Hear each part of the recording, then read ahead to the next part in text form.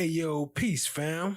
So we're stepping right back into the courtroom, and what we're witnessing is a masterclass in separating truth from fiction. The story we've heard so far is simple. A security guard claims Cardi B assaulted her. A lawsuit filed for assault, injuries, and a lost job. But right now, as we speak, that whole story is being put on trial. Cardi B took the stand, and from what we're watching, it's not looking so good for the plaintiff. The narrative is flipping. What started as an accusation is now looking like a desperate grab for a payday. She looking for that bag, family. A performance designed to turn a moment of private conflict into a public lawsuit. Now, we all know Cardi B got swag, so her testimony is being pretty powerful to counterpoint this action. She's standing in her truth, exposing what really happened in her eyes. She says it was not an assault, but a desperate, aggressive attempt to violate her privacy and film her pregnancy. Barty continues her testimony today, and we'll see if this, what appears to be a lie, built on false narrative, can survive in the light of the truth.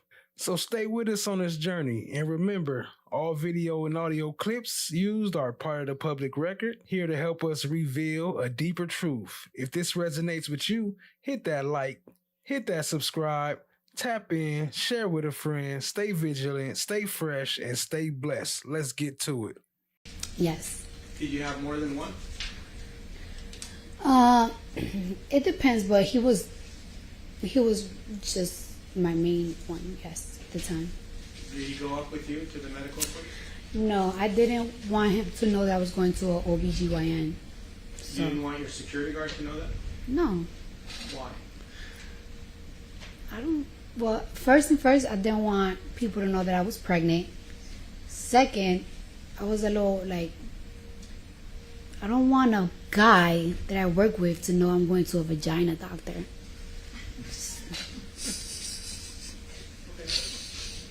Did you trust your security guard? In certain ways, yes. In certain ways, no. I don't know. Sometimes you just really don't trust everybody in your business. You don't want everybody in your business. Do you remember what floor you were on when you exited the elevator? The 5th floor.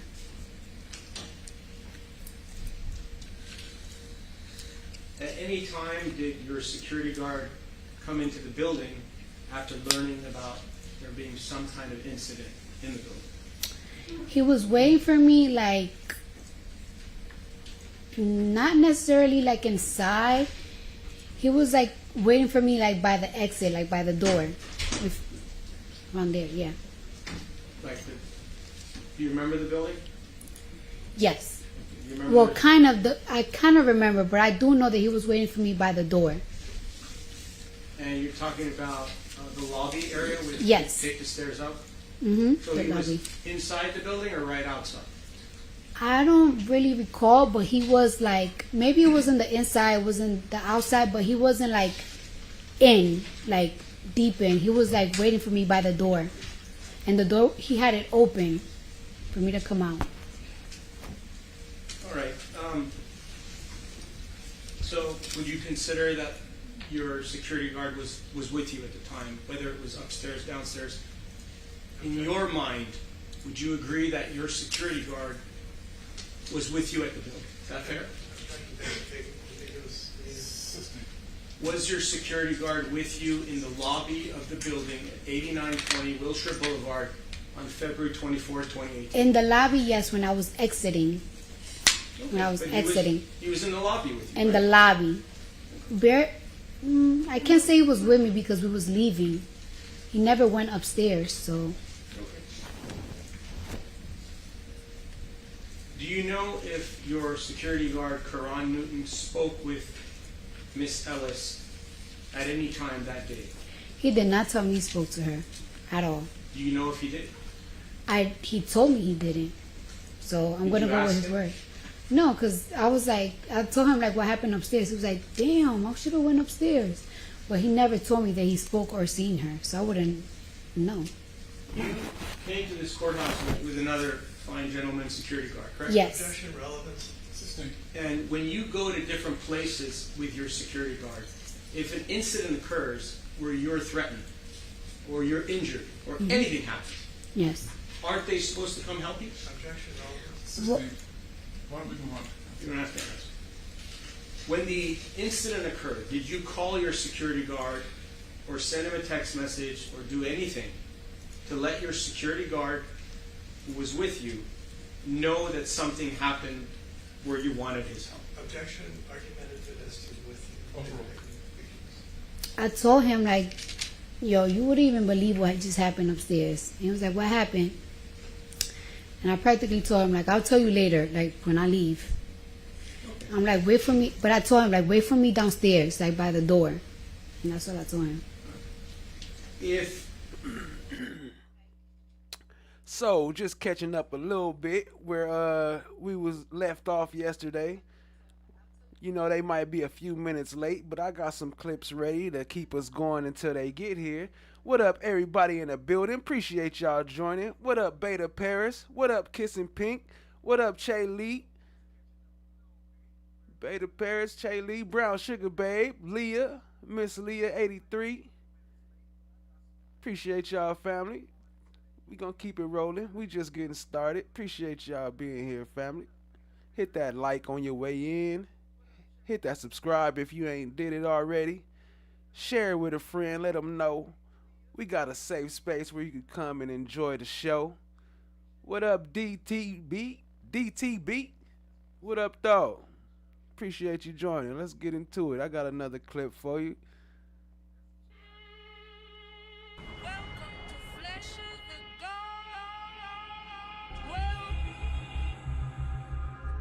Well, isn't this a nice surprise?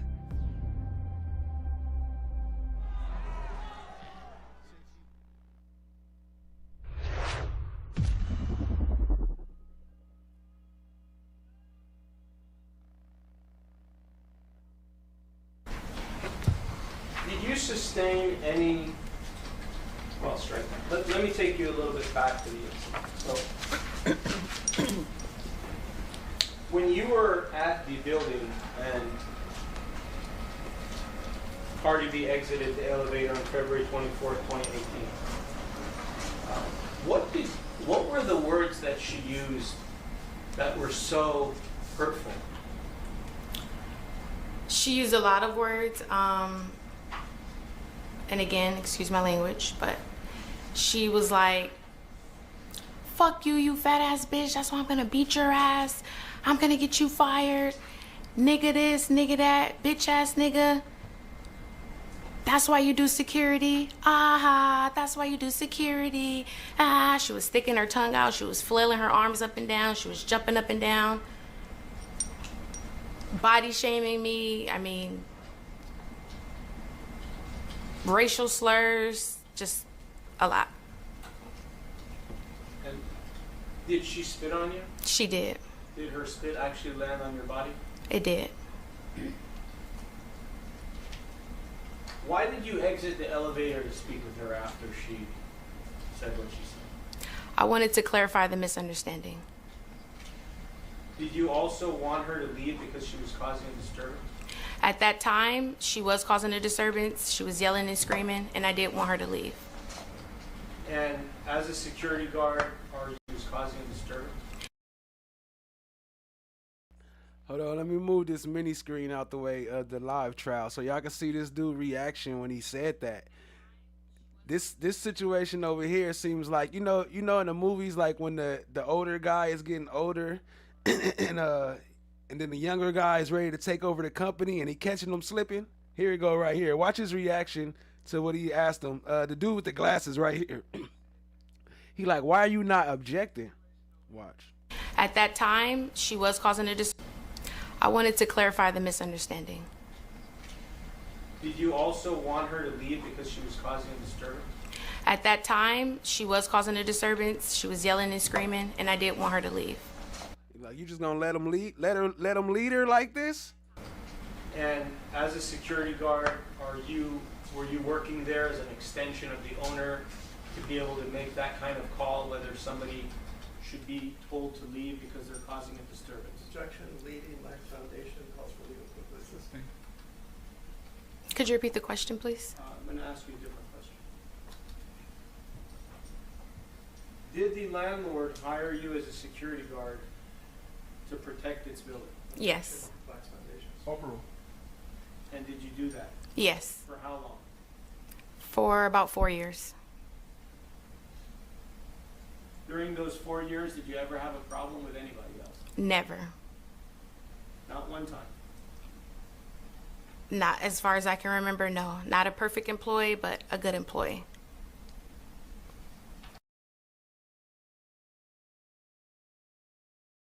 She was a security for 4 years and they never had conflict. She had a great group of individuals. Cardi B was the only one that ever got out of line. What's discovery? Yes. What are form interrogatories? Oh, honey, I don't know what that means. What is special interrogatory? I do not know. What are requests for admissions? You don't know, right? Is that fair? You don't know? No. You do know? No. Okay. And when your attorney responded to the written discovery on your behalf, did he or she show you the discovery responses? Did they email you a copy of it? I mean, I will have to see what you're asking me. I will show it to you. May I approach, Your Honor? You show her the discovery only? Sure. Thank you, Your Honor. Could you identify it, please? Yes. I will show it to you.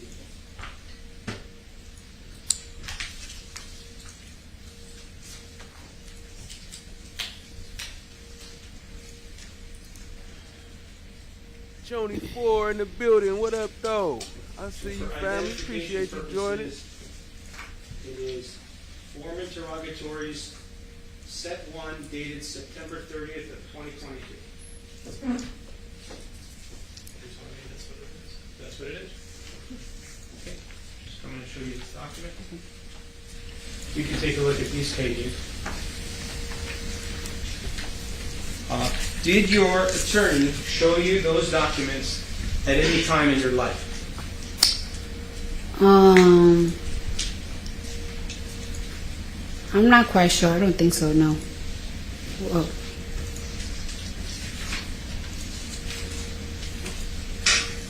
And I'm going to show 1 second, guys. 1 second.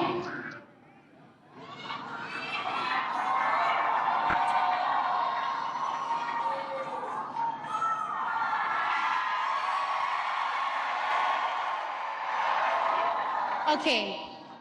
So I don't take lightly the call. Sorry, guys. I'm a little nervous. I'm a little nervous, guys. I've been waiting for this moment this whole life. My whole life.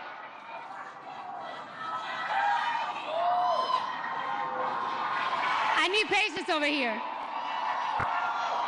Patience, where are you, girl?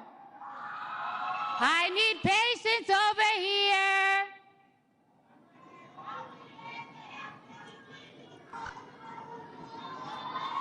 Hold on. How you guys doing tonight? How you guys doing tonight? Are we ready to make history? Are we ready to make history? Are we ready to change these 4 years? No. Are we ready to change the next 8 years? Because we're going to make sure we have Kamala Harris in office for 8 years. Thank you. All right. Day 2 of her civil assault trial. The hip-hop artist is accused of physically and verbally abusing a security guard in 2018. The plaintiff in the case, Emani Ellis, claims that Cardi B attacked her outside of a Beverly Hills medical office and then later had her fired. Well, Cardi B denies the allegations, insisting that Ellis was the aggressor. According to Cardi B, Ellis was trying to record her visibly pregnant while she was on the way to a doctor's appointment.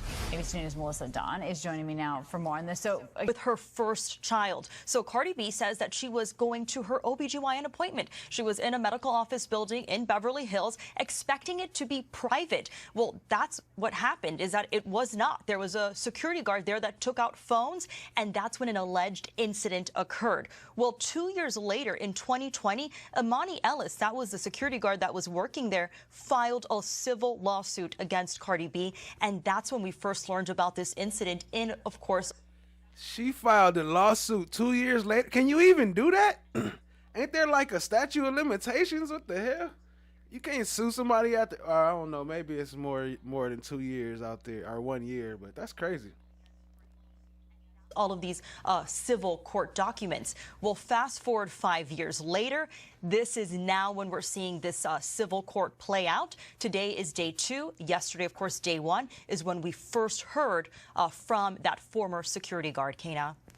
And it sounds like we also heard from Emani Ellis yesterday, who took the stand. What did we learn? Exactly. So those details that were just coming out is that Emani Ellis alleges it was a traumatizing day for her. She says she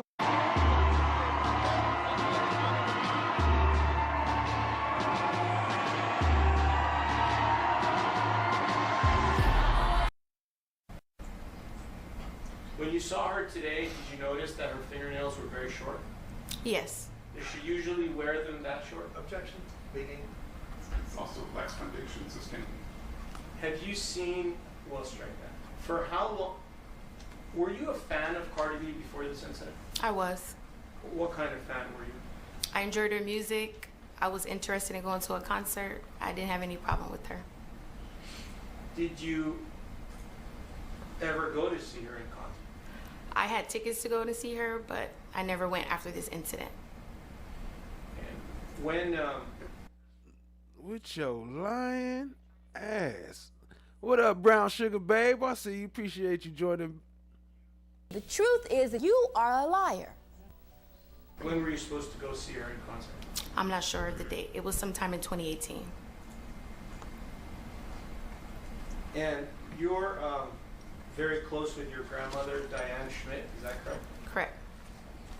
How old is your grandmother? She's 79. Does she have information about this incident? Objection. Assistant English lacks foundation. Assistant.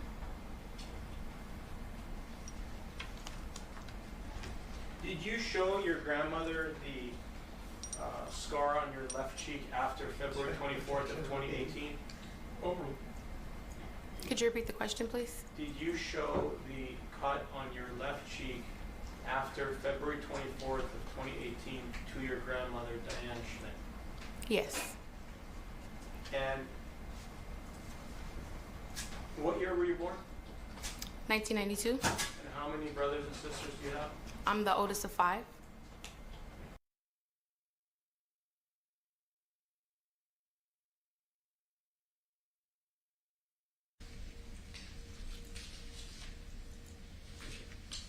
So first, I want to ask you if this is your signature on page 47.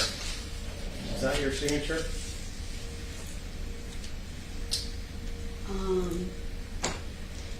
It could be, because if it's like by electronic, that's how I sign. Like,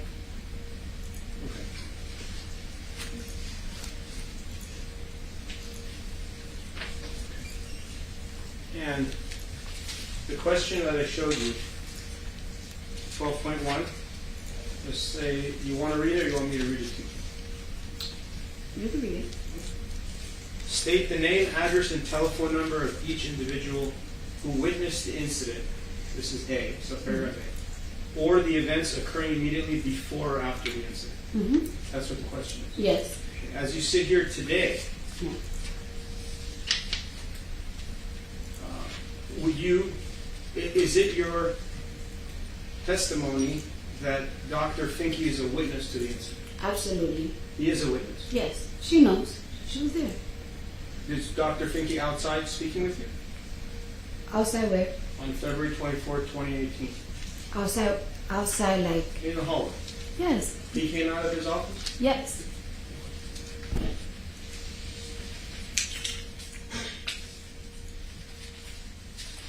And your response in 12.1, this is what you responded with your attorney's assistance. I won't hold you 100% at fault for it. But question. Does plaintiff have another witness to call? Yes, plaintiff calls defendant Cardi B as a hostile witness. Thank you.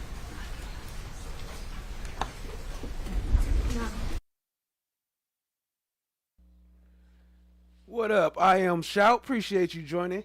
Hey, did y'all notice that yesterday that she was called as a hostile witness? I didn't catch that until I came back. I thought I heard it, but I was like, nah, I'm tripping. But how's she a hostile witness on his first time calling her? She ain't even talked yet. How's she a hostile witness? But maybe it's something about LA. I had to look at that real quick. But yeah, did y'all catch that or not? Does plaintiff have another witness to call? Yes, plaintiff calls defendant Cardi B as a hostile witness. Thank you.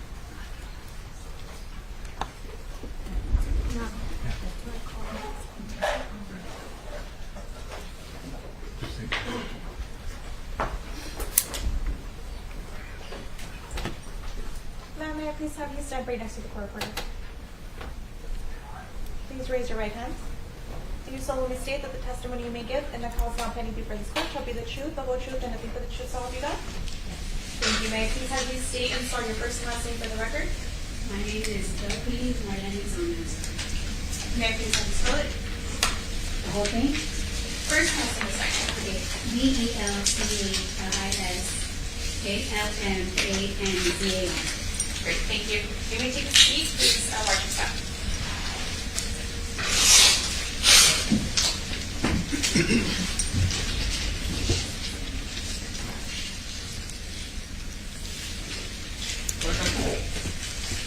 Okay, thank you.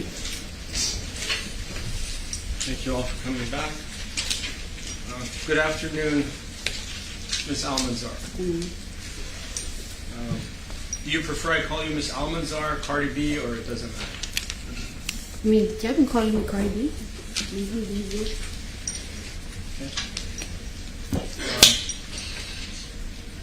You feeling better today?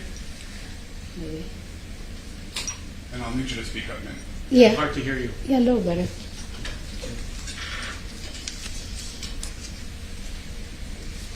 Your birthday is October 11, 1992? Yes. You're left-handed? Yes. No one in the building. What up, family? I see you. Appreciate you joining. Hey, you see him try to slide that? He tried to get her real quick and tried to trick her. Your birthday is 1992. You're left-handed. He tried to make that into two. Tried to see.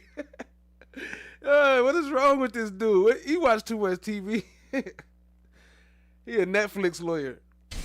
Are you the first? Your birthday is October 11, 1992? Yes. You're left-handed? Yes. Are you the firstborn child? To my mom.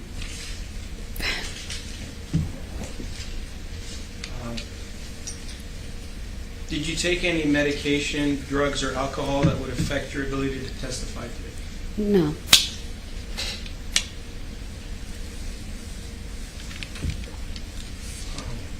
On the date of the incident, did you have black hair, blonde hair, or different color hair? I quite don't remember. I do know I had a hoodie on. Okay. Yesterday you had black hair, short hair. Today it's blonde and long. Which one is your real hair? Or are they both real? They're wigs. Okay, sorry, I didn't know that. It's a good week today then.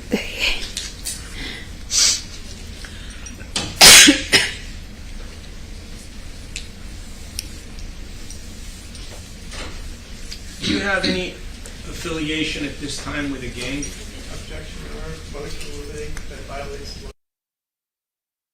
Now he trying to make her into a gang member? I mean, we all know she affiliated, but what do that got to do with this doctor's office thing? It's not illegal to be in a gang. It wasn't a gang incident. She wasn't banging on her because she was opposing gang side. So why are you even bringing that up? But look, I pulled up the what you call it real quick. Let me close this one. Okay. So it says, no. You generally cannot be declared a hostile witness before you testify in California. The declaration of hostility occurs when a witness during their testimony gives answers that are contrary to the examining attorney's legal positioning or demonstration. Antagonism towards the case, prompting the attorney to ask the judge for permission to ask leading questions. However, an attorney can request to treat a witness as hostile based on their affiliation with an adverse party under California Evidence Code, which allows them to be called as if under cross-examination. Okay, so that's why. It's because they calling them like it's called her like it was cross-examination, but they called her as a hostile witness. That's still crazy. All right, what the hell, Bobby? All right. They order They still setting up, family. Your fingernails, can you show them to us for all of us to see? How long are those fingernails? Just your best estimate. That violates the workshop. They order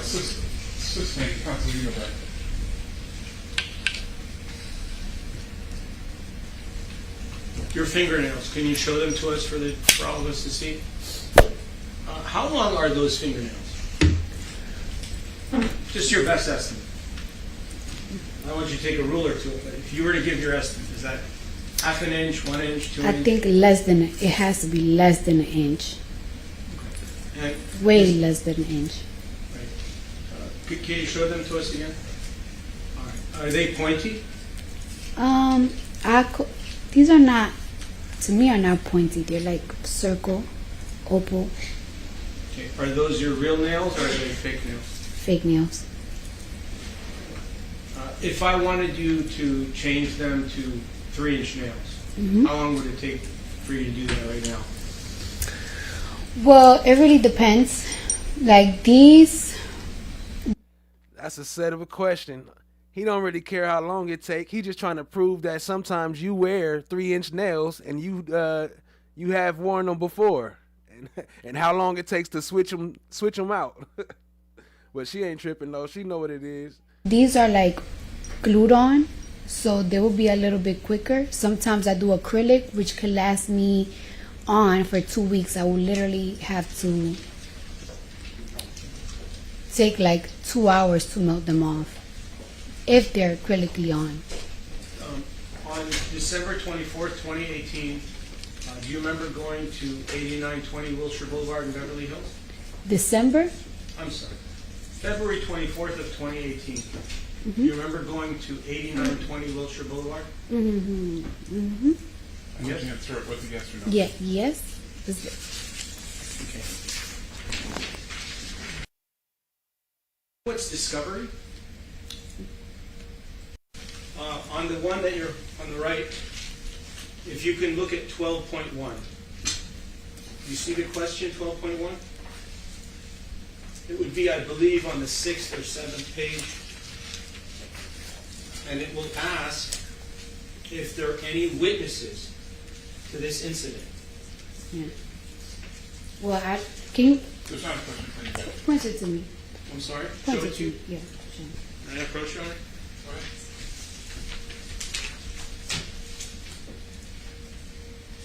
Point it to me.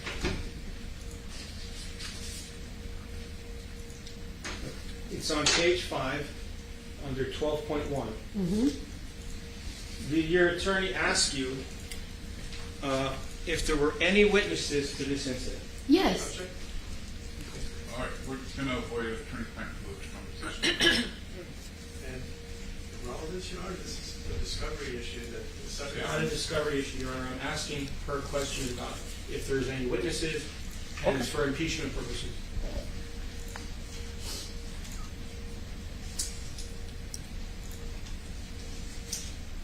Miss D56, what up though? I see you. Okay, Appreciate and if you you joining. look at the response, there's a response there in the 50-page document to your left. May I show it to her, Your Honor? Go ahead.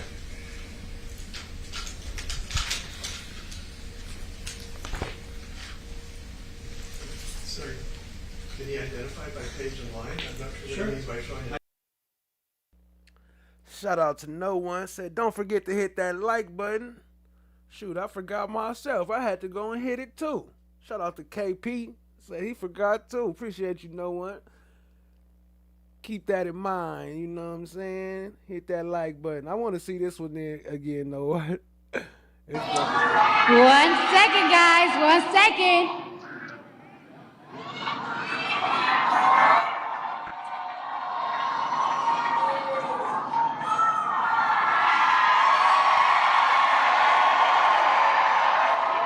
Okay, so I don't take lightly the call. Sorry, guys, I'm a little nervous. I'm a little nervous, guys. I've been waiting for this moment this whole life, my whole life.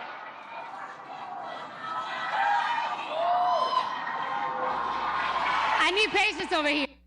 I need patience too. Look, this how the jury keep us wait. I mean, not the jury. When they say they starting at 9:30, we be sitting there just looking at the screen like like waiting for her to start her speech. Patience, where are you, girl? I need patience over here.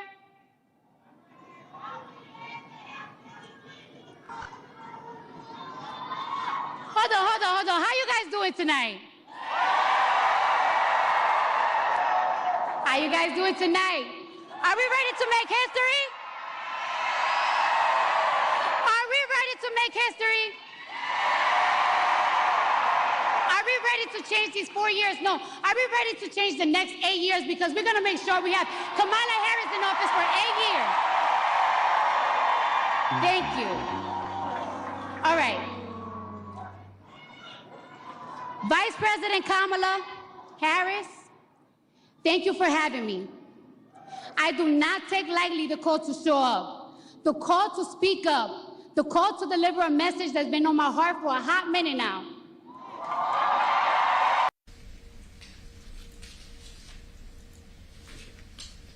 Minaj, right? How you saying that I got ragged by Riley when there is so many footages of that night, every single angle, and where am I getting ragged at? Why would I be here sitting in line like, oh yeah, I did this, I did that, knowing that the next day there's gonna be so much footages of that same night?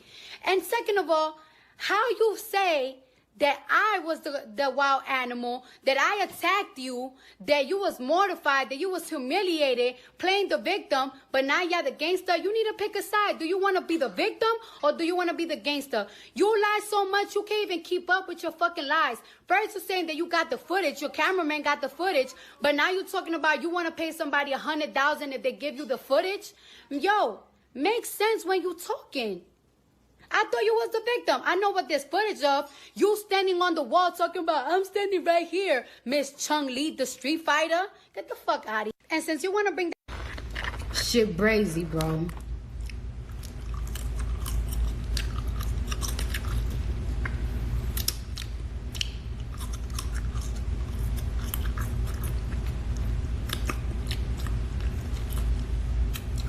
Because it's like, you know, because you want to know something? You know why I don't want to give... Yes. Okay. And at 1:40, you made an 8-minute phone call? Yes.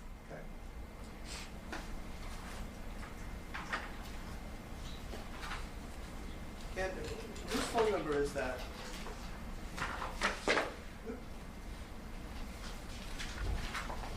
Which time are you referring to? 310-403-3656. I'm sorry, can you say that again? Yes, absolutely. I apologize. 310-403-3656. I don't know who the number belongs to, but it's probably a family member of mine. Is that Nicholas Jackson's phone number? Probably yes.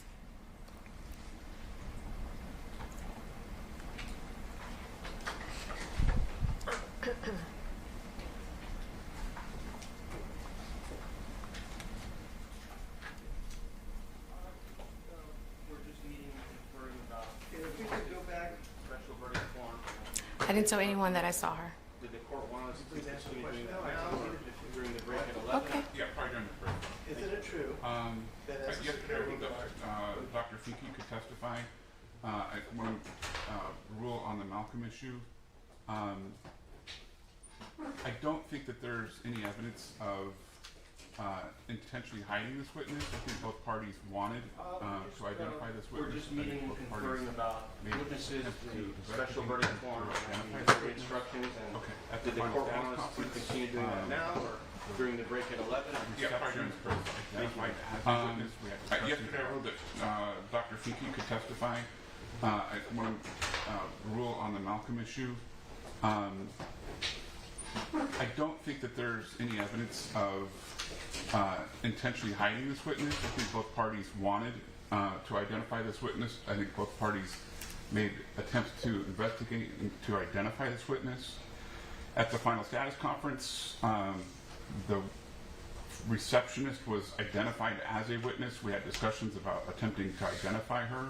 She subsequently was identified, so I don't think that there's unfair surprise. I don't find any evidence of bad faith in terms of the discovery process, and so I'm going to allow her to testify. May I add one thing about that, Your Honor? What's that?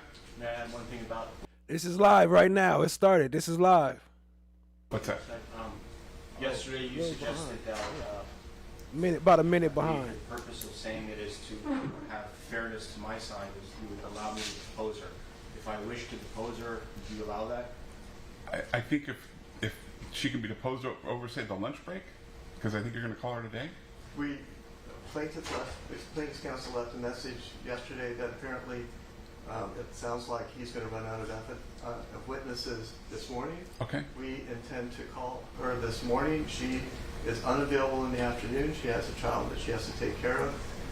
The child is in, I think, preschool at the moment, and so that's her only window. May I respond now? Go ahead.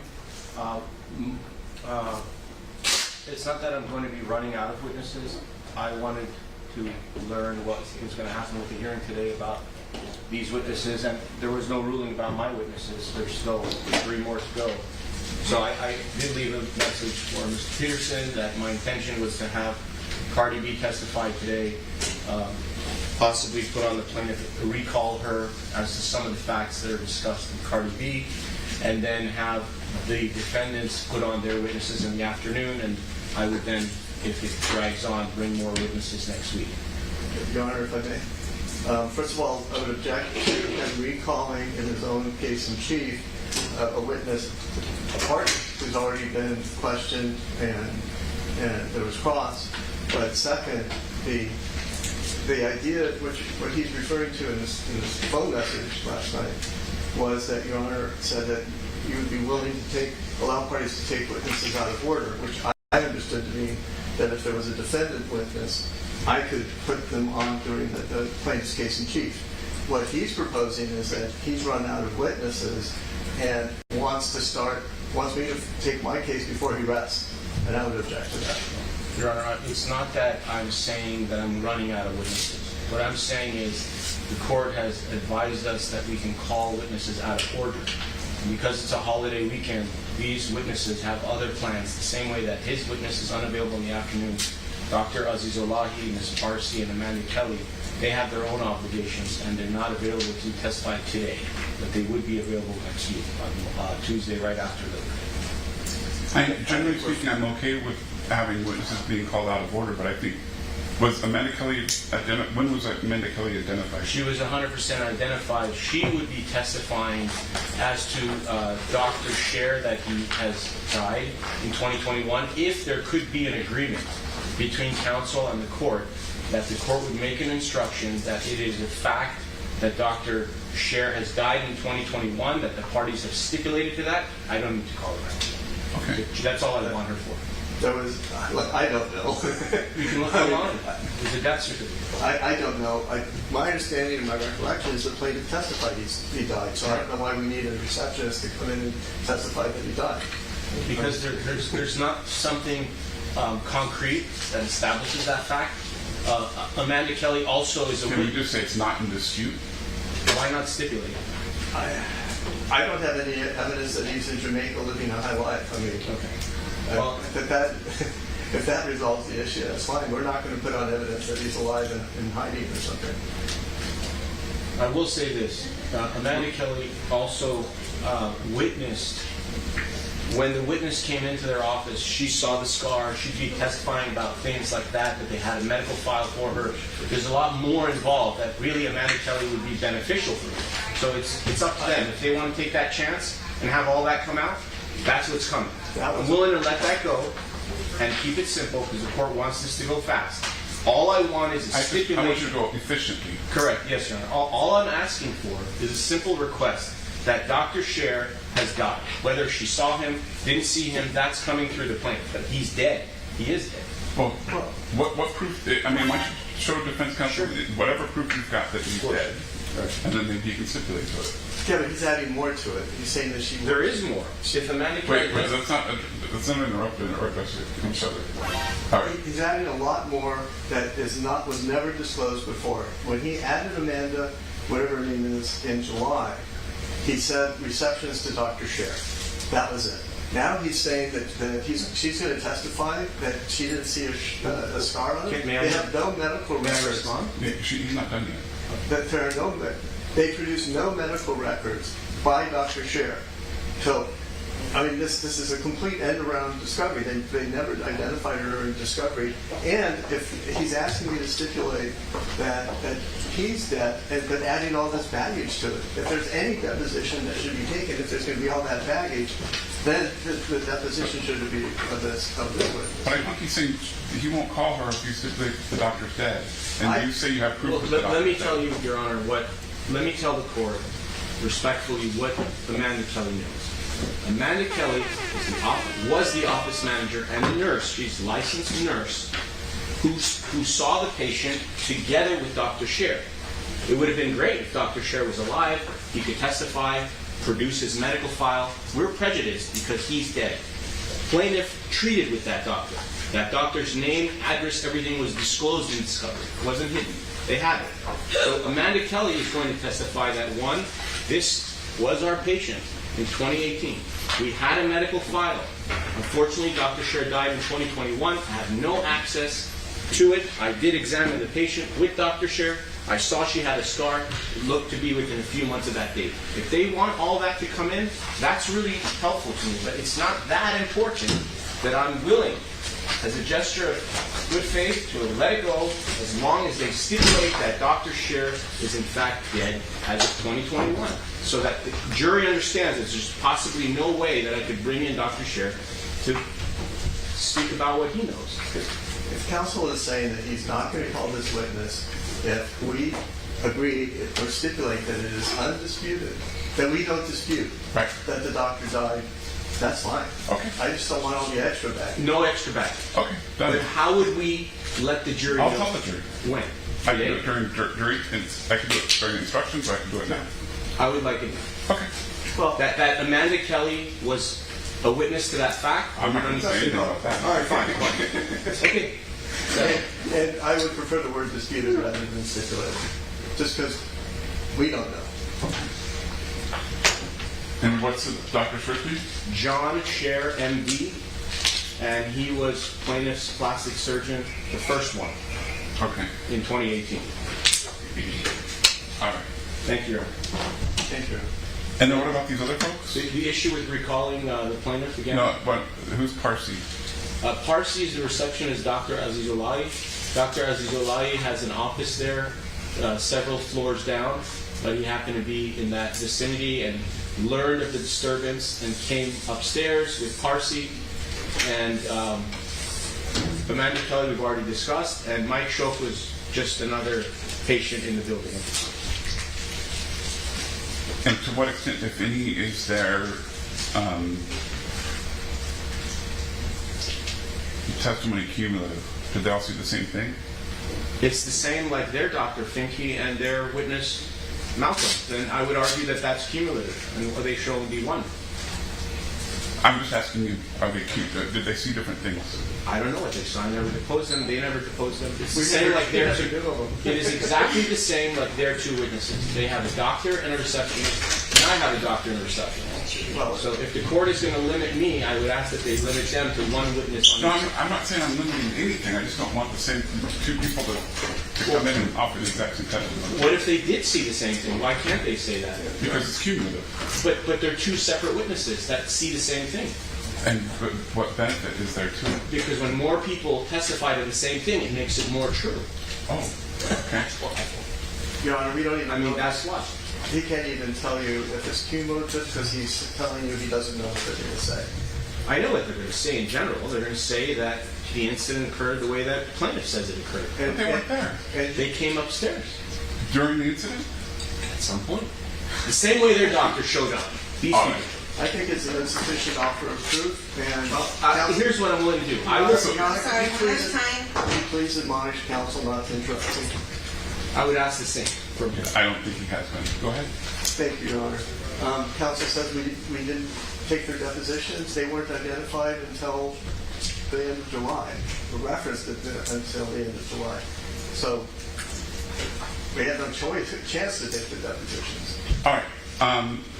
If you want to propose, if you want them to testify and you can offer proof, then you be specific as to what they saw and when they saw it. Okay. I have no problem. I will contact them again. I cannot produce them today, but I will take that up the time that I need to. All right. Are we otherwise ready to proceed? Yes, Your Honor. Thank you. Is there a prayer ready? Can you please admonish counsel not to interrupt me? These motherfuckers is like little ass kids, man. So I guess they called. I thought Cardi was on the stand. They called him the new witness. The hell, Beetlejuice, Beetlejuice, Beetlejuice. Heck nah. Y'all hit that like button, hit that subscribe, tap in, share with a friend. We just getting started. We got a little TiVo time, huh? Okay, here we go. Yes. And just one note to anyone in the gallery, if you don't have a media badge that's been approved by the sheriff, please do not be using the cell phones, tablets, computers. Thank you. Thank you, Ron. Good morning. Thank you for coming back today. Good morning, Ms. Cardi B. Good morning.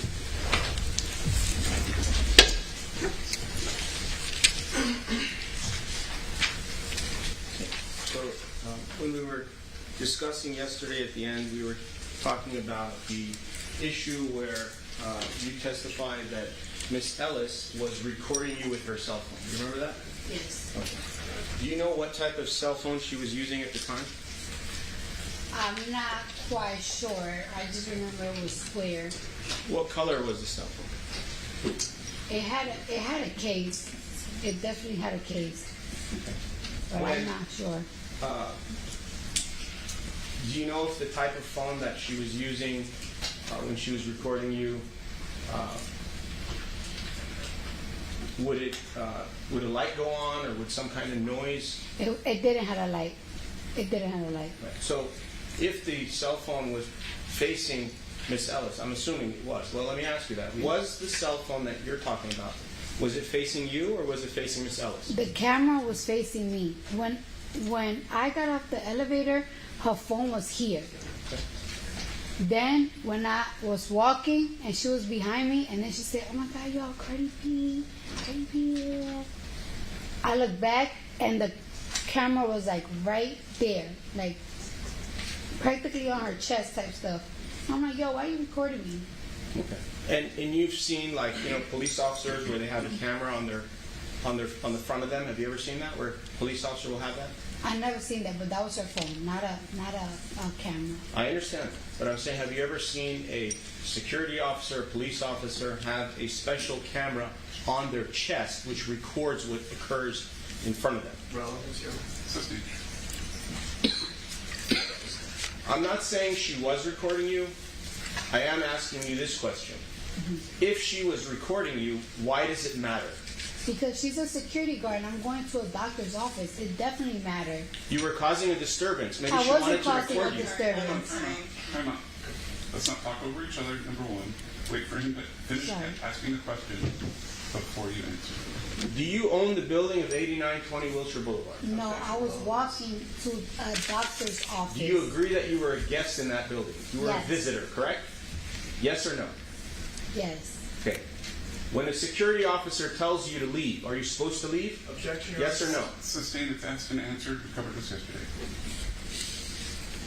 You were causing a disturbance in the building. She started the disturbance. Did you I'm also... sorry, ma'am, if you hear an objection, please wait. Oh, sorry. I'm fine. Okay. That should pass. Withdrawn. Do you remember yesterday you said that there was a verbal altercation between the two of you? Do you remember that? Yes. Okay. And an altercation is a fight, isn't it? It's a verbal fight. You had a verbal fight with her. Asked and answered. Yes or no? Yes. Sustained. You used the F word during that fight, didn't you? Yes. What other words did you use? Tell us in your own words what you said. I said, bitch, get the fuck out my face. Why are you in my face? Why are you recording me? Ain't you supposed to be security? Tell it to Why- her now. Go ahead. Huh? Say it again. Say it. Objection, Your Honor. You want me to say it to I your want face? you to tell it.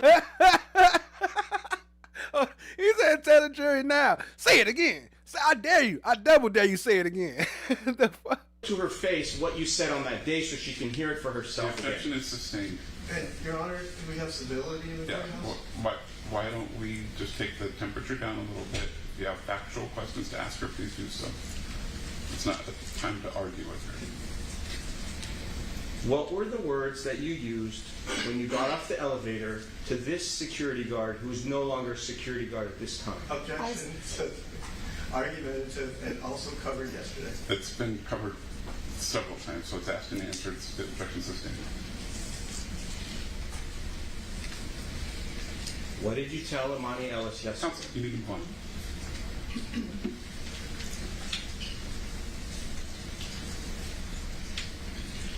What were you holding in your hand at the time when you got off the elevator? Objection, excuse me, argumentative. Overruled. Nothing, correct? You weren't holding anything, were you? No. You had both of your hands free to do whatever you wanted to do, correct? Yes or no? Objection, relevance. Overruled. Yes or no? Yes, yes. Okay. And if you wanted to scratch or cut her face with your right hand or your left hand, if you wanted to do it, you could have done it, correct? But You're I not didn't. disabled, But right? I didn't because I had a baby inside me. How did she know? Time out. Let's slow down the pace just a little bit, both for the opportunity to give objections and for the court reporter. What was the objection? Argumentative, relevance. Overruled. And again, I would ask that counsel lower his voice. This isn't. So, Your Honor, I was told yesterday that my voice was too low by others, so that's why it's a little bit higher today, so that everybody can hear what I could say, as well as the witness. I think that there's a difference between volume and tone. I think the volume is fine, the tone is a little bit argumentative. Thank you very much, Your Honor. I apologize for that. I will try to do my best to tone it down.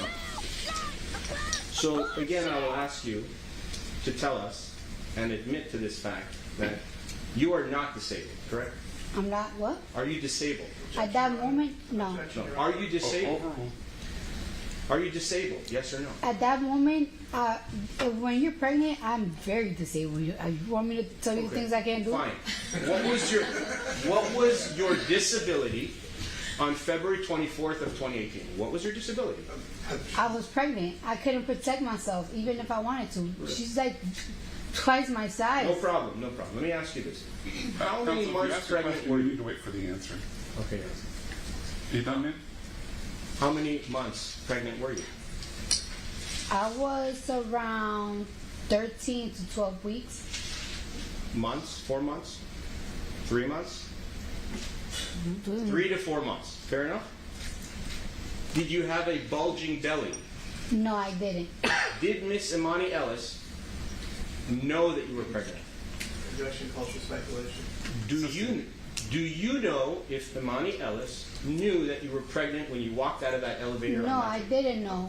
But she knows that I'm a patient. When you're a patient to go see a medical anything, you shouldn't even try to fight nobody. You don't know what disability they have. Okay. Now let me ask you this question. When you say you were disabled, were you disabled in your upper extremity, your arms? Were your arms disabled? The reason I'm asking is I want to make it very clear for everybody that your arms can go up and down, And they could go up and down now, and they could go up and down on that day as well. You agree to this? Objection. Argumentative. Asked and answered in a different way. And I guess that's fine. I'll let you can answer this once. Please don't ask it again. If my arms were disabled? No, my arms weren't disabled. No. Can you raise your arms up? Objection, Your Honor. No. Can you? You don't have to do it physically. I'm saying, are you able to do it? Yes. And on that day, you were able to do it as well. Correct? If I wanted to, yes. Okay. That's all I'm asking. Aside from your disability of being 3 to 4 months pregnant, did you have any other disabilities? No. No. Do you have a disabled placard? Are you legally disabled in any way? Why don't you move on, Counsel?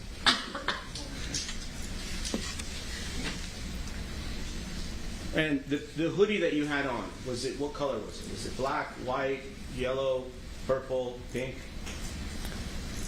I really don't remember. And was the hoodie over your head or Yes. no? You wore it for what reason over your head? To protect your identity? It could be I don't really want people to recognize me. My hair not done. My makeup not done. I probably just woke up. A lot of reasons. And when you went there in the afternoon at 1:30 p.m., had you just woken up at that moment? Well, shortly before 1:30 p.m. on a Saturday?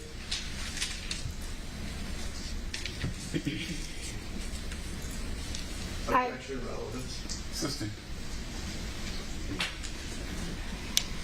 When you went to the building at 1:30 p.m., were you fasting or you had eaten something before you went to see the doctor? Assisting.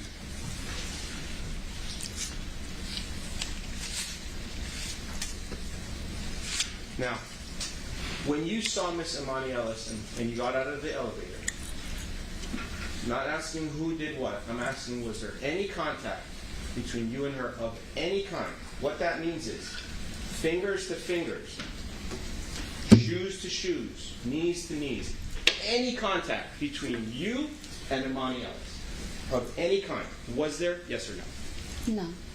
So she didn't touch you, correct? No. So if somebody comes here and testifies that she did do something to you physically, you disagree with that testimony, or you will, correct? She didn't touch me. Okay. She didn't get to touch me. No. She was going to touch me, but she didn't get to touch When me. you say she was going to touch you, how do you know that? You Because assume? we were chest to chest at one point. So then your chest did touch, right? I'll say that, but you did say when I got off the elevator, Okay.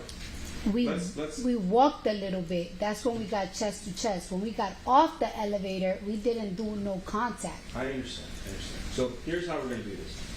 The date of the incident is February 24th of 2018. You agree? Yes. Now I'm going to talk to you about the whole day.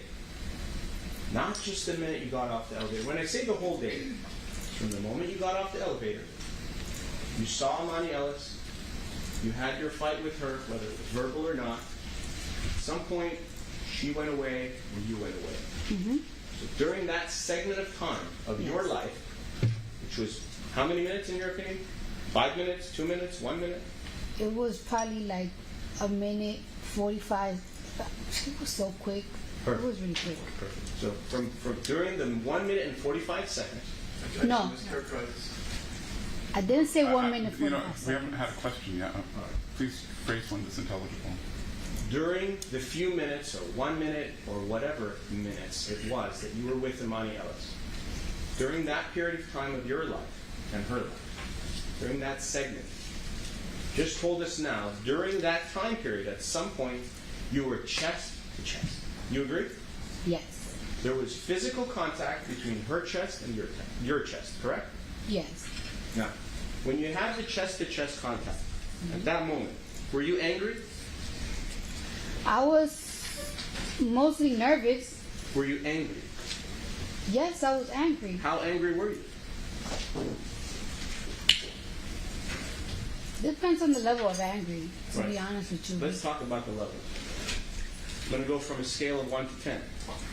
On the scale of 1 to 10, what was the level of your anger when you were chest to chest with this person? Objection. On the date of the incident. Sorry. Objection taken. You were at a high level of anger when you were chest to chest with her, correct? Objection. Regulated. Overruled. I don't think I was like on a high level of angry. I was more on a high level of concern. Very concerned. And why were you concerned? Because I'm pregnant and this girl's about to fucking beat my ass. Hello? Hello. Hello, I'm here.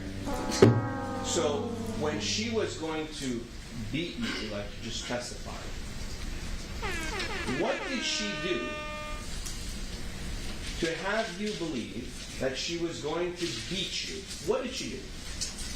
She was on my face, chest to chest, and while we arguing, she's backing me. So we practically arguing, and I'm backing, and she's like walking forward. Right. And she's, you said she's bigger than you, is that correct? Absolutely. How do you know that? I mean, look. I'm looking, I don't agree with that. What is your basis? Are you saying she's physically bigger, she's taller? I mean, you have her medical records, right? I don't have anything. I'm asking you the question. I mean, I was 130 pounds at that time. So she's overweight, right? In your opinion. Objection. Relevant. She's a little... You don't need to answer me. Okay. Did you make fun of her that she was overweight when you were... Got him! Got him! Did you make fun of her that she was overweight when you were there in the hallway? I don't think so. Did you call her fat? No, I was calling her a bitch. Bitch? Yes. Do you think that's respectful to call a security guard a bitch? Objection. Relevant. Is that how you talk to everybody? Objection. Now, you said you felt, I don't know the words. Let's go back to it. Did you feel scared, threatened, afraid at the moment your chest was touching? Absolutely. You were scared? Absolutely. And you had your cell phone on you, right? I did, but she's in my face. That's fine. Did Just you focus on the question and just answer. Did you use your cell phone? It's my time. It's my time. Newton, your security guard, who was downstairs, or the police? Objection. Did you call anybody for help? Overruled. When I got inside the doctor's office, and I said like on the little bed thing, I told him, yo, you wouldn't even believe what just happened. Meet me downstairs when I leave. I'm gonna call you when I leave. Okay. If you were really scared and really afraid, isn't it true that you could have called your security guards to come upstairs and help you? Or you could have called the police. That was a possibility because you had your phone in your hand, correct? Objection. Compound mischaracterizes the testimony that the phone was in your hand. Assisting. You had your phone in your pocket on the date of the incident? Objection. Relevance. Assisting. Can we agree that you didn't call your security guard to help you after the incident, correct? To help you. You did call him, but you didn't call him to come upstairs. I apologize. I thought it was mischaracterizes the testimony. Overruled. I didn't call him to help me. It was already done. It was done. Done. Okay, now let's talk about the fingernails. Okay, fingernails. Something new? Well, I want to show a couple of things about the fingernails. So, this side of the ruler, okay, is 2 centimeters. You need me to bring it closer, or can you see it from there? Objection, Your Honor. You went over this yesterday. I'm sorry. 2 centimeters. You know the size of 2 centimeters? How big it is? As an answer, yes. I have like an understanding of how it would be. Yeah. 2 centimeters. It's a little bit less than an inch. Okay? Now, Miss Emani Ellis had a scar to her face of 2 centimeters long And she received plastic surgery for that. And my question to you is, did you at any time see a scar on Miss Emani Ellis's face, or a cut, or a scrape, at any time during the time of the incident? No. And she couldn't get a scratch from me because I didn't touch her. I understand that's what you're saying. I get it.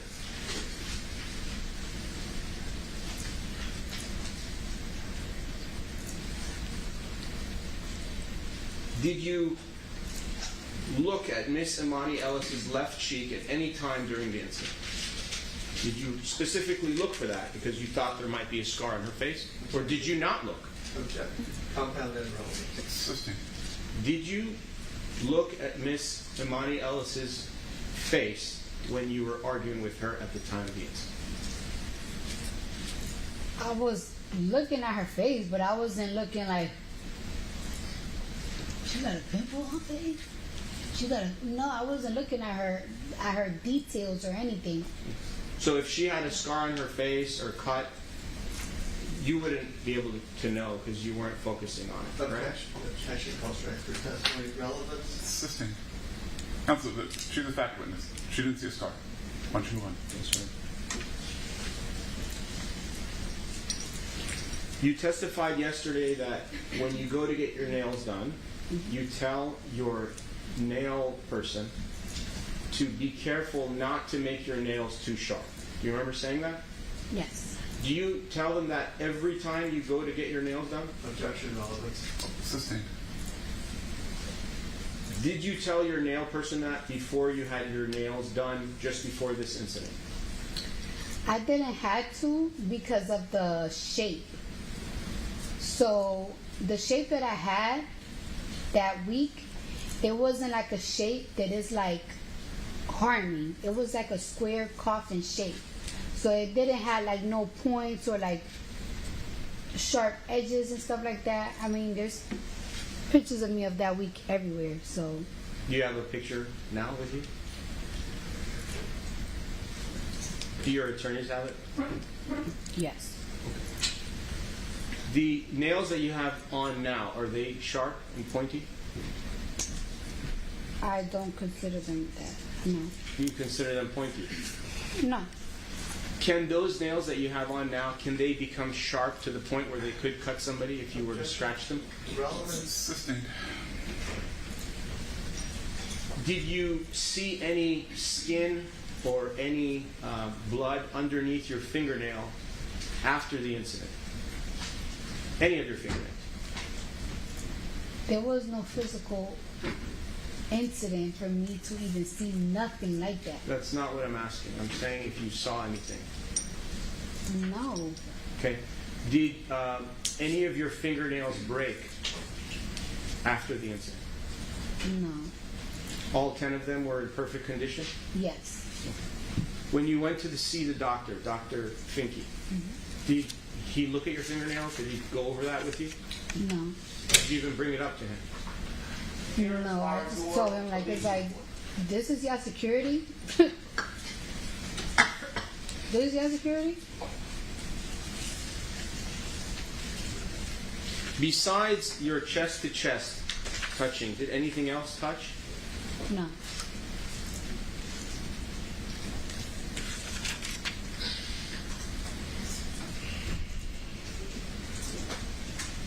Okay. And you're a firstborn child? To my mother, yes. Okay. And you have other siblings? Other brothers and sisters? Mm-hmm. Is that a yes, ma'am? Is that a yes? Yes. Sorry. Okay. And as you testified yesterday that the baby in your stomach that was 4 months or 3 to 4 months old was your first child, correct? Mm-hmm. And you've had other children, correct? After? Yes. Your Honor, relevance. Assisting.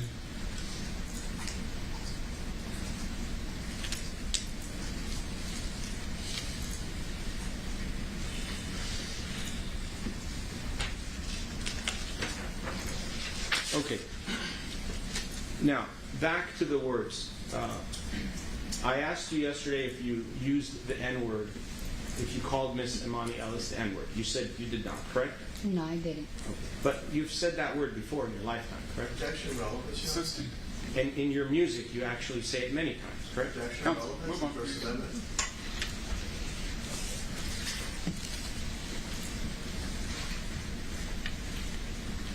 Do you know what the word ghetto means? Objection, Your Honor. Assisting. Relevance. Did Miss Emani Ellis call you ghetto? I don't remember. If someone called you ghetto, would that make you angry? Objection, relevance. Overruled. Me? Yeah. If somebody calls me ghetto?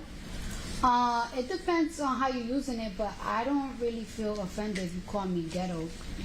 Did Emani Ellis tell you that you're stupid? Your Honor, relevance. Overruled.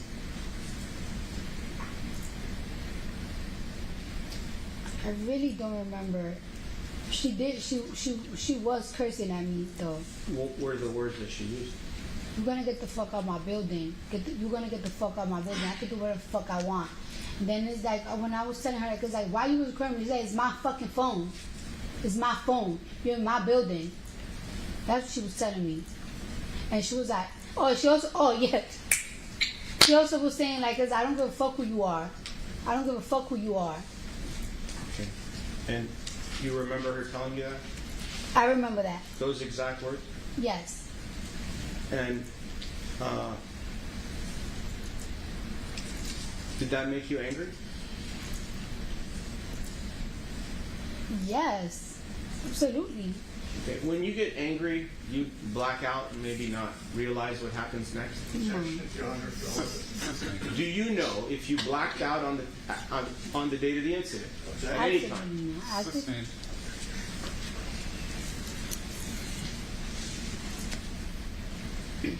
All right. And when you were yelling back and forth, and you were speaking and yelling and screaming, you were, correct? Excuse me? You were yelling and screaming at each other, Yes. correct? When you were doing that, did your spit come out of your mouth and go onto Emani Ellis? I don't think so. No. But it's possible, right? Because when you're speaking, sometimes you use many, many words, the spit comes out, correct? Objection. You agree with this? I'm sorry, what's the objection? Well, relevance, Your Honor. Wait a minute. What the hell? What the helly? Now you're trying to say, did you spit on her while you was talking? That is not what is you even talking about, dude? Now you trying to, like, is you, that would, oh my, that's working for the Cardi B. That's on her side, stupid. Overruled. You can Even if she did, even if she said yes, it would work in her favor, dummy. I'm not sure. I don't think so. I don't think it'd be happening. I don't know.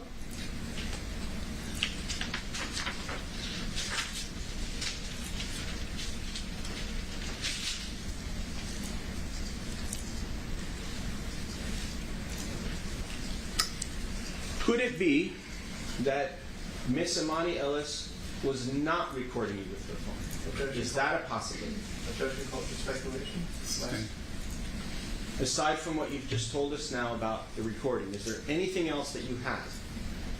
Any other testimony about how you know Miss Emani Ellis was recording you with her phone? She told me when I told her, why you recording me, she said, oh, my bad.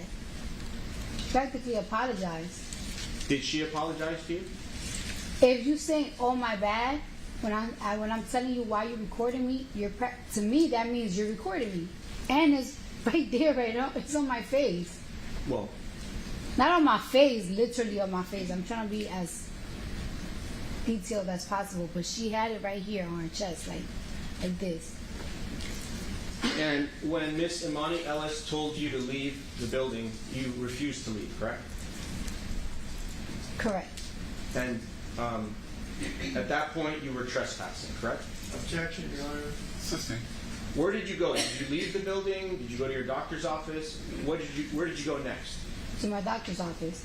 And where did Miss Emani Ellis go? I don't know. Did she see you walk into the doctor's office? Objection called for speculation. Sustained. Did you see Miss Emani Ellis when you walked into your doctor's office? Did I saw her? Right. We was arguing. The receptionist came out. She got in between us. They were like, kind of like, she was like trying to calm her down. The doctor was already coming out, and he was like, go to my office. So I'm like, after that, I just went to his office and I never seen her again. Okay. And when this, how long after, from the moment you saw Miss Emani Ellis, how long after did the doctor think he come out of his office? Was it in the middle, towards the end? Can you give us an estimate of time? Can you repeat that a little better? Sure. So, just for argument's sake, I'm going to estimate the time was 2 minutes. I'm not saying it was. It could have been half a minute. Just for argument. So during the 2 minutes that you and her were outside in the hallway, screaming at each other, whatever you were doing, for those 2 minutes, how long after the 2 minutes, how long from the beginning of the 2 minutes to the end did Dr. Finke come in? So he could have came in at 59 seconds, 119 seconds, 1 second. Do you understand my question? But it wasn't 2 minutes, though. Time out. Sorry. Go ahead. It wasn't. I'll withdraw the question. All right. Let's do it again. How many seconds, I need to know this, how many seconds were you and Miss Emani Ellis in the hallway? Let's just pick a time. You pick it. I'll say from like the beginning all the way to like walking down, it had to be like a minute or less. Okay. And you say walking down, you mean walking into Dr. Finke's office or leaving the building? Excuse me? When you say walking down where? Remember, I got off the elevator, so I'm walking, trying to find the room, the office. So in between that was like the minute there. Like after I like the verbal dispute, it had to be like 20 seconds of that. Okay. Fine. When did Dr. Finke come out of his office? At the end. When it was all done, correct? Mm-hmm. Well, when Tiara was calming down, she was still like screaming and like trying to explain herself to Tiara. I just walked away. All right. When you got off the elevator, was there anyone else in that hallway or in that vicinity? No. And how long did it take before Tiara came out? How long did it take? And that's Tiara Malcolm. Yes. What's your best estimate? Like 40 seconds at most, or like 50 seconds, like around there. I don't know. So you and Miss Emani Ellis were alone for approximately 40 to 50 seconds before anybody came out into the hallway, correct? Yes. And in those 40 to 50 seconds, anything could have happened. Objection. Right? Assisting. You could have scratched her face, you could have cut her face in those 40 seconds. Counsel, we're not going to engage in speculation. If you have fact questions to ask her, please do so. When you had the fingernails on that day, what color were the fingernails? Do you remember? They were like Green? No, they were like orangey. Oh. And you said that there were some kind of flat, I don't know, stones on them? Yes. Were those flat stones on all 10 fingernails? Most likely, yes. Were the 10 fingernails all the same size and had the same exact stones on them? Mm-hmm. So if there was one stone, Yes. if there was one stone, it would be one stone times 10, or is one might have 3 stones, another one may have 1 stone. Do the stones change? Objection. Vague, ambiguous, calls for speculation. What do you call them? The things that you said yesterday. What did you call them that were on your fingernail? Flat rhinestone. Flat rhinestones. Mm-hmm. Were any of them sharp? Not if they're flat, they're not sharp. If they're like 3D, like popping up, they sharp. But if they're flat, they're not sharp. Okay. And do you ever wear the ones that are 3D? Objection relevant. Assisting. Were you wearing the ones that were 3D on the date of the incident? No. At any time? No.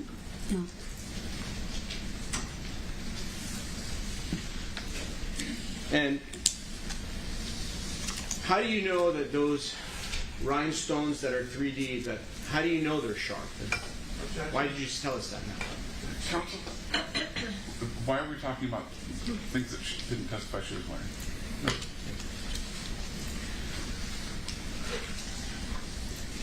Do you remember how many rhinestones were on each fingernail? If it was 1, 2, or 3? Objection. Ask the answer. Sustained.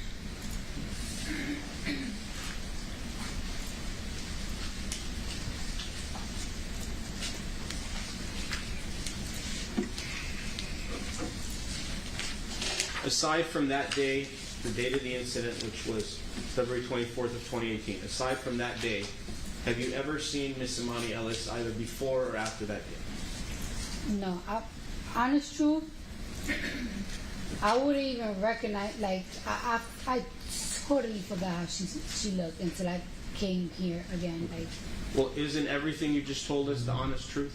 yes. Now, when Miss Tiara Malcolm came outside, she came outside, it was about 40 to 50 seconds, and she came out first, right? Mm-hmm. How long after that? Yes. How long after that piece did the doctor come out? Because he came out after her, right? They didn't come out together, did they? Tiara? I withdraw. Overall. Piece of time. But anyway, when Tiara Malcolm came outside, did she come by herself or with the doctor or someone else?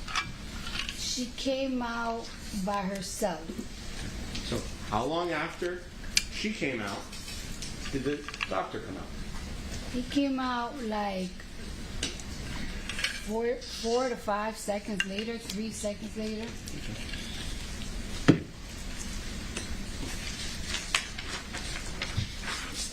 When Tiara Malcolm came outside, how did she get between the two of you if you were chest to chest? She literally, she was like, "What are you guys doing? What's going on? What's going on?" And then she was like, "This bitch just fucking hit me. This bitch just hit me. I'm about to fuck her up." And I'm just like,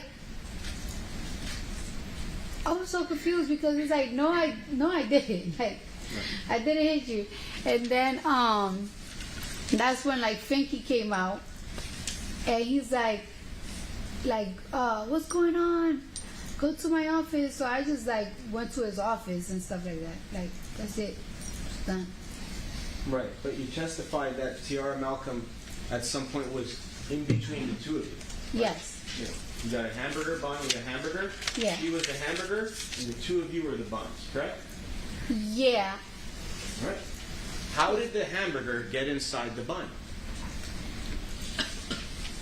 I'm not sure if I gave her space or one of us gave her space. She wasn't like really like in. She was just like, "What are you guys doing? What is this?" And then she just got in the middle because she just was like going crazy. I don't know where she just turned up like.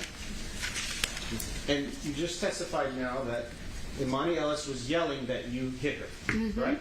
Yes. She was saying that. Mm-hmm. And you didn't hit her. No. Did you take a swing at her? No. When Miss Tiara Woods was in between the two of you, did you try to take a swing over Miss Tiara Woods? No. How tall are you? So I don't know who Tiara Woods is, but Tiara Malcolm, I apologize. Tiara Malcolm. Do we have a question? How tall what are you? was the question? How tall are you? How tall I am? Yeah. 5'3". Okay, how about on that date of the incident when you had your shoes on? Were they flats? Were they heels? What was it? It's like be flats.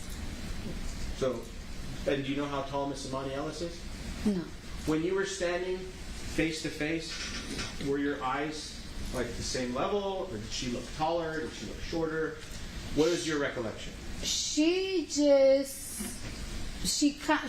was face to face, so she's practically like my height, or just much taller, but she was practically my height. But she is like What? Say it. security heavy. What does security heavy mean? Just tell us. There's no harm. What does that mean? Like she just looks a little like she could protect the building type big. You know what I'm saying? She just looked more developed than me. Okay. And aren't security guards to be more developed than you? Assisting.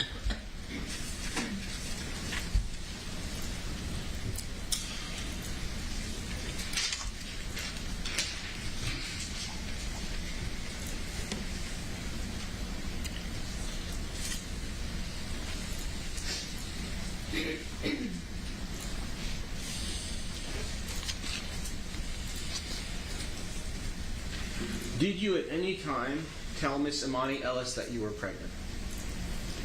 No. That building, you agree, is not Cedars-Sinai Hospital, correct? Objection, my submission. Also, this was covered. I withdraw the That's vote. asking us. The building you were in was a medical building, correct? Yes. But it wasn't a hospital. No. Was it a hospital? No. And there's all type of different tenants that are in the building, right? Objection, last foundation. Assisting.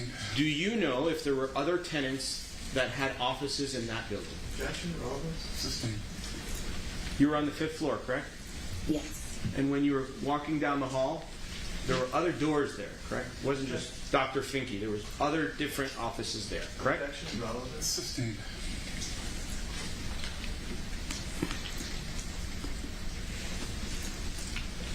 When you were getting angry, did you believe that your anger would harm your baby? Objection, relevance. Assisting. When you went to see Dr. Finke, did you tell him, I got so angry right now, something happened, whatever you told, is it harmful to my baby? Did you ask him? Assisting. Counsel, do you have anything to add?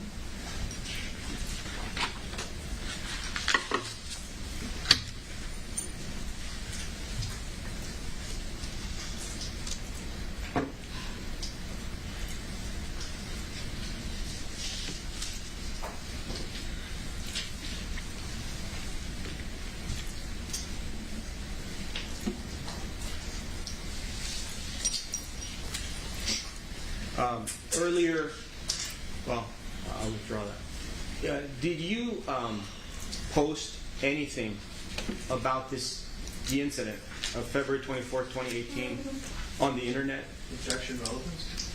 Overruled.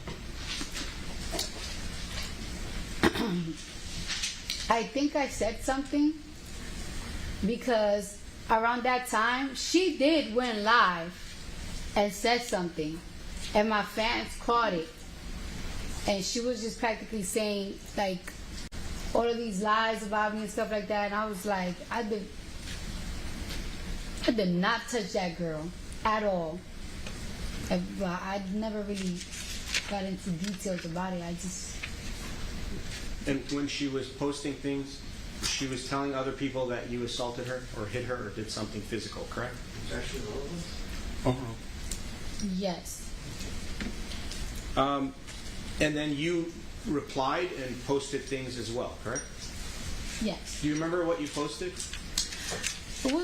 I don't think I posted something. I'm not even sure if it was a comment or like if I did like a live or something. It had to be quick. I was like, that's a fucking lie. Fuck out of here. Trying to get some money. What was that? I said, that's a fucking lie. Fuck out of here. Just trying to get some money. Who's trying to get some money? She is. How do you know that? Because she sued me for $24 million. Did you sue her? No. Could you have sued her? Objection, relevance. Assisting.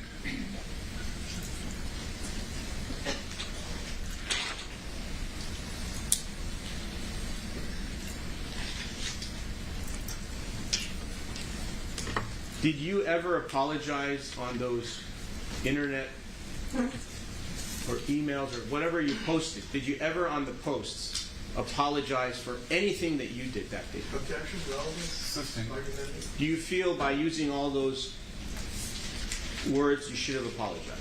Objection, Your Honor. Assisting.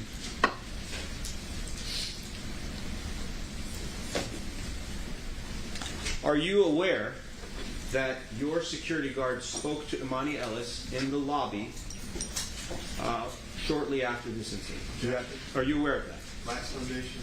Overruled. I'm not aware of that. He didn't tell me he talked to her. Okay.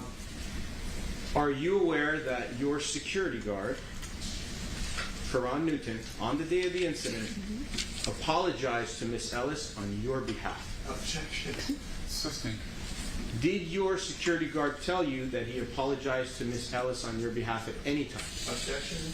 Asked and answered. Argumentative. Lax foundation. Assisting. Have you ever been assaulted and battered in your life? Objection, Your Honor. Assisting. Have you ever been abused in your life? Counsel, if you're out of questions, you can pass the question. Did you know that by your actions you took away the feeling of safety for Emani Ellis? All right. Counsel? Yes, sir. Are you done? I have a few more questions. Have them be fact-based. Yes, sir. And do you agree that this incident, which we're talking about, and why we're all here today, is occurred 7.5 years ago? Are you aware of that? Yes. Okay, and that's 2,741 days ago, based on my math. Relevance, Your Honor. Assisting. How do you remember all of these details that you gave us from 2,741 days ago? Objection. As to the days. Overruled. You can answer. I mean, I remember like the basics. I don't remember like the whole. I remember the basics. Like it was, but it's not really much to remember. It was a in and out thing.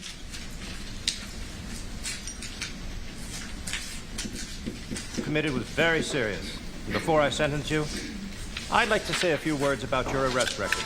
What the hell? Yo, the sign is real simple, B. It says wrap Have you it up. ever used your nails to scratch yourself? Like you I get don't bug think bites? Have you ever that's a good idea. Objection, Your Honor. Relevance. Assisting.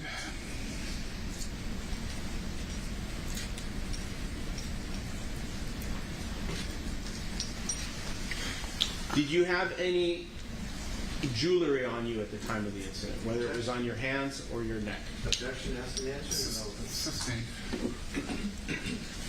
Your Honor, I apologize for interrupting the state earlier, but the state can talk the ears off a donkey. This continued filibustering has got to stop.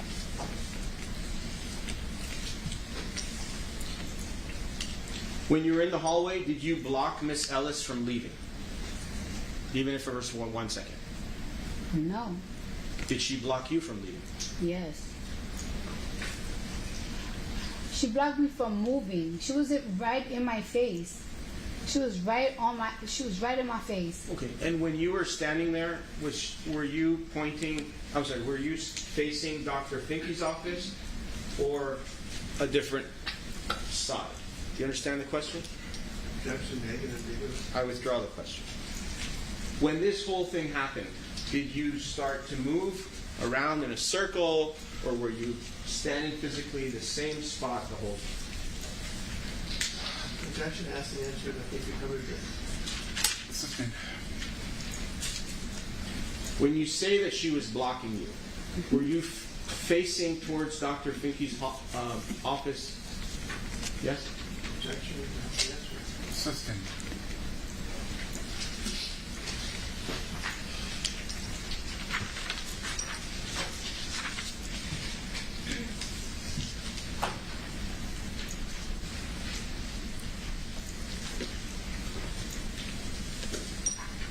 Karan Newton, how long was he your security guard as of the day of the incident? Objection. For how long?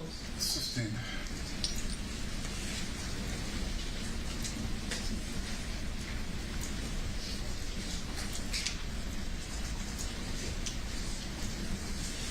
Would you consider yourself a peaceful person?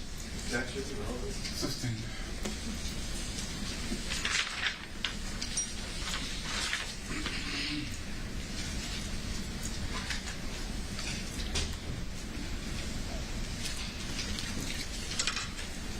And after you saw Dr. Finke, you spent about 15 minutes with him, you left the building, correct? Yes. When you left the building, did you see Emani Ellis as you were exiting? No. Did you see your security guard downstairs? Yes. And he was in the lobby area waiting for you? That's the answer. Sustained. Okay. And when you left the building, you went to the parking lot, or was the car waiting for you outside? Is that your relevance? Sustained.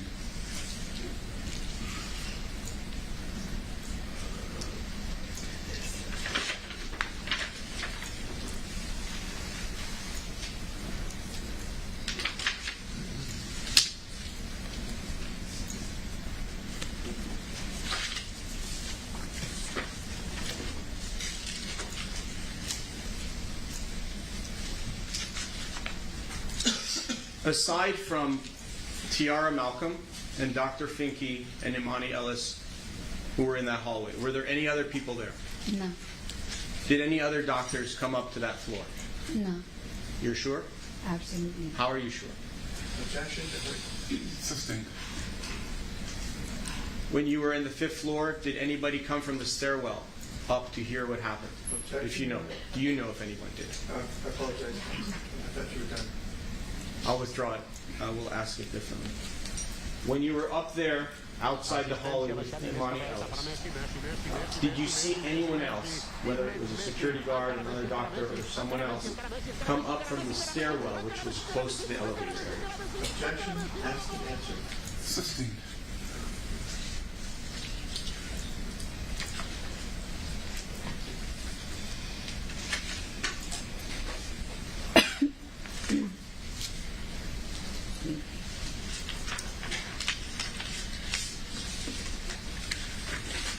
I forgot to ask you one thing about when you were chest to chest. Did you ever touch Emani Ellis's face or nose with your finger?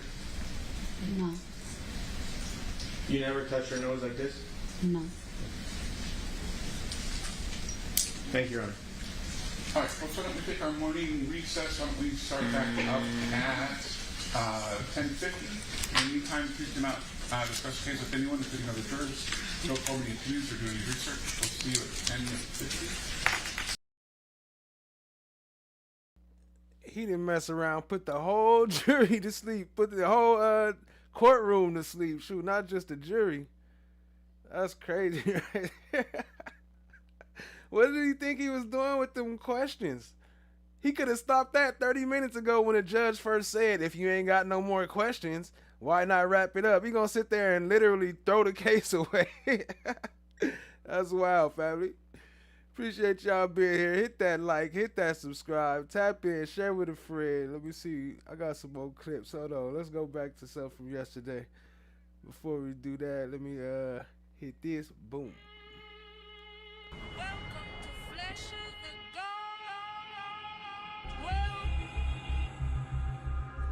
Well, isn't this a nice surprise?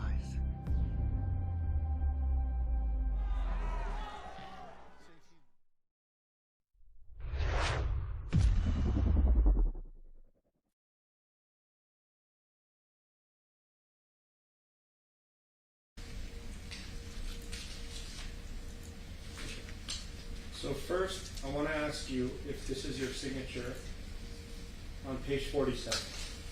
Is that your signature?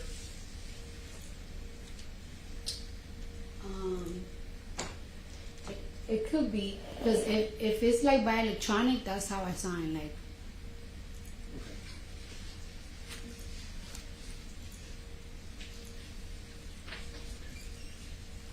And the question that I showed you, 12.1, just say, you want to read it or you want me to read it to you? you can read it. State the name, address, and telephone number of each individual who witnessed the incident. This is A, so paragraph A. Day 2 of her civil assault trial. The hip-hop artist is accused of physically and verbally abusing a security guard in 2018. The plaintiff in the case, Emani Ellis, claims that Cardi B attacked her outside of a Beverly Hills medical office and then later had her fired. Well, Cardi B denied. Did you sustain any... Well, strike that. Let me take you a little bit back to the incident.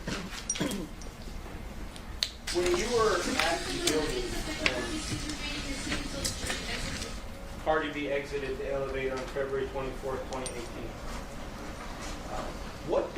what were the words that she used that were so hurtful? She used a lot of words, and again, excuse my language, but she was like, fuck you, you fat ass bitch, that's why I'm gonna beat your ass. I'm gonna get you fired.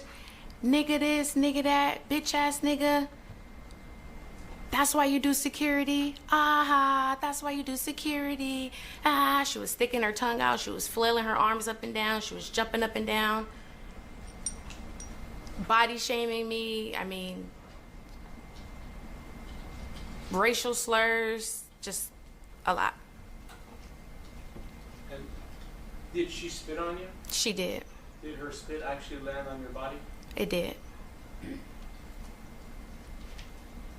Why did you exit the elevator to speak with her after she said what she said? I wanted to clarify the misunderstanding. Did you also want her to leave because she was causing a disturbance? At that time, she was causing a disturbance. She was yelling and screaming, and I did want her to leave. And as a security guard, were you working there as an extension of the owner to be able to make that kind of call, whether somebody should be told to leave because they're causing a disturbance? Objection, leading Life Foundation calls for legal assistance. Could you repeat the question, please? I'm going to ask you a different question. Did the landlord hire you as a security guard to protect its building? Yes. Overruled. And did you do that? Yes. For how long? For about 4 years. The absence of evidence is not the 4 evidence. years. What? You don't know how to act like 4 years and you in a doctor's office yelling at a pregnant lady. What the hell was you thinking? Shout out to I Am Shout. Welcome to the Copper Fam. Appreciate you joining, family. Y'all show them some love, drop them some coins. Welcome to the fam. What up, Outlaw Nation? I see you. Appreciate you, family. Let's see. All right, we got a little bit more. Let's keep it rolling. But appreciate y'all. Let's keep it going. Good evening. Good evening.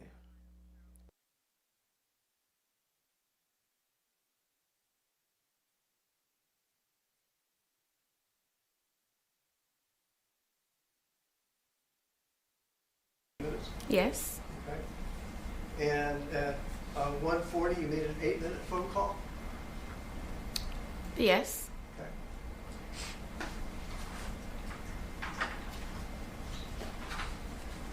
And whose phone number is that?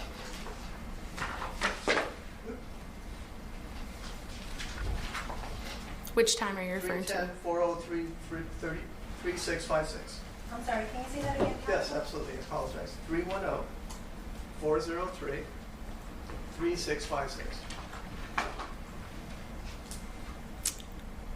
I don't know who the number belongs to, but it's probably a family member of mine. Is that Nicholas Jackson's phone number? Probably yes.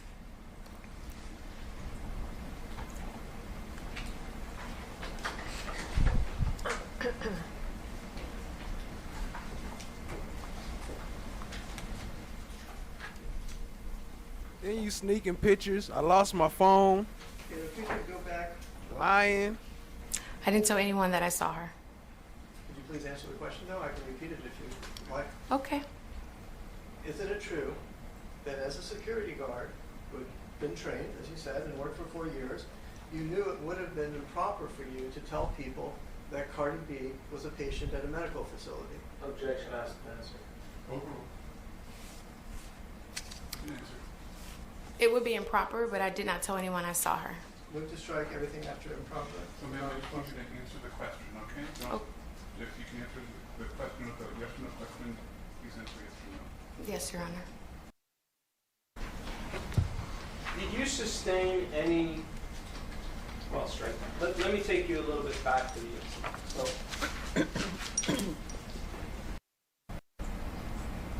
when you saw her today, did you notice that her fingernails were very short? Yes. Does she usually wear them that short? Objection. Leading. It's also Black's Foundation sustaining. Have you seen, well, strike that. For how long? Were you a fan of Cardi B before this incident? I was. What kind of fan were you? I enjoyed her music. I was interested in going to a concert. I didn't have any problem with her. Did you ever go to see her in concert? I had tickets to go to see her, but I never went after this incident. And when were you supposed to go see her in concert? I'm not sure of the date. It was sometime in 2018. And you're very close with your grandmother, Diane Schmidt, is that correct? Correct. How old is your grandmother? She's 79. Does she have information about this incident? Objection. Assistant English, explanation. Assistant. Did you show your grandmother the scar on your left cheek after February 24th of 2018? Overruled. Could you repeat the question, please? Did you show the cut on your left cheek after February 24th of 2018 to your grandmother, Diane Schmidt? Yes. And what year were you born? 1992. And how many brothers and sisters do you have? I'm the oldest of 5. Oh, see, I didn't even catch that before. That explains a lot. She's a 90s baby. Not to say they all wrong, but hey, these 90s babies is different. My brother, he's a 90s baby too. And yeah, these 90s babies is a little different. I thought she was older than that. I didn't know she was born in 92 or whatever she said. And she like my little sister, anyway, little sister age. But yeah. Okay, she made me forget I was pulling up. Hold on. I want to pull up what they was just talking about, the mom. Let me see if I could pull up the mom one. Let me see. Was that yesterday? Okay. Let's do it from here. I'm gonna grab the granny and the mom. Oh, that's the other lady. All right, let me pull her up while I grab the other. For example, as I explained you the story about me breaking my finger and my left shoulder and my left knee and my back, if that is not perfect, would you catch that to correct the report, or is that something that's really physical that even if there's a mistake with that piece, you're not going to go back and correct it because your sole goal is to treat her for psychological treatment, correct? Yeah. Objection, argument, lack of foundation. Assisting. Have you ever gone back and corrected a report when there was an error about physical injury? Do you ever remember doing that? Cannot recall. But you've done it for psychological injuries, correct? Objection, take this. Overruled. I've done it for all that's included in the report, whether that's emotional symptoms, physical symptoms, or the general testing results. Sorry, the next one? Or the testing results. Can you speak up, please? Sure. Thank you. And just so we're clear, Miss Emani Ellis came to you for psychological injuries? Yes. Only? Objection mischaracterizes the evidence and also lacks foundation. Overruled. Hearsay. Yes. And that does not include physical injury, correct? She was seen for psychological injury. So if she also broke her teeth, would that be important for your psychological treatment of the patient? Not for the treatment. So when someone has a physical injury, do you refer them out to a medical doctor if they don't have one? If they don't have one, we refer them back to their attorney. So the attorney is the one that refers them out? Correct. Are you aware that Miss Ellis saw a plastic surgeon, Dr. Scher, in 2018? Objection, somewhere around the time when she saw you? Assisting. Did you review any medical records from a Dr. John Scher in this case? I cannot recall. Did you review any medical records from Dr. Avila for any psychological treatment in this case? Objection. Why don't you just ask her what records she did review? What records did you review? Do you remember? I do not. And you don't have your medical file with you because you no longer work for that company, correct? Tube to vein. Basically, she was there for no reason. Just like the mom being here for no reason. Like, you wasn't there part of the incident. You wasn't a witness to nothing. Y'all just want to show the effect on from the incident. Saying that she went crazy. The lady already said she was crazy. Medical center or hospital? I work at Keck USC School of Medicine. It's a outpatient laboratory. Okay. You work for the university? Yes.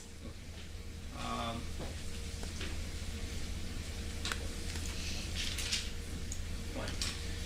And as far as, are you aware of the facts of this case? Yes, I am. What is your understanding of it? Why are we here today? Objection, hearsay. Assisting. Do you have any information about an assault and battery that occurred to Emani Ellis? Objection, hearsay. That's Chancellor, unless she was there. Were you there? I was not. Were you there in spirit? Of course. Okay. What is your understanding about your daughter's profession in 2018? What was her profession, to your understanding? Objection, hearsay. Last one. I'm not sure what this is going on, so why don't you move on? Was Emani Ellis a security guard from 2014 to 2018? Yes, she was. How do you know that? Objection, hearsay. Overruled. You may answer. Can you repeat the question, please? Was Emani Ellis a security guard from 2014 to 2018? Yes, she was. And how do you know that? I was there when she went on her interview, not physically there, but she did notify me of the interview, and she notified me of her hire date. Okay. And was her plan to continue in security and law enforcement? Objection, hearsay. Why don't we move on to what she knows, not what she was told? Do you know if Emani Ellis was interested? It's not the evidence, the absence. What? She don't know a goddamn thing, man. Yo, shout out to Allie dropping a gifted membership. Appreciate you, family. Much love, much love. Y'all show Allie some love for the showing us the support. Dropping some coins in the chat. Appreciate that, family. Much love, much love. In being a police officer. And DTB in the building. When I think DTB was here. Shout out to DTB for getting the gifted membership. Appreciate you. Show some love to Allie. Did you notice some changes in Emani Ellis after this incident of February 24th, 2018? Yes, I did. What were the changes that you noticed? I noticed changes in terms of a lot of anxiety, a lot of depression, and just her general well-being has changed dramatically. Were you advised, we'll strike that. Did you notice after the incident that Emani Ellis had a scar to her face? I did. And where was the scar? The scar was located on the left side of her face. And after she left your home when she was 19, when the incident occurred, she was approximately 25 years old, correct? She was, yes, correct. So in those 6 years where she didn't live with you full time, how far away was she, and did you see her on a regular basis? Objection, compound. I would see her probably maybe 2 to 3 times a week. We would visit frequently, yes. Okay. And in those 25 years, did Miss Emani Ellis ever, to your knowledge, sustain a scar on her left or anywhere on her face? Yes, she did sustain that scar. I visibly saw it myself. No, I understand, but my question is, aside from the incident, I guess the question what I want to know is, do you have knowledge if Miss Emani Ellis, your daughter, sustained this scar from somewhere else? Objection. Something else outside of this incident? No. Do you have any information for that? Ma'am, if there's an objection, please let me rule on it. The objection is overruled. So your understanding is that the scar to her face was caused from this incident? Objection. Lacks foundation. Calls for speculation and deters Assisting. How do you know that the scar was to your daughter's face was caused by this incident? Objection. Lady and the same other ones. Overruled. You can answer. She did notify me and called me right after the incident, telling me that she had been scratched in the face and spit on. Okay. How long after the incident did you go and see your daughter? She Or did actually she come to you? She actually came to visit me, I believe, later that day. Okay. Did she look upset? Was she crying? What happened? She was hysterical, upset, crying, just upset throughout the whole situation. And was your daughter a fan of Cardi B before this incident? Absolutely. Assisting. Were you a fan of Cardi B before this incident? Yes, I was. Are you a fan of Cardi B now? Objection. Irrelevant. Assisting.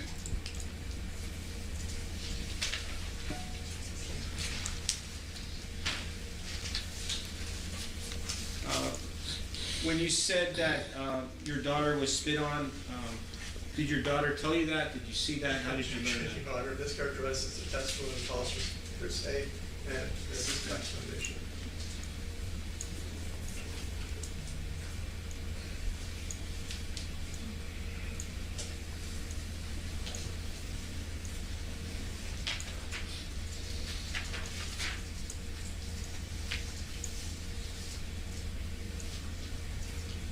Daniel Berry Sports highlights in the building. What up, family?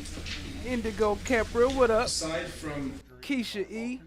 Keisha E, I saw you hanging out in Hillbilly Crime. Oh, they coming back just in time. Testimony of the plaintiff during her testimony in order to call an out-of-order witness. At this point in time, we're going to suspend the testimony of Mr. Almanzar in order to call a defense witness out of order. So we're going to suspend the plaintiff's case in chief at this point in time. We're going to call a defense witness, and who is that going to be? Your Honor, it's going to be Tierra Malcolm. All right, thank you. Ma'am, if I can please have you stand right next to the court reporter.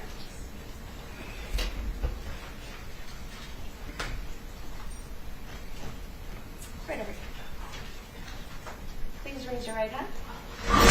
Do you solemnly state that the testimony you may give in the cause now pending before this court shall be the truth, the whole truth, and nothing but the truth, so help you God? Yes.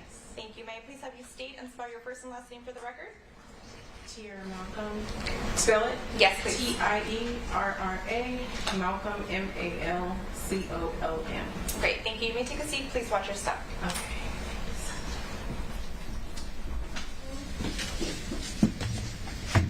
Lady L, what up, family? Thank you, Your Honor. Good morning, Ms. Malcolm. My name is Peter Anderson, and we just have a few questions. I'll try and make it as quick as possible. Where were you working in February of 2018? Women's care, OBGYN doctor's office. Thank you. And do you recall an encounter between Cardi B and the woman to my left? Yes. Okay. What was your position at the doctor's office in February 2018? A receptionist, front office. Okay. And did Cardi B have an appointment that day? Yes. Was it a Saturday? Yes. Was there, to your knowledge, were there any other offices that were open that day? No. Okay. And do you remember the time of the appointment? It was the end of, we purposely closed, so we had early day, maybe between 12 and 1, I'm assuming. Okay. And what do you mean by purposefully closed? For Cardi B. We didn't want anyone there. To maintain privacy? Yes. Okay. So, to your knowledge, how did you learn that there was an encounter between the two? Well, I was waiting for Cardi B's arrival, and I heard commotion out in the hallway, and there was a door to exit right where I was sitting. So I opened the door and I looked, and I heard and saw the commotion, and that's how I learned that something was going on outside. Could you please describe for the jury what you heard and saw when you opened the door? I saw them in the corner, Cardi B's back to the wall, and just a lot of arguing and, you know, just confrontation. Okay. Do you recall anything that plaintiff Miss Ellis said? It was just very argumentative as far as, you know, cursing and, you know, just be this, be that. I don't know if I can curse, but. So we've heard just about everything so far. So It's been one of those trials. Yeah. What did you do? I immediately walked over there and got in between them and was like, whoa, what's, you know. My thing was I'm at work, so the first thing that really came out of my mouth is to Miss Ellis, just as far as, what are you doing? You're at work, go back to your post. And then I don't know how long it was, but I couldn't get her. I just wanted everything to go away. I just was trying to calm everything down, take Cardi B into the office, and I was trying to go. It was my sister's baby shower, so I was trying to get out of there. But I mean, that wasn't on my mind then. But just to calm the situation down and get her into the office. How did Miss Ellis respond? I don't even know if she heard what I asked, because it was just more of just being upset and no, I'm not going to do that, and just, you know, them still exchanging words even with me in between. Yeah. Was Miss Ellis yelling at Cardi B? I mean, it was pretty loud for me to hear. It was still the same volume from when I couldn't hear them while I was in the office down the hall. So I would say so. Was Miss Ellis cursing at Cardi B? There was definitely curse words, yes, on her end. When you were there, did Miss Ellis attempt to strike Cardi B? There was hands going while I was in the middle. I know no one landed, or I was, you know, I didn't even realize, I guess because my adrenaline, that I had a mark on my forehead. So I hit, or I was, I know no one landed, or I was. Case over. You know, That's your I witness. didn't even realize, I guess, because this is his witness that said no one landed. They said it was no contact.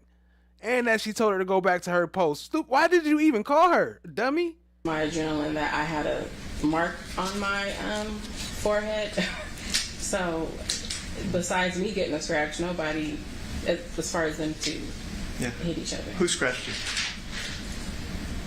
Based off of, like I said, I didn't know that I even got scratched until I went into the office, and the nurse was like, Tiara, your forehead.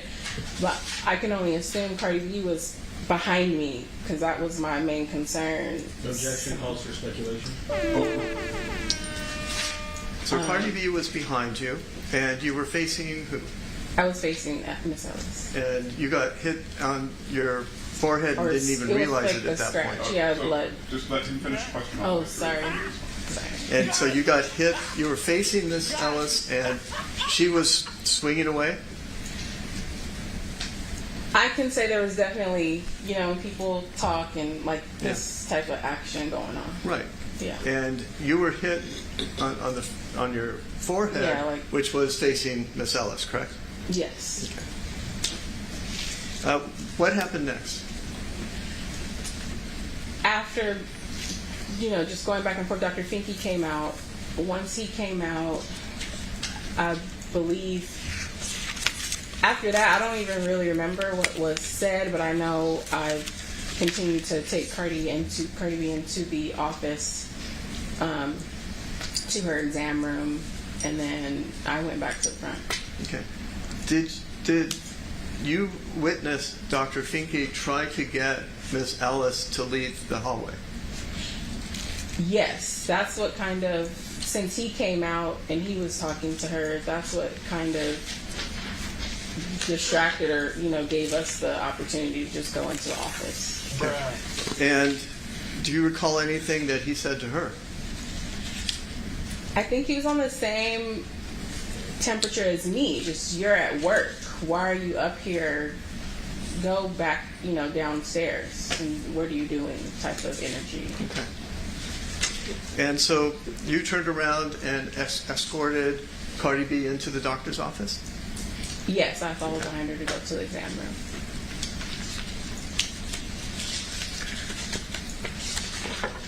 room.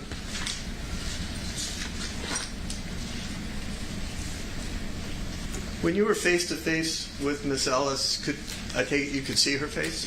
Yes. Did you see any scratches on her face? No. Did you see any cuts on her face? No. Did you see any blood on her face? No. Did you see any injury at all on her face? No. Did you see any spit or spittle on her face? No. Did anyone spit in that encounter? Objection calls for speculation. While you were there, man. While I was there, no. Did you hear Miss Ellis yell at Cardi B, and excuse my language, "I will fuck your shit up"? Something, something along those words.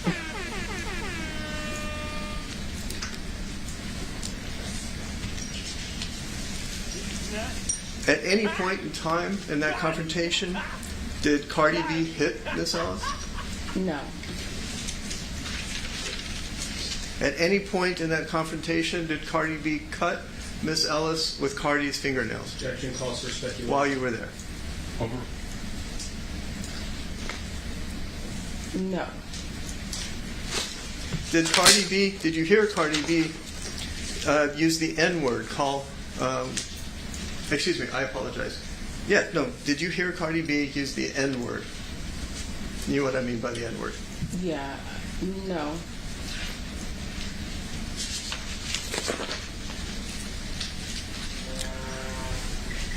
After this encounter and Cardi B had gotten into the doctor's office, at any point after that, did you talk to the building management about what had happened?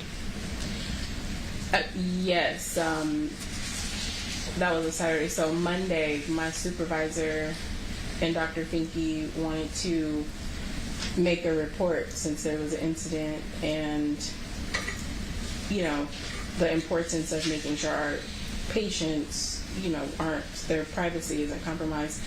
So yeah, they asked me to go downstairs with them or with my supervisor and make a report. After this incident, did plaintiff call you? Miss Ellis call you? It was, yes, there was a call transferred to my line. It was her on the other end of the call. How long after the incident? How long after February 24 of 2018? Maybe, I can't recall exactly, but at least within, 3 months. It wasn't right after, but it wasn't too long after. Can you tell us what the sum and substance of that conversation was? Just kind of upset about what happened. She got fired. She couldn't believe that happened and wanted, I guess, to see if I can assist in any way since I was there.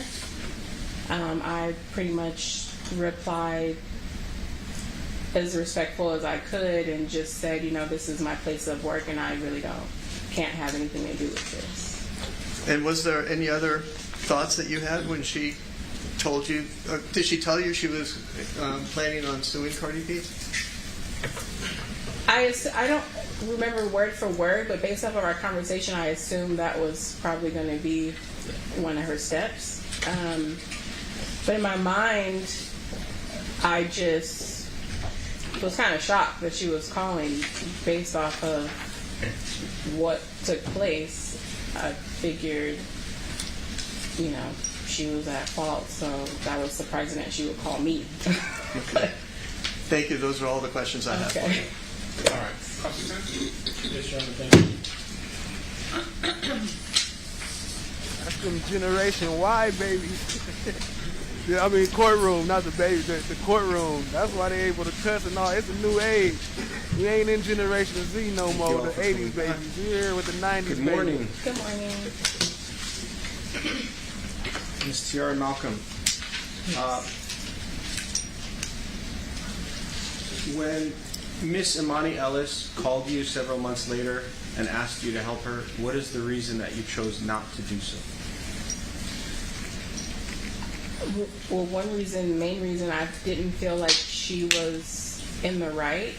I felt like based off of her position, working at the office, everything was handled unprofessionally, and going back and forth. No, she didn't work at our office, but clearly Cardi B was a patient going, she had a purpose at that building where she worked at. So I didn't feel, I don't know what I would help her with. I don't think if I told my truth it would help her. So. Were you aware that Miss Ellis was a security guard at your building? Yes. Do you understand that the security guard is supposed to go from floor to floor to make sure everything is safe? Are you aware of that? I don't know the rules. I'm sorry, what was your objection? Irrelevant. Assisting. Had you ever seen Miss Ellis on other days aside from the date of the incident? And I will represent to you the date of the incident for purposes of all my questions will be February 24th of 2018. I believe that was the first day I seen her there. Okay. When you saw her, when you got to work, did you see her anywhere in the building? No. What time did you get to work? On a Saturday, maybe around 8. 8 a.m.? Okay. And had you ever spoken to Miss Ellis before the date of the incident? No.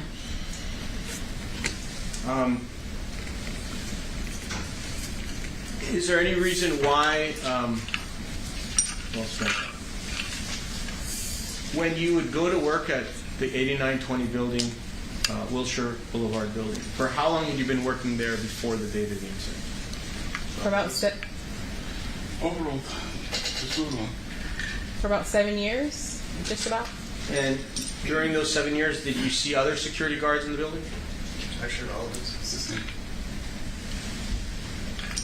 And when Miss Ellis's attorneys asked you to cooperate and sign a declaration, did you do that? A form. Not a form. Did you ever sign a declaration under penalty of perjury on August 26, 2025, which would be yesterday? A declaration. Sorry, I'm not. May I approach, Your Honor? Sure. Relevant, Your Honor? Assisting. Okay.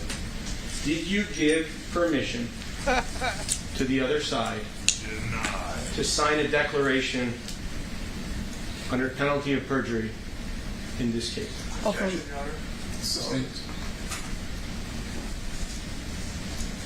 Have you ever signed any document related to this incident? Objection, Your Honor, relevant. Did you make any type of formal complaint to the building about this incident? And making this as formal. When my supervisor wanted to make a complaint, since I was there, yeah, that's when I went downstairs with my supervisor. And who did you make a complaint to? Douglas Emmett, the property management manager that managed the building. Okay. And what was your complaint? What did you say?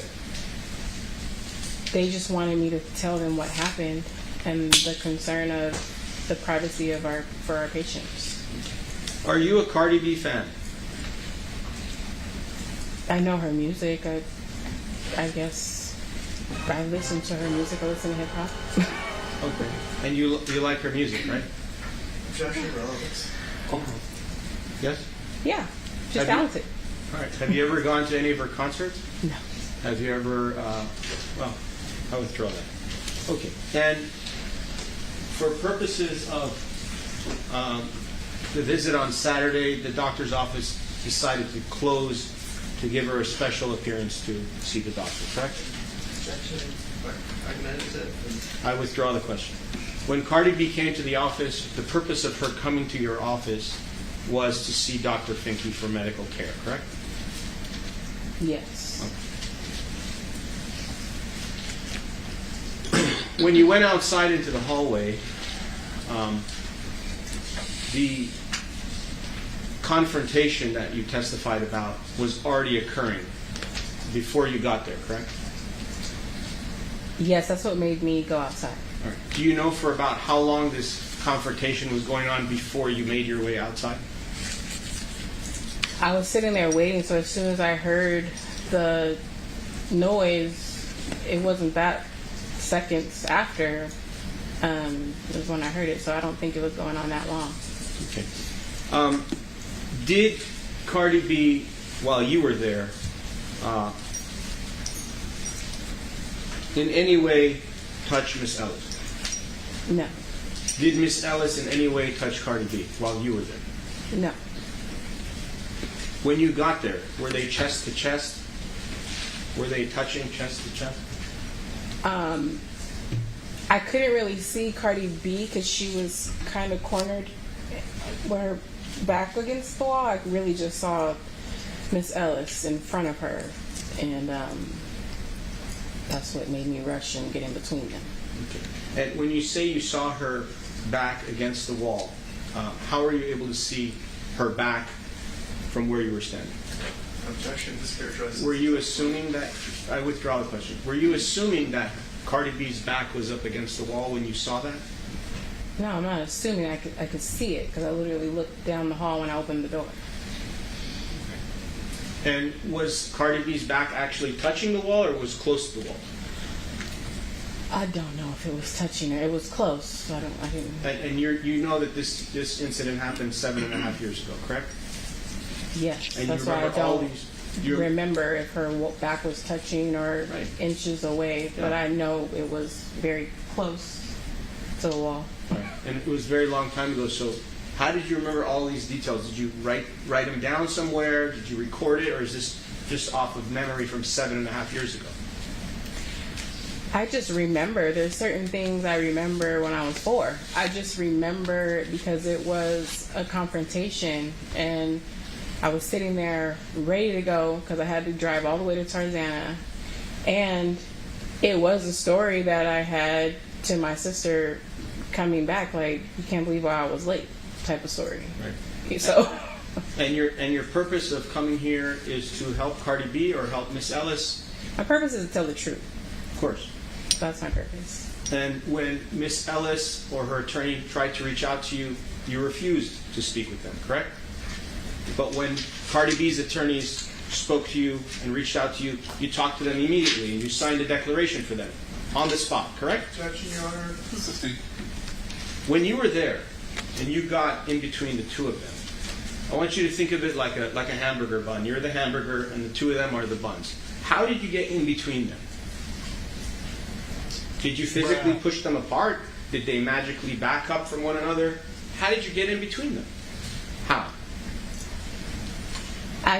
Just like you said, it was 7 years ago. So I'm walking upset because of what I'm seeing. Right. And that's just how I am when I see confrontation. That's stupid that they keep asking that, because obviously if she walked in between them, that means there was enough space for her to walk in between them, which means that it's like not a sandwich, like he had to squeeze in, like you don't slide into a bun like you slide the meat into a bun like while it's closed. You open it, it's separated, dummy.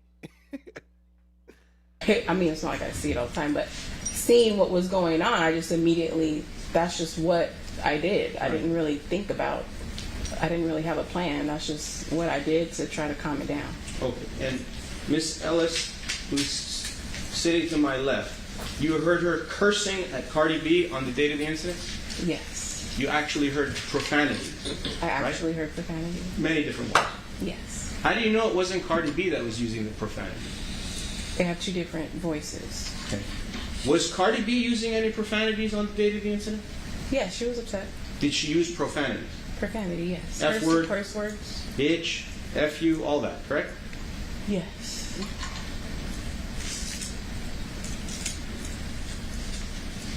And you don't really know what happened before you got there, correct? You have no way of knowing. I wasn't there before I got there. So if there was any physical contact, whether it was spitting, scratching, or cutting someone's face, you wouldn't know that because you weren't there during that time period before you got there, correct? Do you understand my question? Let me withdraw it. In the, let's just call it the 40 to 50 seconds while there was a confrontation, I'll give you that estimated time. During the 40 to 50 minutes of seconds when they had their confrontation, you would have no way of knowing what happened during that duration of time because you weren't there. Is that fair? Yeah, I wasn't there. I only heard. No, anything could have happened, right? Objection, false speculation. Correct? Yeah, I wasn't there. Emani Ellis could have hit Cardi B. She wasn't there. Okay, So. I withdraw. When you saw Cardi B that day, you spent time with her, right? In your medical office, correct? Not a lot of time, but I spent the time from taking her to her exam room, making sure she was okay, and once the last patient was checked in, I was out of there. Okay. And how long did you spend with her? Not that long, maybe a minute, if that. When the patient went You mean into, when we went into the, just to make sure you're saying, No. when we went into the office, how long did I spend with her? Yeah, maybe. 15 minutes, half an hour? No, I was still ready to go. Maybe a minute. Did you notice that she was wearing, do you notice that she had fingernails? Did you look at her fingernails? I don't remember that. Did you notice that Cardi B had long fingernails on the date of the incident? Objection, this characterizes the evidence and argumentative. Did you see the size of Cardi B's fingernails on the date of the incident? I don't remember her having or seeing her nails. And have you ever seen her before? Does she wear long fingernails? I don't know what she wears. On the date of the incident, would you agree that because you did not look at her fingernails, you have no idea as to how long the fingernails were on the date of the incident? Objection. True? Calls for speculation, lacks no appreciation. When you said that you saw arms flying, you also testified a moment ago that you weren't sure whose arms were flying, correct? Mischaracterized testimony. Overruled. I believe I stated I was facing Miss Ellis. So Cardi B was behind me. Right. So I could only see the arms that were flying in front of me. I can't recall. She was behind me, so Right. I think I would have felt something behind me. Okay. So if Cardi B had taken a swing, you would not be able to see that. Most likely I would. Oh, sorry. See, I'm not talking about feeling. Would you agree that because Cardi B was behind you, if she took a swing without touching your body, you would not be able to see that? True? Mischaracterizes the testimony and is calls for speculation. Overruled. I didn't see her hands flying on the side of me. I understand that. But again, I would like to know the answer to this question. What was your question? I'm sorry, I forgot. Of course. So the question is, because you were facing Emani Ellis, you have no idea what Cardi B was doing at that moment, right? Objection. So if Cardi B was... She was pretty much like the back of this chair. That's how close she was to me. I understand. So I didn't feel anything or see any hands come from behind me. Understood. But if Cardi B took a swing, because you were not facing her and you were focusing on Emani Ellis, and you don't have eyes in the No, back I of your didn't see head, her hand. you would not be able to know what she was doing. Right. So if she took a swing, you wouldn't be able to know. Fair? Okay, yeah. I didn't see it. As far as what would you characterize the injury to your forehead? A cut. It was just bleeding a little bit. It was bleeding. Yes. Okay.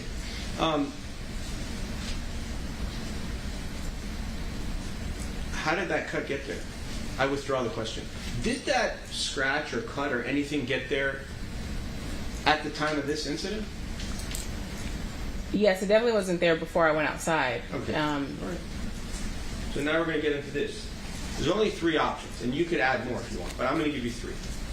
The cut came from you, the cut came from Ellis, or the cut came from Cardi B. Or make up your own. Where did the cut come from? And if you don't know, you can say, I don't know. Do you know?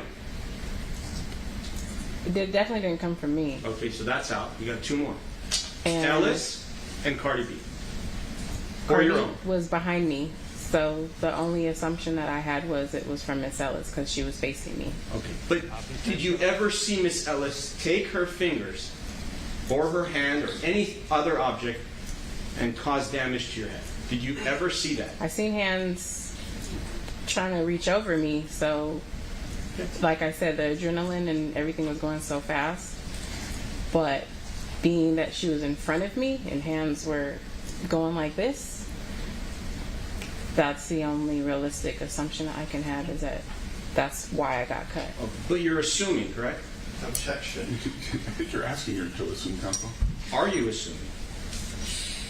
Your Honor, objection. Yeah, why don't we move on? How do you know that Cardi B's fingernail didn't cut your forehead? Objection, Your Honor. Asked and answered. Assisting.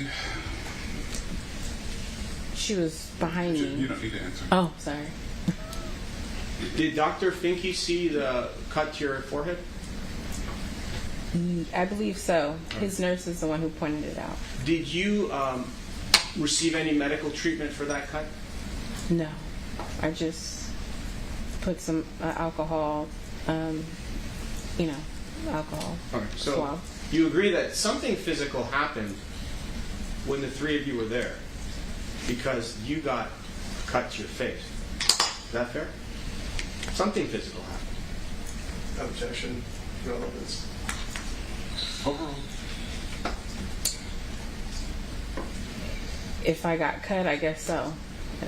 Before I sentence So would you agree that there was a physical fight? you, No. I'd like to say So a you few just words got about cut your arrest record. from the air? What the hell? Yo, the sign is real simple, B. It says wrap it up. Wrap that shit up, B. I don't think that's a. Did Miss Emani Ellis have any fingernails?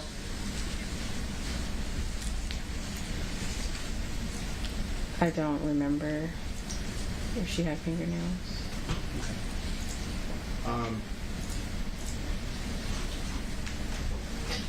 Was Emani Ellis angry at the time of the incident? Yes. Was Cardi B angry at the time of the incident? Objection, Your Honor. Sustained.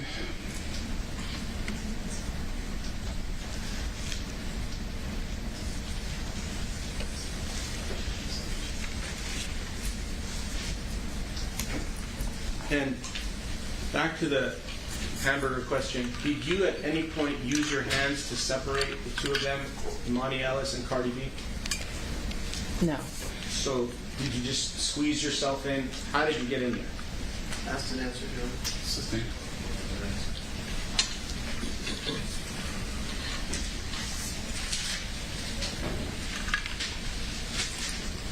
When you had the conversation with Miss Ellis on the phone, did you actually speak with her?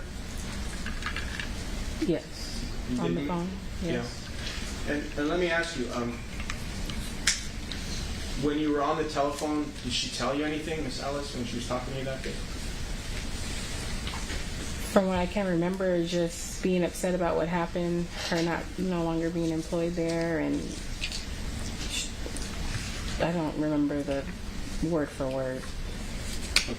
So she, Miss Ellis, was basically asking you to assist her in some way to be her witness, correct? That was the purpose of the call? Objection. Calls for speculation. Purpose. Did Miss Ellis's attorney contact you? I don't remember that. Did Miss Ellis ever come inside your office at any time between the date of the incident and today? Objection. Relevant. Sustained. Do you know if Miss Ellis spoke with Dr. Finke at any point? Objection. Relevant. Sustained.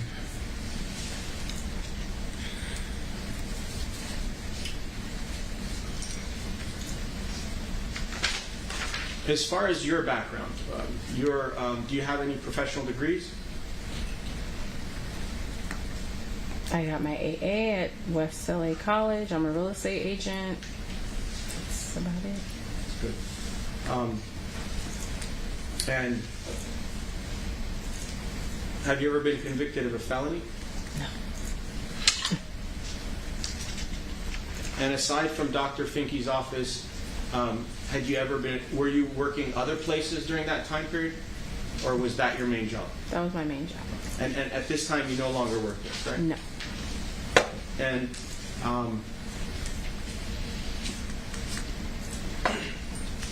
on the date of the incident, because Cardi B was your patient, you felt that it was necessary to go outside to bring her inside to help her get inside for the medical appointment, correct? Objection relevant, just ask an answer.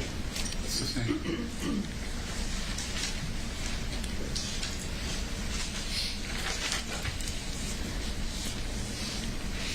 I have no further questions. Thank you. All right, Drew. No, Your Honor. Thank you. All right, any questions from the jury? Any questions from the jury? Yeah. Okay, perfect. Nothing from the jury. Oh, they do have some. Oh, snaps. Jury got some questions. Here we go. Jury got some questions.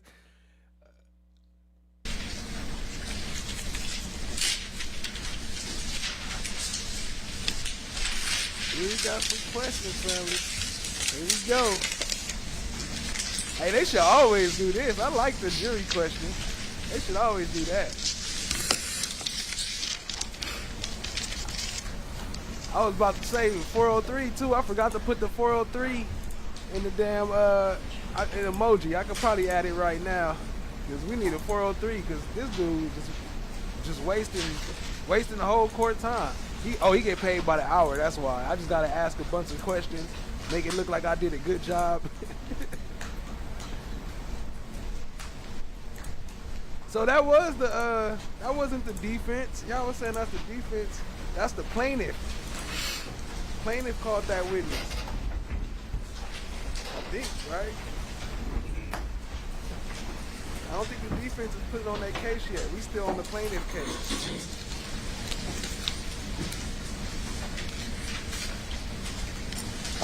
Hey, shout out to Jody Ford dropping the gifted membership. Appreciate you, family. Y'all showing some love. Dropping some Blue Jays in the chat. Let me add your name over here while they dealing with that.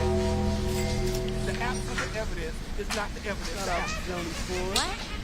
All right, I think these questions are appropriate. Ma'am, when you did you actually close your office to maintain privacy for Cardi B? Yes. And when you do that, was it your custom and practice to also notify the building security? I honestly don't know if that was done or not. Did you normally do that, or were you? That wasn't my task. No. Okay. Do you recall the N-word coming out of Cardi B's mouth? No. Can you describe Cardi B's emotional state during and after the incident? Upset, emotional, worried about the reason why she was there. I don't know if I'm sure. But You don't know the details? No, I don't know. In terms of the medical issues? I mean, yeah. Testimony is that she was there for a pregnancy checkup. Yeah, so just concerned about that and being upset about her privacy. Did you notice whether Miss Ellis had a phone or a camera during the incident? She had a phone in her hand. She did have a phone in her hand? Yes. All right. Those are the questions that I think are appropriate. Any follow-up from defense? Oh, no, Your Honor. All right. For plaintiff? Yes, just one follow-up, Your Honor.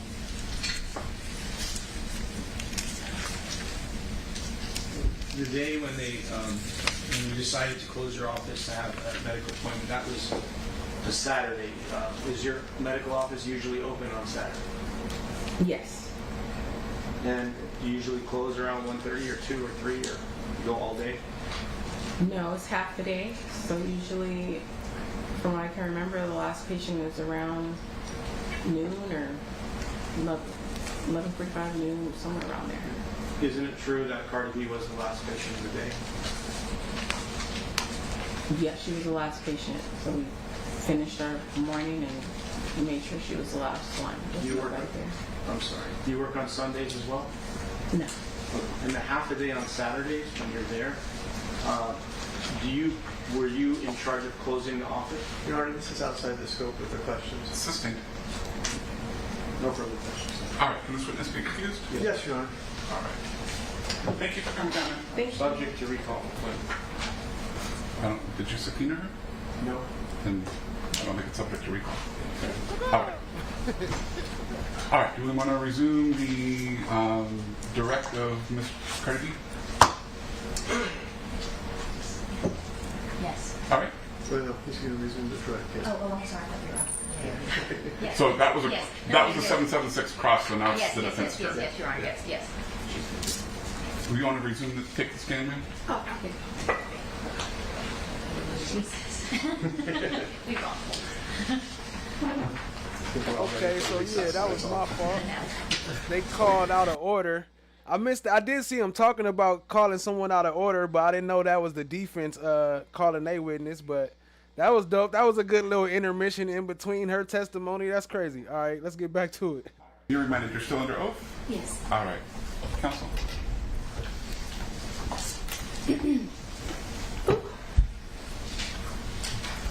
He passed the question.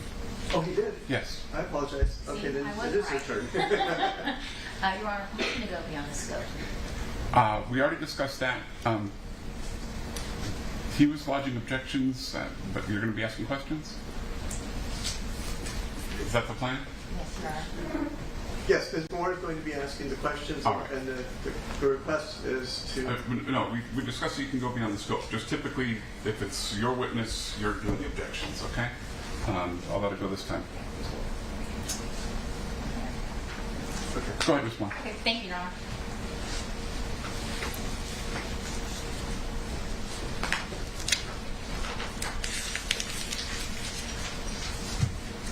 Cardi, can you tell us how you got into the music industry? Objection relevance? Overruled. How I got into the music industry? Well, I became like a social media personality, and I had a manager at the time, and he always noticed that like I will always like do songs my way, like my wording. And he was like, "You're really witty and you're really quick. You should try making music." And I was like, all my friends do music. If they make it, I just think I'm gonna make it. If you could just pull the microphone a little bit more towards you or sit one part of it. Okay. So I was just like, if my friends haven't made it yet, if I'm gonna make it. And he was like, just try it. It won't hurt you to try. So I tried it, and I really enjoyed like listening to like the end results. It's like almost like cooking for me. Like I was like, oh, I'm not sure if I could cook, but I like the end results. Like I did pretty good. And that's how I got into music. Were you doing any television? Yes. Well, now when he suggested that like you should try to do music. But later, were you doing any television? Yes. What type of TV? show? Reality TV. Reality. What show was it? Love and Hip Hop. Love and Hip Hop. Where? Love and Hip Hop. Objection relevance? Overruled, but please move it along. Yep. When did you release your first mixtape? Objection relevance? Since I'll give you some background, but it needs to be a little more excited. Sure. I'll cut to the chase. Cardi, do you have a record deal? No. Objection relevance? Overruled. With who? Objection relevance? Overruled. Atlantic Records. Do you have any platinum certified songs? Objection relevance? Overruled. Yes. Do you have any Grammy awards? Objection relevance? Overruled. Counsel, you asked her about her siblings, you asked her about her birthday, you asked a number of questions. Sure, happy to move on. So, Happy, Your Honor, thank you. all right. Cardi, why did you want to keep your pregnancy a secret? I wanted to keep my pregnancy a secret because I just had a hit record. I haven't had my album out, and everybody that I worked with, they were very scared. You know, like I finally made it, and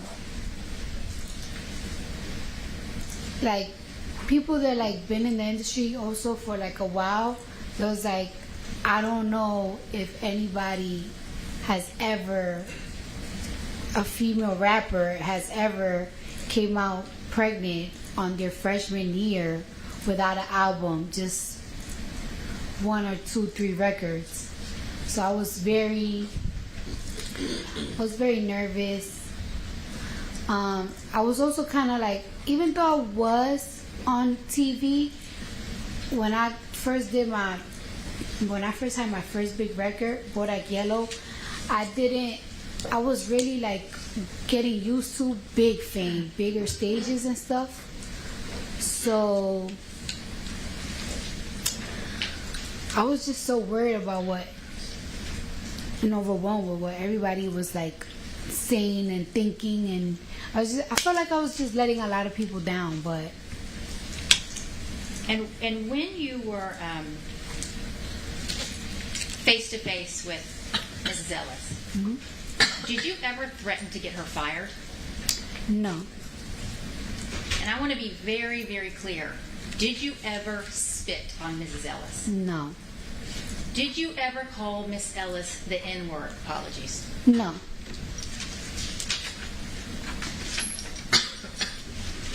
Cardi, where were you living in 2018? In 2018, I was living in between New Jersey and Atlanta. Where were your regular OBGYN doctors? Objection, relevance. Why were you in LA the week of February 24th? I was doing NBA All-Star Weekend, and I just had like a whole bunch of promotional things to do out here in California. Was part of your work, did you have to attend an NBA game? Yes. Yesterday, plaintiff's counsel asked you some questions about your hair. Do you recall that? Yes. And one of the questions he asked you was, on the date of the incident, did you have black hair, blonde hair, or different color hair? Do you remember him asking you that? Yes. Do you remember how you responded? I don't know. I really don't remember what color hair I had. Your Honor, I'd like to show the witness some photographs, please. Can you identify? Can you show the counsel first? Of course. Can you provide a copy? Yes, I have one for you right now. Are they pre-marked? No, I think it's for refresh your memory. Yes. Okay. You want to just identify the next in order? Yes, that's fine, Your Honor. Thank you. Which I think is 232. And this is a photograph of who? I'm sorry. Counsel, it's her direction. She can identify it for the record. Thank you, Your Honor. 232? Cardi, I'm going to put this in front of you.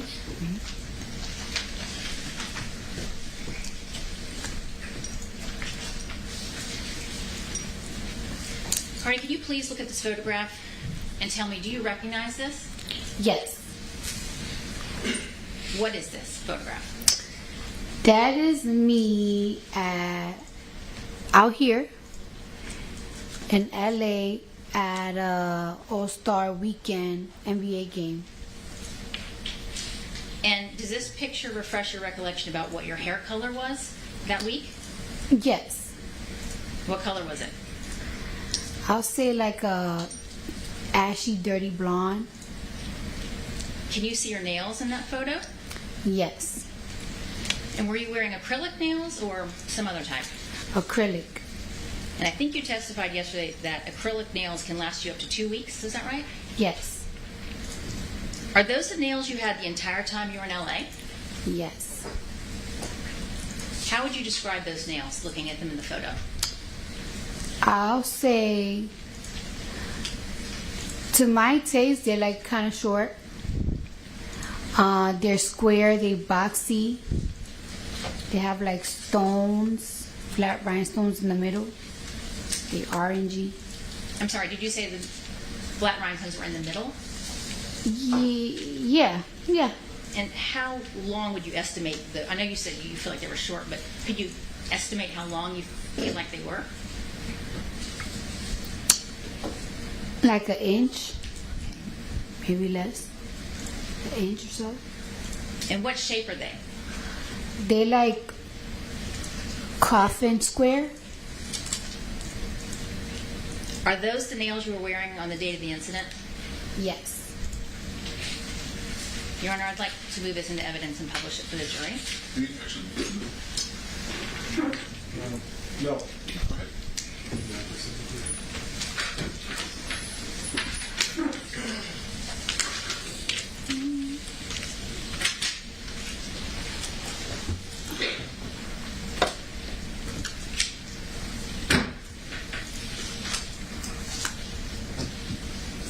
Cardi, do you remember, did you get your nails done before you came to LA or after? It's most likely before LA. Okay. But they were the same nails the whole time you were here? Mm-hmm. Okay. Yes. I have no more questions for this witness, Your Honor. All right. Redirect.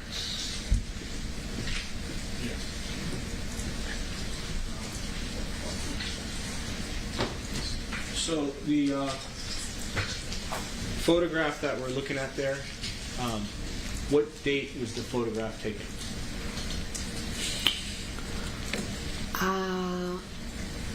I'm not sure the date, but I know it was that weekend of All Stars and stuff. Okay.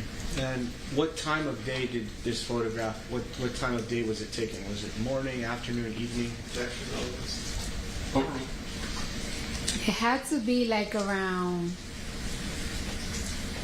like 6 p.m., like whatever time like games start. It really depends. Like that week, it was just, I'm not sure, but it wasn't like a night.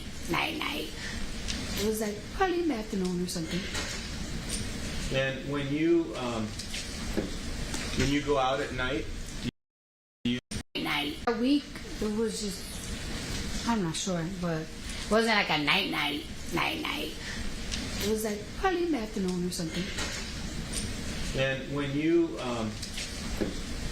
go out at night, do you change your clothing and fix yourself up to prepare for the evening? Objection. Assisting. Were you dressed this exact way when you saw Dr. Finke on the date of the incident? No. So you changed your clothing completely different than this, correct? Yes. Could you have also changed your nails? Objection. Call for speculation. No. It's not that easy to change acrylic nails. But you told us before that it would take about 2 hours to do that, correct? Yes. But I know for a fact, I mean, if you could track down that whole week, I had these nails on, for sure. Yeah. Your Honor, I would want to zoom in the photograph just to show the nails better than what we can see. Can we do that? With the focus on the left hand or right hand. Well, that works, sir. That's wonderful. Thank you. So if we look at that, that's your right hand, correct? Yeah. Yes? Yes. And if you wanted to scratch someone with those nails and cause them to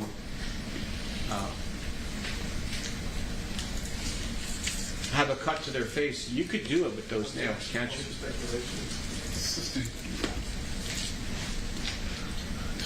The nails that we see in this photograph, are they sharp in your opinion? Well, it's referring to the photograph now. No, they are not sharp at all. Those are not sharp nails. Okay. Now, you heard a witness, Tiara Malcolm, a few moments ago in the last 15, 20 minutes. She testified that she also had a cut to her face. Do you remember hearing that in court? Yes. So how did she get the cut on her face? If you know. How do you, if you know? It wouldn't be for me. Is it possible that when you were reaching over, you cut her face? Objection. Assisting. And the rhinestones that you see there, you consider those to be flat? Yes.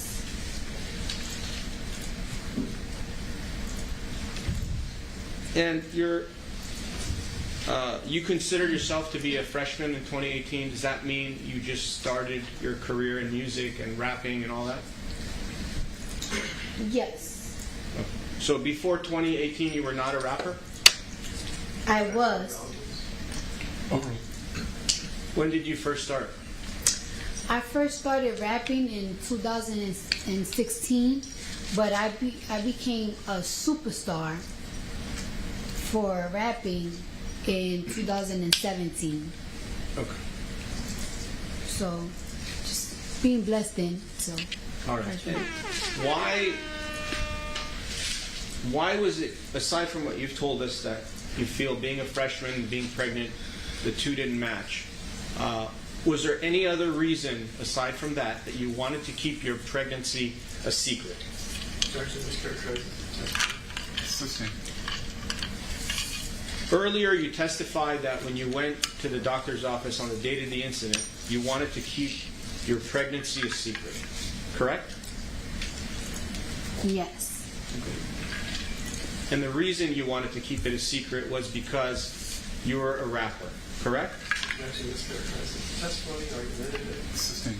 Why did you want to keep your pregnancy a secret? Objection. Ask the answer. And what does that have to do with this person taking pictures and stuff and violating my rights? Like a security guard. What do that got to do with anything? My career. I didn't tell my parents yet. I was just very overwhelmed.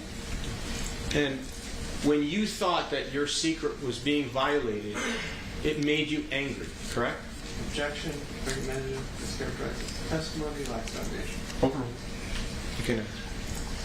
Yes, I feel like my privacy was completely being violated. I wouldn't want to be anything that has to do with my medical records or anything. Even if I do cosmetic surgery, I don't want people to be in anything that has to do with medical in your business. It's just especially something that is so sacred as your pregnancy is yours. And you would do anything to protect that privacy, correct? Objection, Your Honor. Assisting.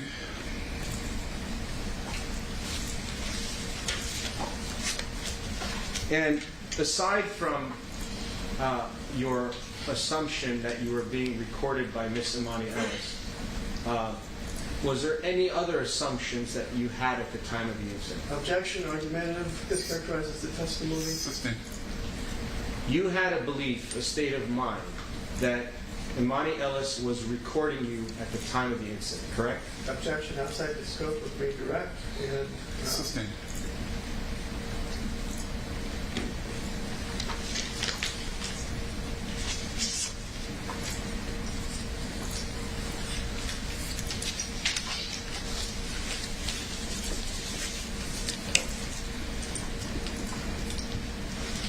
No further questions, Your Honor.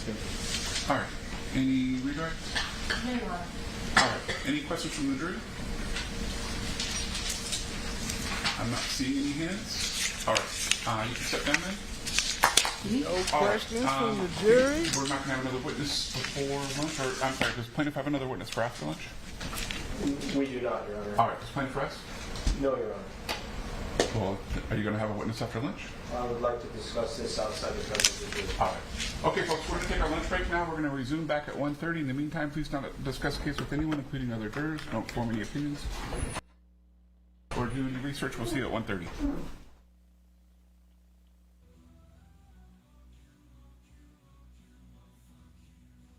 So no questions from the jury, huh? No questions from the jury.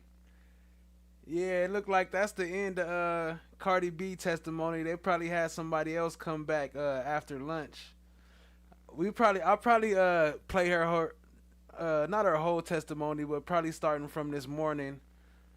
So I could take me a lunch break myself, but that way we could keep it rolling and laugh at some of that together.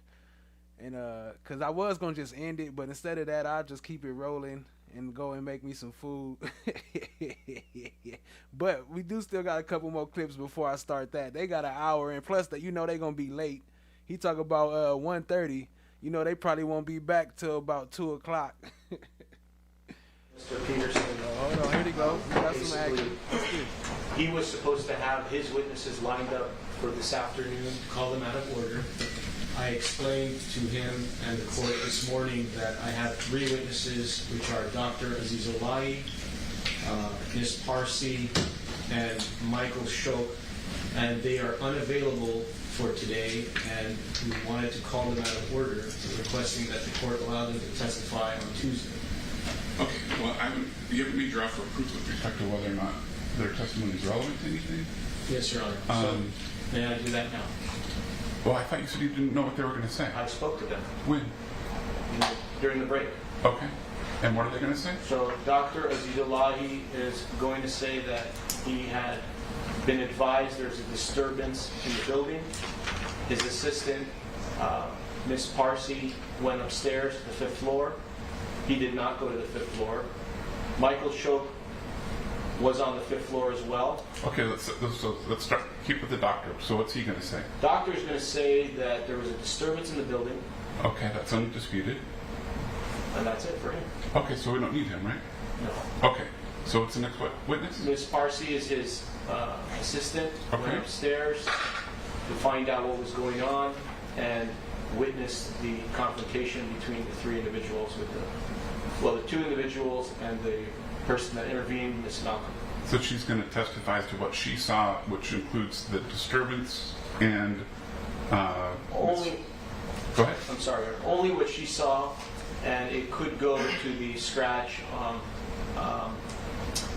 Ms. Malcolm's head. We can gain some information how that came about. I didn't discuss that with her. However, she was present during that piece. And Michael Shok was a patient that was on the 5th floor walking in the hallway, and he's a witness to the entire confrontation. And so let's go back to when you identified these people. They've been on the witness list for many months now. I'm not sure if it was the 2024 one, however, definitely in July it was there. I can check my records. They've known about this, and it's the same issue that they had that we had. And so when did you learn of Mr. Schultz? We learned of it when an investigator did investigation several months ago, at least several months ago, and found out that he was an actual witness, an eyewitness to the incident. Wait, what?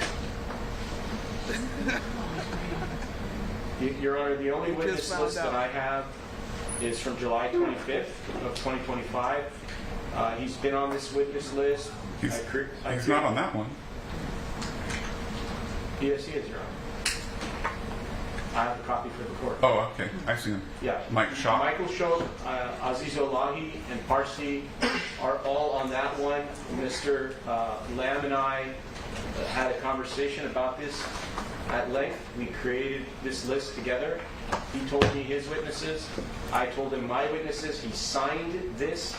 They've never objected to it one time till recently. And the only reason they've objected is to, I'm not clear why they want to do it. It seems to be very one-sided that they can exclude our witnesses, but we can't exclude theirs. So I would ask the court not to exclude ours, since the court has not excluded theirs. All right, what's Mr. Schultz going to testify to? Mr. Shok is going to testify that he was a patient at a different doctor's office on the 5th floor, and he was walking in the hallway to go to the bathroom, and he saw the incident himself with his own eyes. All right, for the defense. First, Your Honor, Just so the record is clear, counsel did say that he could not continue with witnesses today. He did mention something about taking people out of order. I have told him that I don't think he has that right, and earlier today I mentioned that taking witnesses, defense taking witnesses out of order is not the same thing as the plaintiff being unable to proceed with witnesses at the time of trial. As the court knows, trial was continued several times. The 2024 witness list, jointly filed, does not have any of these people. These people were first listed, if memory serves, in the July 2025 witness list, and we did object, but that ruling, that has never been heard by the court at this point.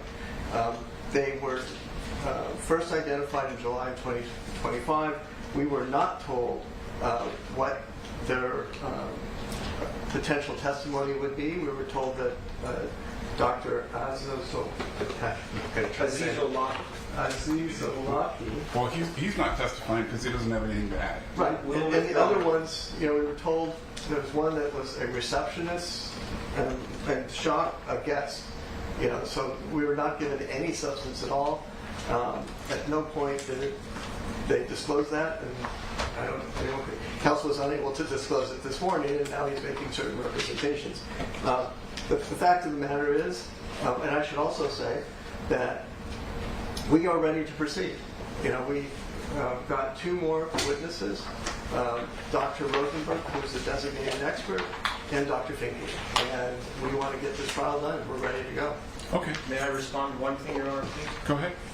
So in form interrogatory responses, back in 2022, the same way that the defendant responded and said there's two individuals who are witnesses, that is the same way that plaintiff responded.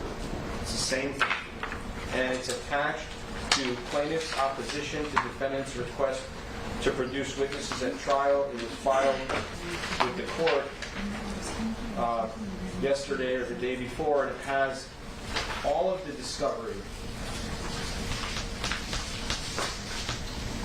I'm sorry, actually no. This one has the discovered defendant, but I do have the discovered the plaintiff. It was used in this case by the opposing side.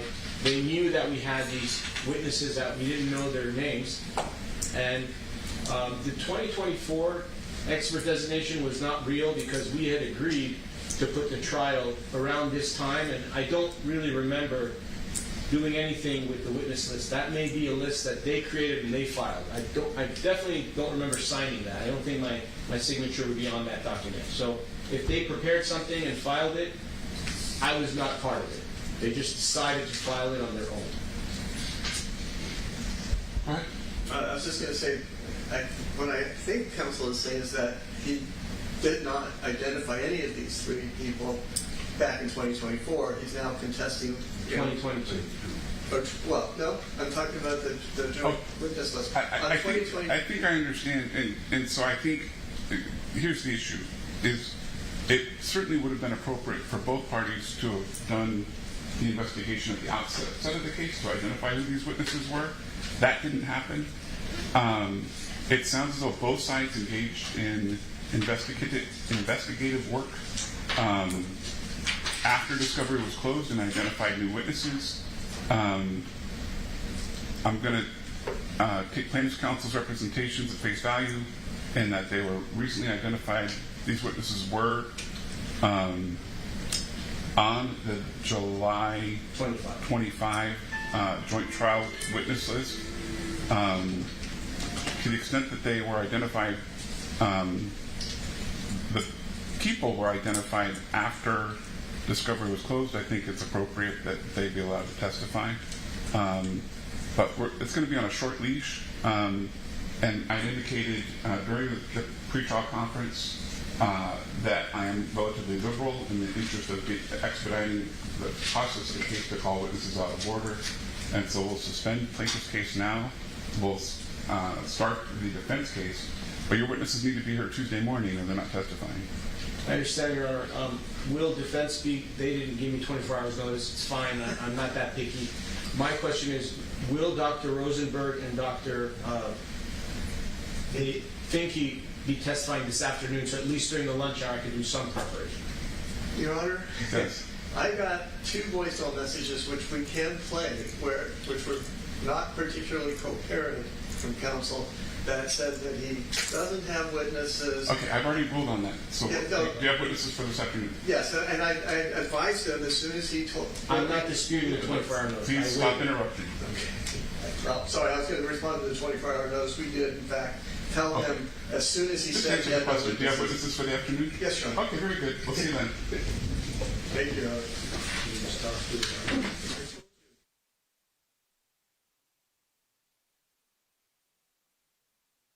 Well, damn, finally.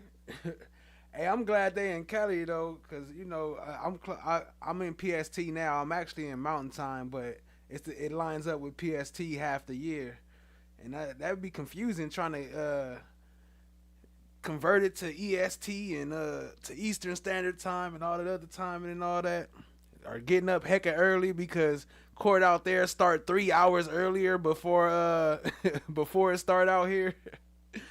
So you got to get up 3 hours early if you want to catch everybody else. That's crazy.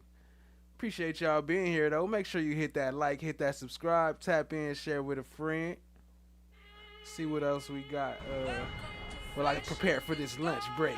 Keisha E. Keisha E said no lunch, no breaks. Well, isn't this a nice surprise? I was going to play that merch, but... Let me see, we're going to keep this one open. Oh, yeah, hold on. Let's get back to the moms. Let's get back to the moms and the grandma. I'll start that. Are you aware if your daughter had any car accidents?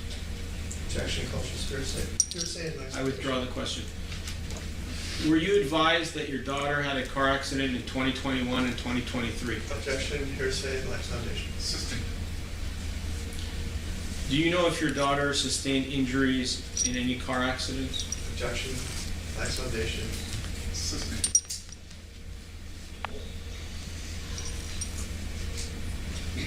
Nah, you know it's all love, Keisha E. Appreciate you, Brown Sugar Babe.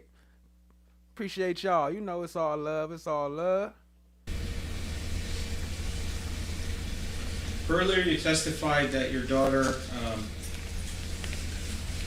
had contacted you after the incident.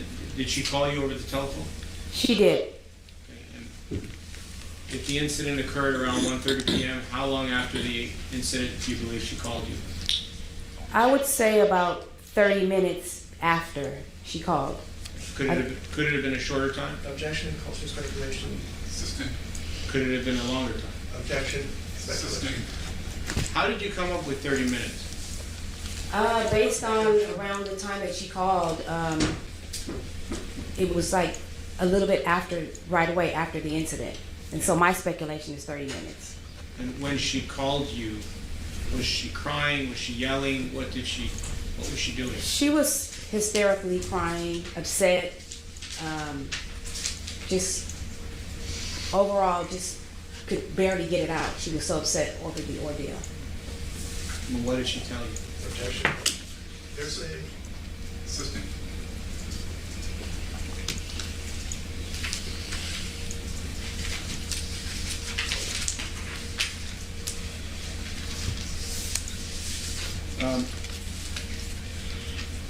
Just so we're clear, your daughter is now 32? Correct. In these 32 years, have you seen your daughter fight physically with anybody? Not one fight, not even in school. Not in 32 years.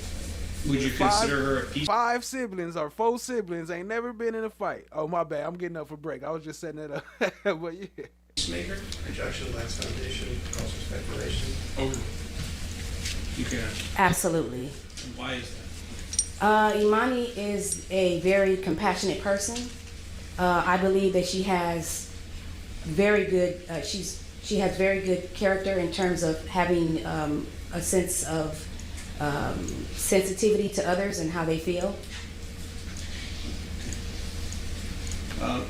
Do you know what Emani Ellis does with her time now as far as work? Objection, lax foundation, hearsay.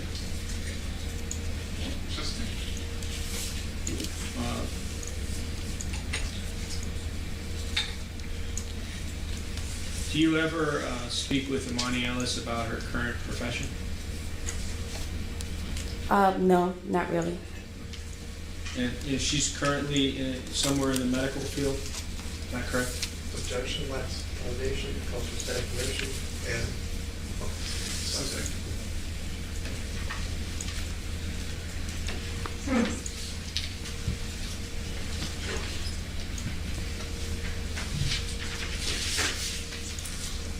Earlier, you testified that Emani Ellis was spit on. Where did you learn that information? Objection. Assisting. Sorry. Have you ever seen Cardi B before today? On television, How many times? too many to count. More than 5? Yes. More than 50? Objection, relevance. Assisting. When you saw her in television, isn't it true that her nails are always very long? Objection, lacks foundation, calls for speculation, and relevant. Assisting. Does if you look at the defendant now, you see her fingernails? Yes. Would you consider those short, long, or medium fingernails? Objection. Short. Lacks foundation. Did you, when you saw Cardi B, did she ever have fingernails that size? No, they were always very long. How long? 2 to 3 inches long. So what you see now is not normal, correct? Correct. No further questions. All right, promise.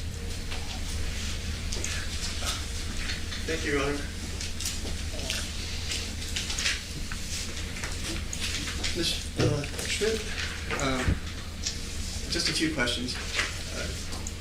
You love your daughter, right? Absolutely. And you're here to help her, right? Yes. And you believe her? Yes. And you believe her even if you don't need evidence to believe her, do you? I believe her. Okay.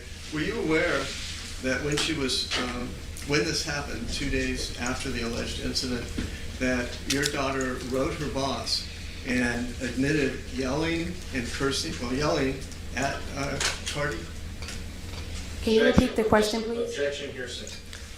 Are you aware that your daughter, in an incident report to her boss 2 days after the alleged incident, admitted to her boss, to her supervisor, that she had gotten into a screaming match with Cardi and had yelled at Cardi? Objection, misstates the document. Insisting.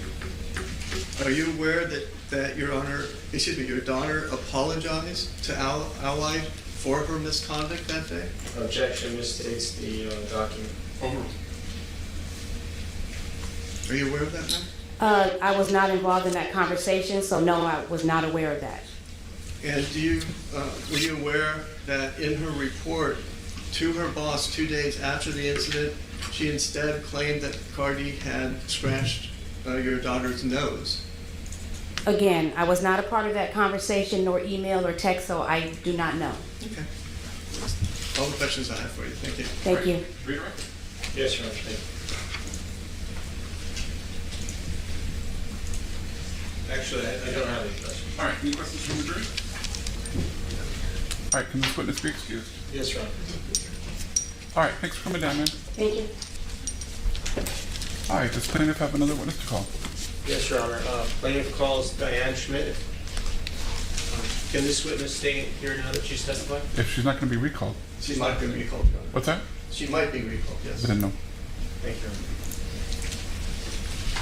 Honor. I will get her, Your Honor. Thank you.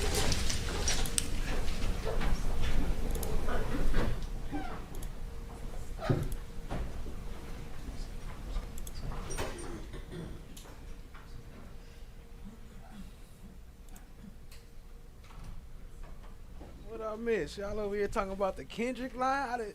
I done been stumped out in front of my mama.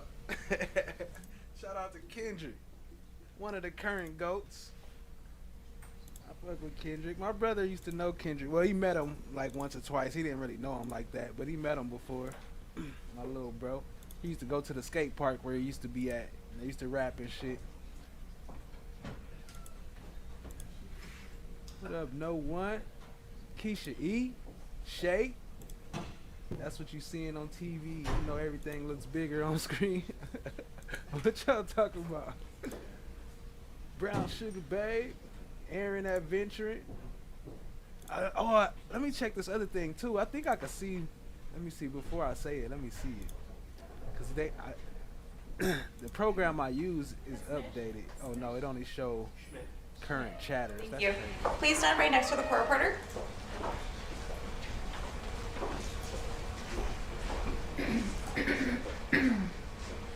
That's fine. Right there. That's fine. Thank you. Please raise your right hand. Do you solemnly state that the testimony you may give in the cause now pending before this court shall be the truth, the whole truth, and nothing but the truth, so help you God? I do. Thank you. May I please have you state and spell your first and last name for the record, please?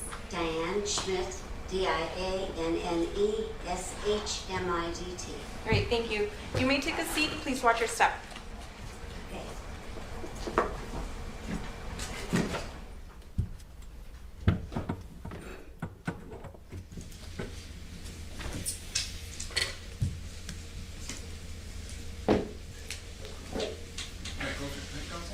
Thank you, Your Honor. Good morning, Ms. Schmidt. Good morning. You're Emani Ellis' grandmother? I am. You live in Las Vegas? I do. And what did you do for a living before you retired? I work for City National Bank. For how many Here years? in LA. How many years? Probably 12 years, 13 years. I retired from there. Did you, you are, I'm sorry, straight.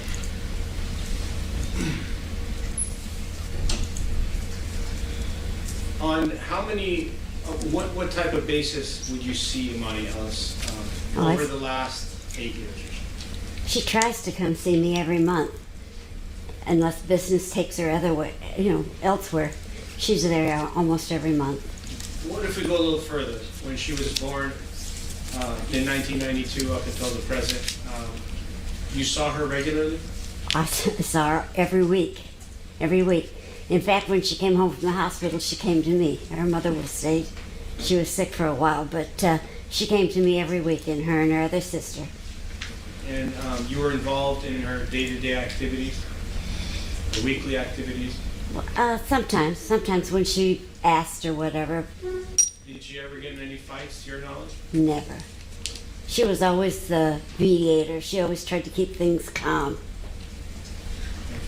She has 5 brothers and sisters. She's trying always to keep it.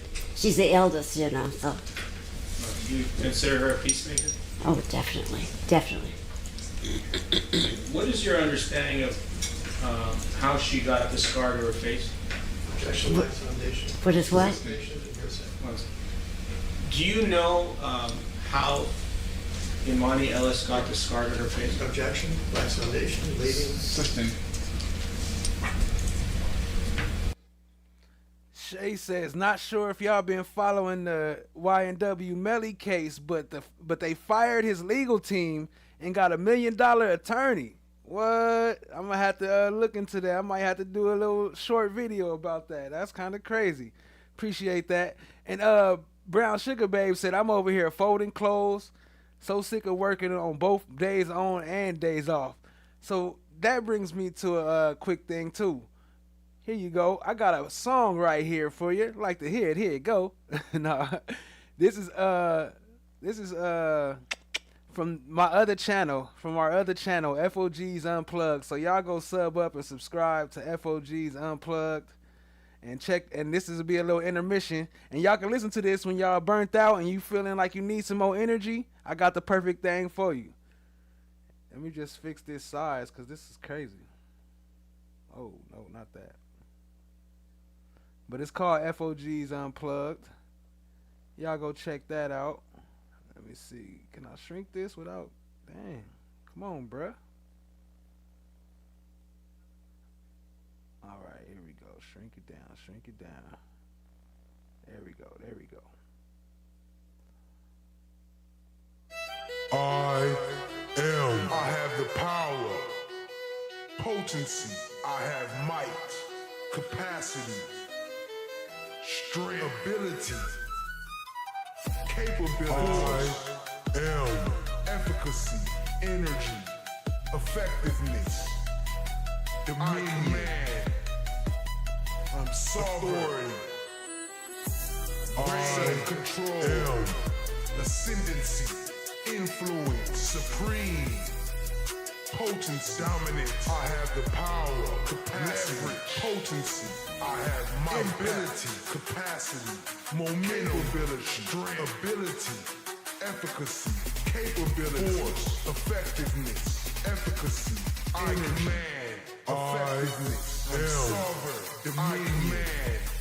Reign. I'm sovereign. Ascendancy.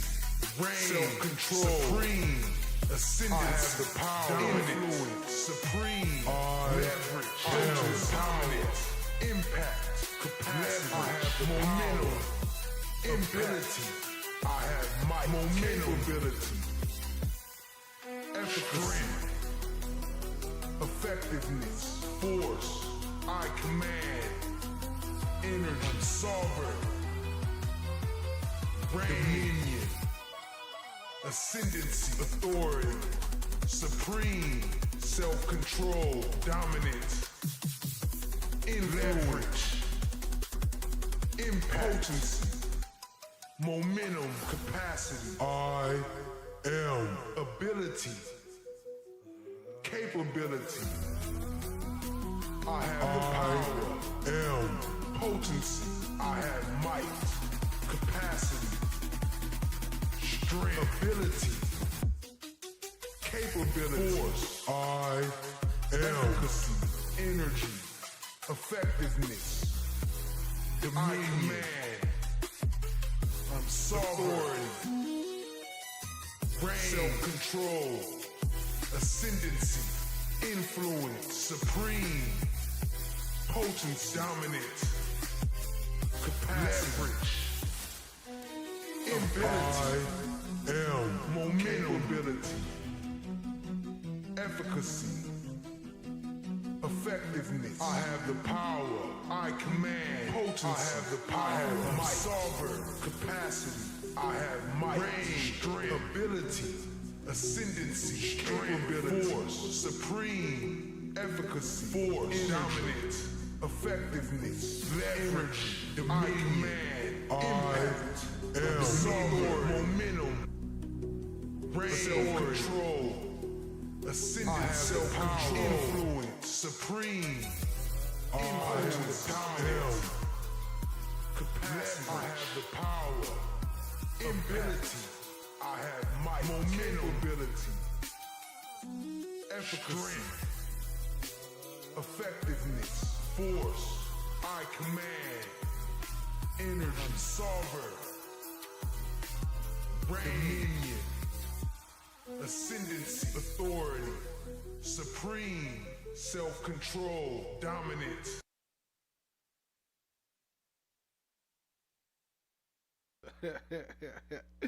Ali said, what the heck I walk in on?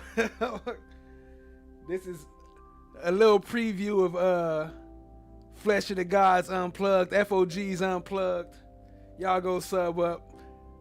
Brown Sugar Babe said she needed some power, so I had to bring the power. And also, we got some calming, chilling, black screen stuff over there. A lot of stuff going on. Y'all go check it out. Y'all go sub up to FOG's Unplugged. Yes, indeedy. All right, let's get back to it.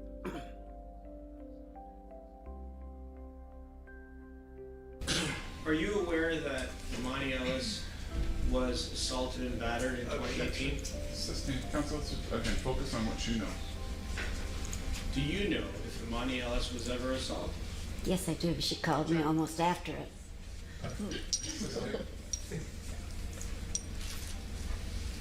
And go sub up to Rock Solid TV. Shout out to No One. Just drop the link in the chat. We got stuff over there too. We're about to take over these YouTube streets. What are some of the changes? Well, strike that. Did you notice a change in Emani Ellis in some point in her life? Well, after this incident, she was depressed. She was really disappointed. I think she liked Cardi before the incident, and she was shocked that she was reacted that way, and she just was depressed. And every time she relived it, listening to her music on the radio, and it was kind of she couldn't really avoid it. So it affected her because she couldn't make it right. And the incident you were just telling us about, when approximately did it happen, to your knowledge? Well, it was right after my birthday, but it was, I don't know what the year was, but it was a long time ago. When is your birthday? February 16th. If I told you the incident happened on February 24th of 2018, would that refresh your recollection? Yeah, that sounds pretty clear. I don't know, you said 2018? Yes. Yeah, that's about right. And you noticed a change in your granddaughter after 2018? Yeah. Right after your birthday? Yeah. Did you see the scar to Emani Ellis's face after February 24th of 2018? Objection, lacks foundation, leaving. You can answer. I can't? Yeah, I did. She was, well, she's a pretty girl. She wants to maintain her face, and it was like it damaged her face, and she was trying to make that right. All right. Now, let's take it from birth, 1992 up until February 24th of 2018. Okay. In that time period, did Emani Ellis, to your knowledge, ever sustain a scar to anywhere on her face? Not that I know of. Did you ever see a scar during that Never. time frame? And after this incident on February 24th of 2018, you with your own eyes saw the scar to her face? Oh yeah, I saw it. Okay. And when she got plastic surgery from Dr. Mulliken, did it improve? Objection, Oh. lacks foundation. You can answer. Yeah, he was actually a very good surgeon. He covered it very well. And it is still present now a little bit, correct? Very slightly, but she's lucky. No further questions. Thank you. All right, Rob? Thank you, Your Honor.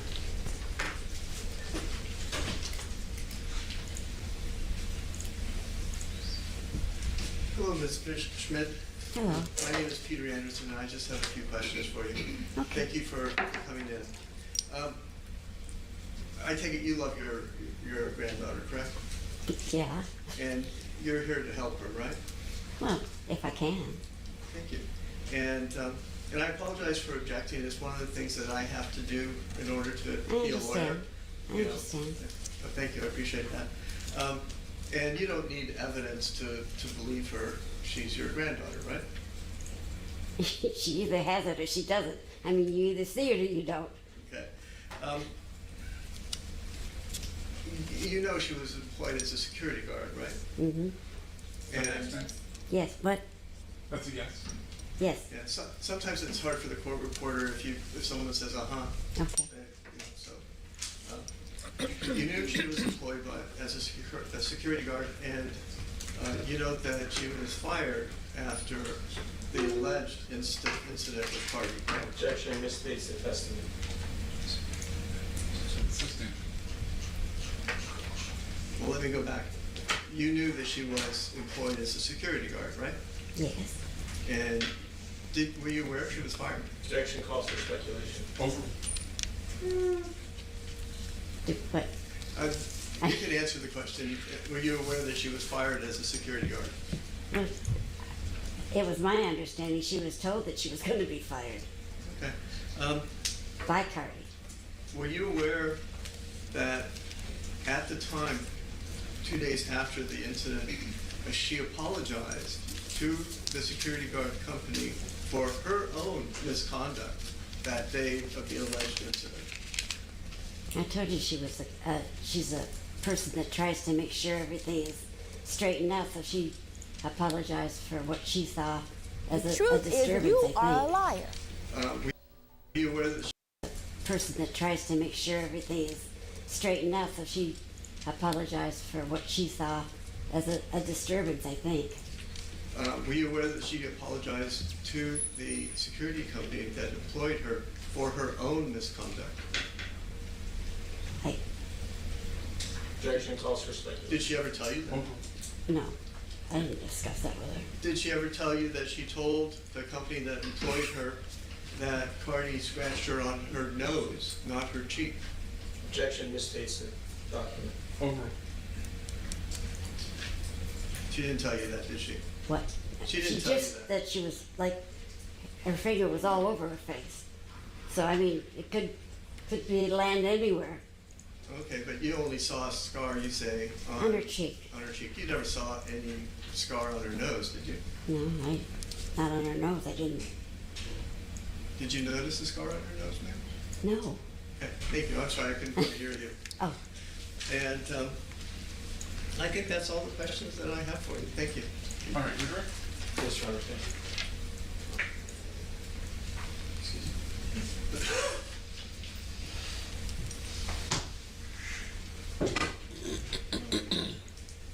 Are you aware that in the incident report that counsel asked you about, your granddaughter expressed that the defendant pointed her 3-inch acrylic fingernail into her face? Objection. Outside the scope.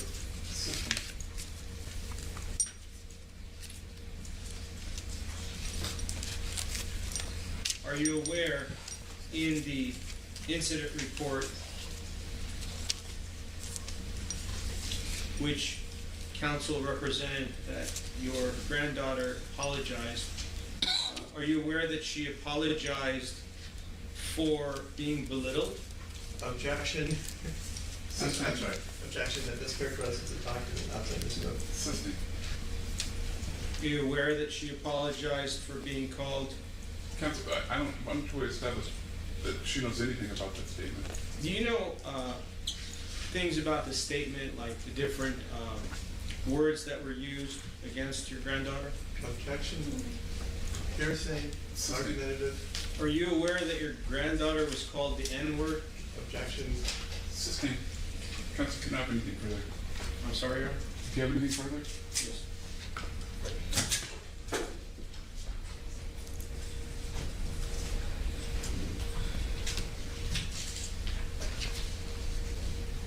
If your granddaughter apologized, could she have been apologizing for her part of the incident? Objection, license. Isn't it true that in every incident there's two parts? Objection. And people are responsible for their Counsel, side she's of a the fact story? witness. Do you have any questions about facts?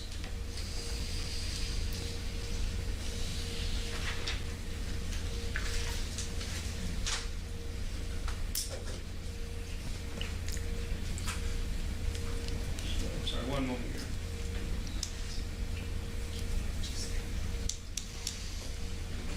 That's all, Your Honor. Thank you very much. All right, can you recross? No, Your Honor. Thank you. All right, questions from the jury? Do you want to write that out, please? Do it.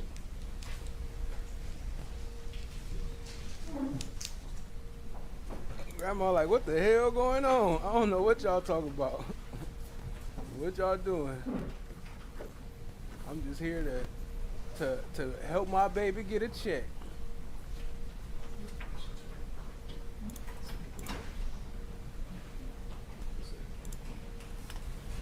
I'm just here to help my baby get a check.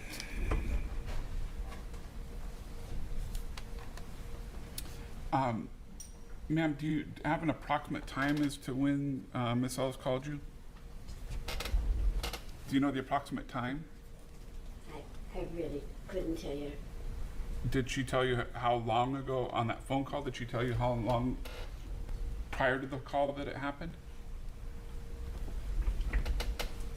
Or in other words, should you say this just happened or it happened earlier? Well, she called me right after. Right after? And she was humiliated, you know, so she Okay. was crying. Okay. Any follow-up questions?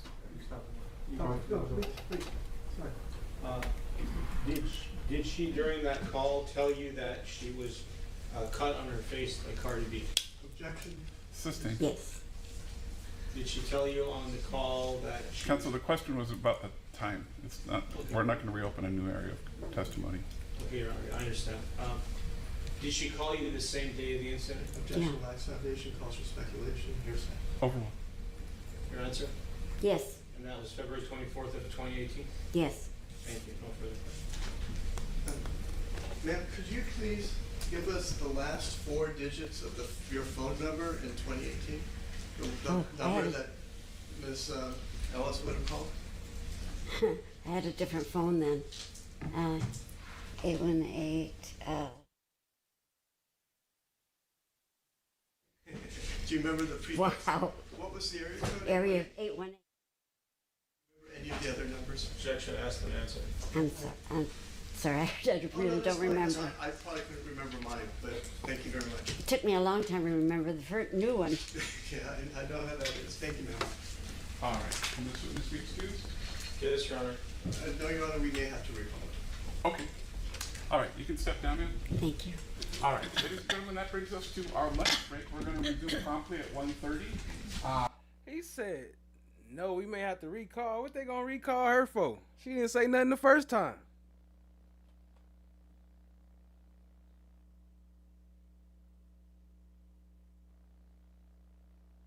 $1,000 for 2 procedures.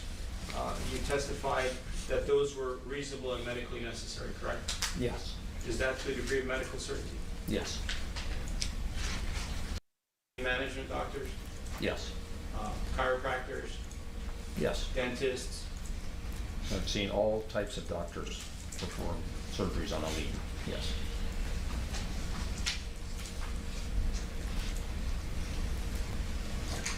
If you can go to exhibit number 5, please, in your book.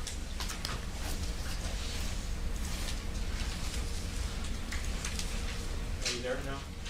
I am, yes.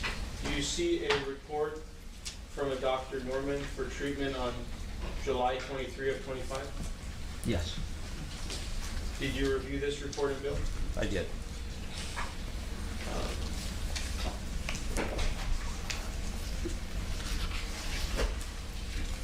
Is this the most recent medical visit that Emani Ellis received to your knowledge? I'm sorry? Is this treatment at Dr. Norman's office the most recent medical treatment that you're aware of? Objection, Your Honor, this is an excluded document. It has not been excluded.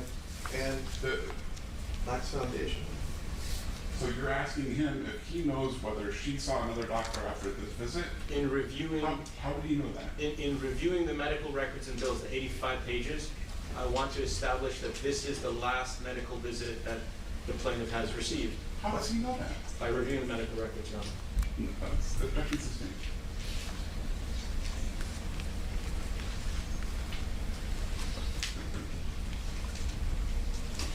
Isn't it true that after July of 23 of 25, there are no further medical records that you've reviewed? I don't know.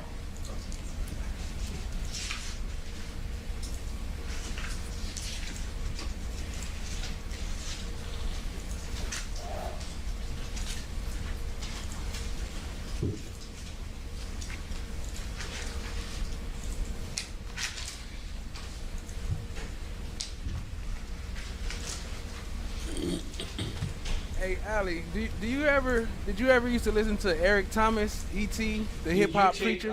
Photographs. The hip hop preacher, he used to do like motivational videos, E.T. Did you ever used to listen to them, Ali?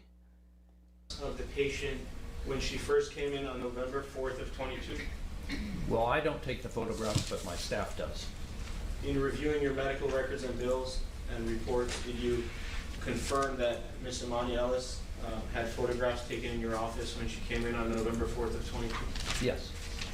And each time she came back, for example, on February 20th of 23 and March 20th of 23, you also took photographs, correct? Yes. And because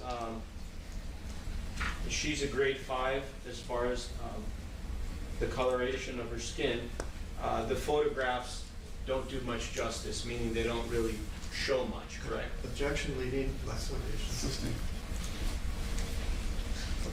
Isn't it true that when you saw Emani Ellis on those 3 occasions, you could see the scar a lot better than in photographs? Objection, leading.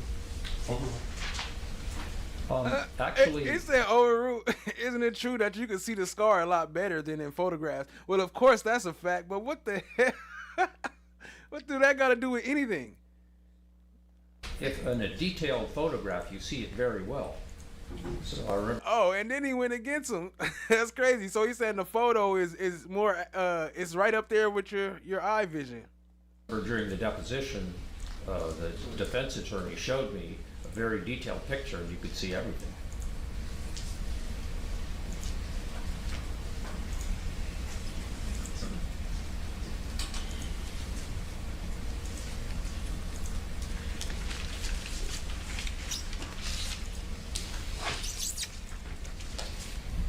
go to Exhibit 6 in your exhibit book.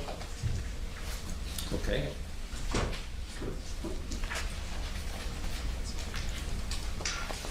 There's a total of 12 photographs, correct?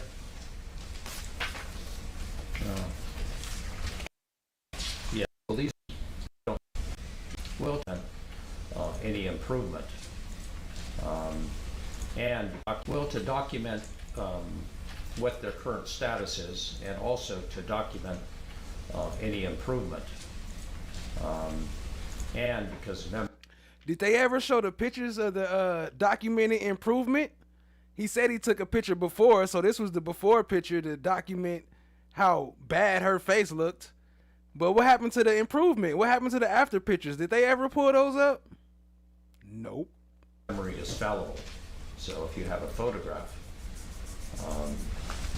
I don't always operate on patients right away. Sometimes it's months later. And then I like to have an accurate photograph.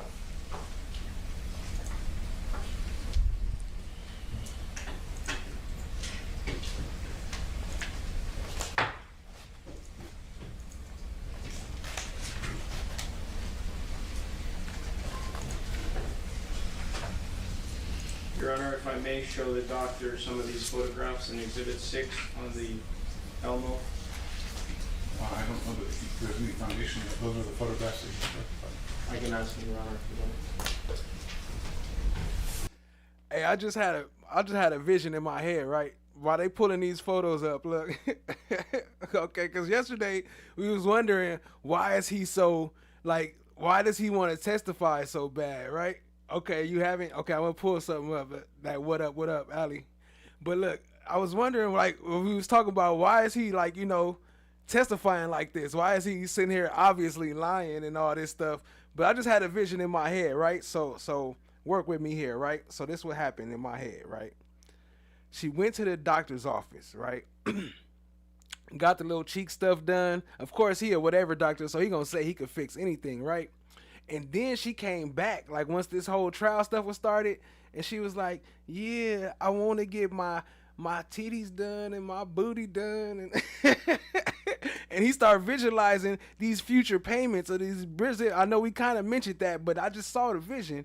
You know, he started visualizing what it could really look like if he get that. He like, yeah, I'll testify for you. Shoot, I'll testify. And, you know, I could just see her, like, in the movie, like, walking in, like, kind of, you know how they walk with that swag, like walking like Jessica Rabbit. Walking in all sexual, like, yeah, I want to get this done, but I just need to win this case. All right, my bad. I'm glad we on break. That's a lunchtime break thing. But I got you, Ali. Hold up.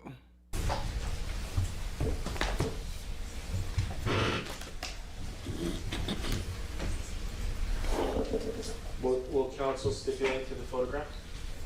Which one? Why don't we not propose stipulations in front of the jury? Sorry.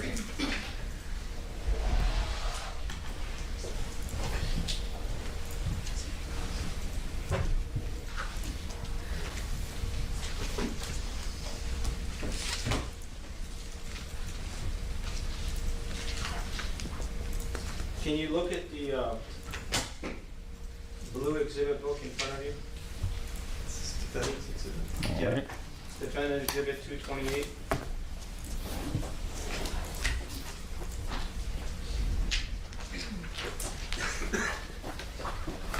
Okay. Request to publish, Your Honor. I don't know that he's identified. Do you know what the document is? If you look at this photograph, the color one, is this a better photograph of Emani Ellis? Look, it's y'all fault, all right? Look, y'all was talking about all these shots and stuff where Cardi B was rubbing her head. So I took I ain't even finished the shot. I only took half a shot. See what y'all started? That's just half a shot. Is this Mark? Yes. And this is a photograph that was taken in your office on November 4th of 22 by your office staff, correct? Yes. And you maintain your photographs in your office as part of your business records? Yes.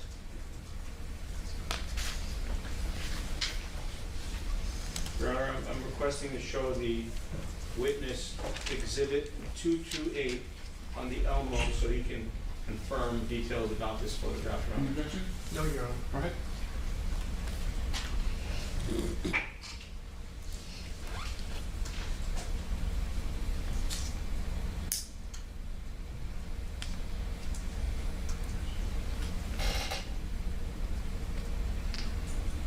I'm going to use a pen, and if you can tell me where on her face you see the scar. Counsel, there's a pointer there. If you would just want him to get down and give you Sure. the pointer on the screen.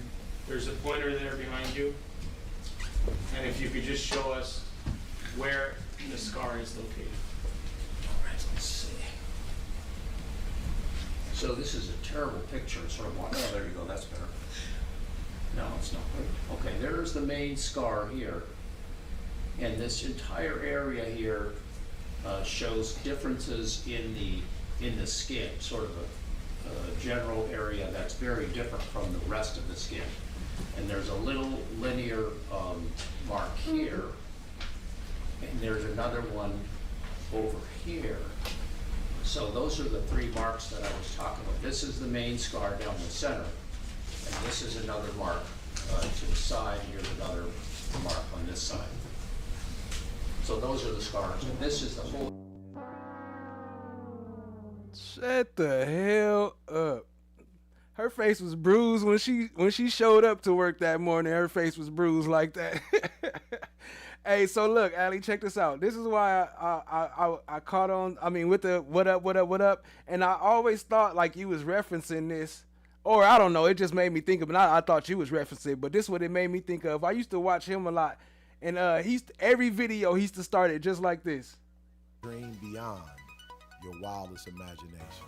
All right, on 3, 1, 2, 3. What up? What up? What up? It's your boy E.T. Yeah. That what up. But yeah, he do like a lot of motivational stuff. E.T. the hip hop preacher. So I just wanted to show a little clip. That's what I think of every time I see you say that. That's why that's why I don't know. Anyway, I just want to share that with you. Area that's affected. So it has a little bit different, the pores are of different size, and they're a little washed out and a little, they've lost some of the normal undulations of skin, which are called reed pegs. But that happens often with scar. Okay, and if we look at this this photograph, can you tell that in the photograph Emani Ellis was wearing some makeup? It appears she is, yes. She has lipstick, and then it appears she's wearing some makeup. All right. Thank you.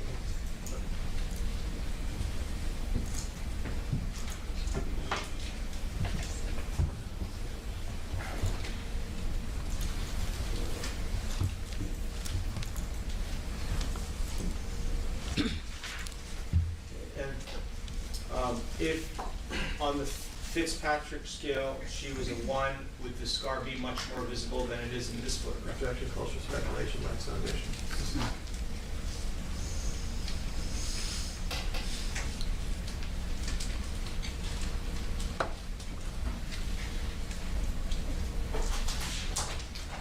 In your medical opinion, did this type of injury cause Miss Ellis to suffer pain or discomfort? Objection, lacks foundation, non-justification. Did Miss Emani Ellis advise you in your examination of the patient that she suffered pain from this injury? Objection, hearsay. Yes. And if you could just tell us again a little bit about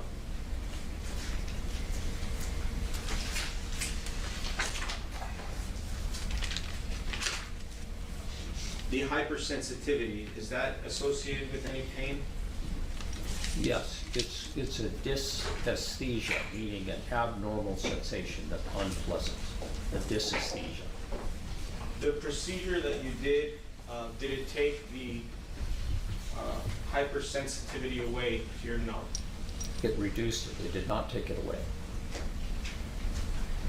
Do you know approximately by what percentage? Objection, lacks foundation, cultural speculation. Hearsay. When you say reduced it, is So hold on. So he did a hypersensitivity reduce surgery. He did a surgery to reduce her hypersensitivity.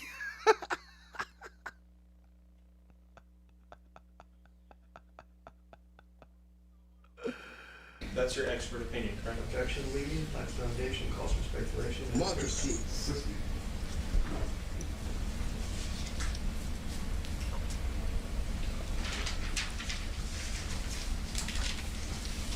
And then I just want to ask you a little bit more about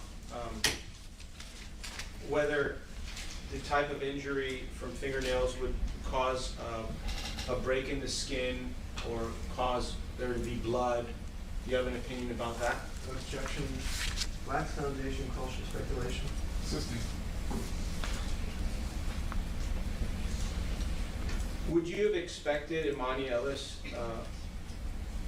in the type of injury that you see here, to have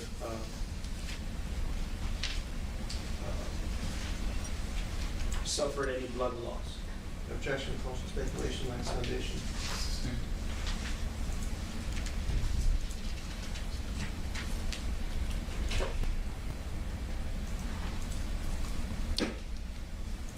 And patients in Fitzpatrick 5, do they have more of a tendency to, do their scars become keloids? Objection, lacks foundation. Why don't you start with foundation? Do you have experience with keloids? Yes. What is a keloid? The keloid is an overgrowth of scar tissue from the original scar. Do patients in Fitzpatrick 5 have more tendency to have their scars turn into keloids? Yes. And why is that? We don't know. Do you believe that Emani Ellis' scar was a keloid when you examined her on November 4th? Objection, lacks foundation. Overruled. No.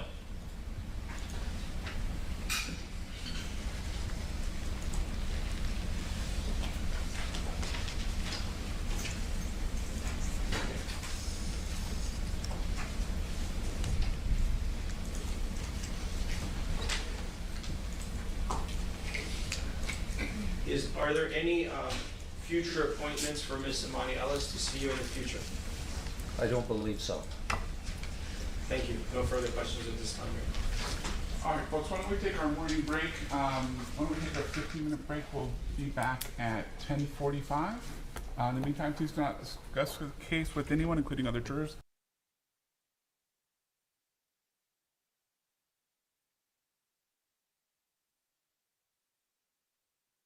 But for you to, you can't make me want what I don't. I'm over here on mute. My bad. I was saying this is one of my favorite ones. I won't play too much because I don't want them trying to copyright strike me. But I just dropped a link in the chat. This is a great introduction to E.T. and why I used to listen to him. Every now and then I might tap in, but I just been so busy. I ain't got nothing against him. I just don't listen to it no more. But if you ever need some motivation or some push, this might. I gotta be careful though. I gotta be careful because you know they be they tough with their copyright sites. But it's a good little video. It ain't that long. It's like 7 minutes. But for you to, I think that's enough already. Shoot, I don't want to mess around. But check it out. The link is in the chat. Y'all can check it out. You could watch that and be back in plenty time before the court start. Appreciate y'all. Don't form any opinions or do any research. We'll see you at 10:45.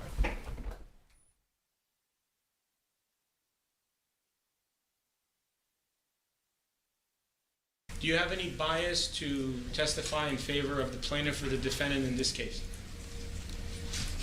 No. No?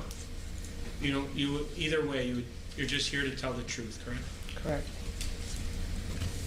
And further on, it talks about, well, let me ask you this. Why was it so important to document all of these details?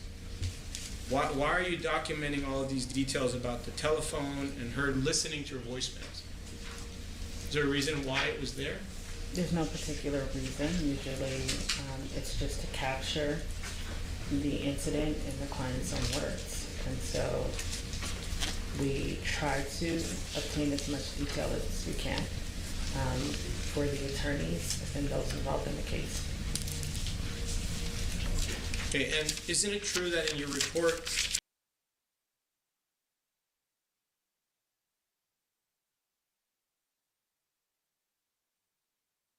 Final status conference, When you were chest to chest with her, correct? Objection argumented. overruled. I don't think I was like on a high level of angry. I was more on a high level of concern. Very concerned. And why were you concerned? Because I'm pregnant and this girl's about to fucking beat my ass. Hello? Hello. Hello, I'm here. So, when she was going to beat you, like you just testified, what did she do to have you believe that she was going to beat you? What did she do? She was on my face, chest to chest, and while we arguing, she's backing me. So we practically arguing, and I'm backing, and she's like walking forward. Right. And she's, you said she's bigger than you, is that correct? Absolutely. How do you know that? I mean, look. I'm looking, I don't agree with that.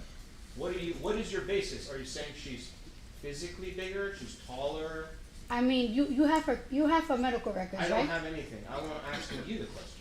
I mean, I was 130 pounds at that time. So she's overweight, right? In your opinion. Objection relevant. Assisting. She's a little. You don't need to answer that. Okay. Did you make fun of her that she was overweight when you were there in the hallway? I don't think so. Did you call her fat? No, I was calling her a bitch. Bitch? Yes. Do you think that's respectful to call a security guard a bitch? Objection. Assisting. Relevant. Is that how you talk to everybody? Objection. Assisting.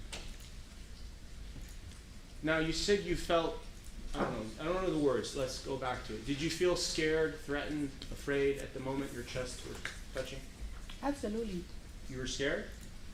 Absolutely. And you had your cell phone on you, right? I did, but she's in my face.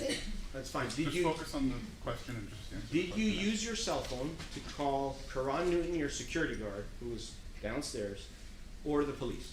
Objection. Did you call anybody for help? Overruled.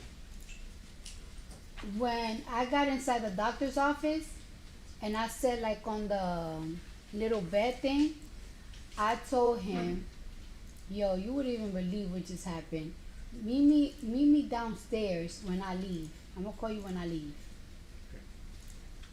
If you were really scared and really afraid, isn't it true that you could have called your security guards to come upstairs and help you? Or you could have called the police. That was a possibility because you had your phone in your hand, correct? Objection. Compound mischaracterizes the testimony that the phone was in my hand. Assisting. You had your phone in your pocket on the date of the incident? Objection relevant. Assisting. Can we agree that you didn't call your security guard to help you after the incident, correct? To help you. You did call him, but you didn't call him to come upstairs. I apologize. I thought it was done. Mischaracterizes the testimony. Overruled. You know. I didn't call him to help me. It was already done. It was done. Okay, now let's talk about the fingernails. Okay, fingernails. Something new? Well, I want to show a couple of things about the fingernails. So this side of the ruler, okay, is 2 centimeters. You need me to bring it closer, or can you see it from there? Objection, Your Honor. You went over this yesterday. I'm sorry. 2 centimeters. You know the size of 2 centimeters? How big it is? As an answer, yes. I have like an understanding of how it would be. Yeah. 2 centimeters is a little bit less than an inch. Okay? Now, Miss Emani Ellis had a scar to her face of 2 centimeters long, and she received plastic surgery for that. And my question to you is, did you at any time see a scar on Miss Emani Ellis's face, or a cut, or a scrape, at any time during the time of the incident? No. And she couldn't get a scratch from me because I didn't touch her. I understand that's what you're saying. I get it.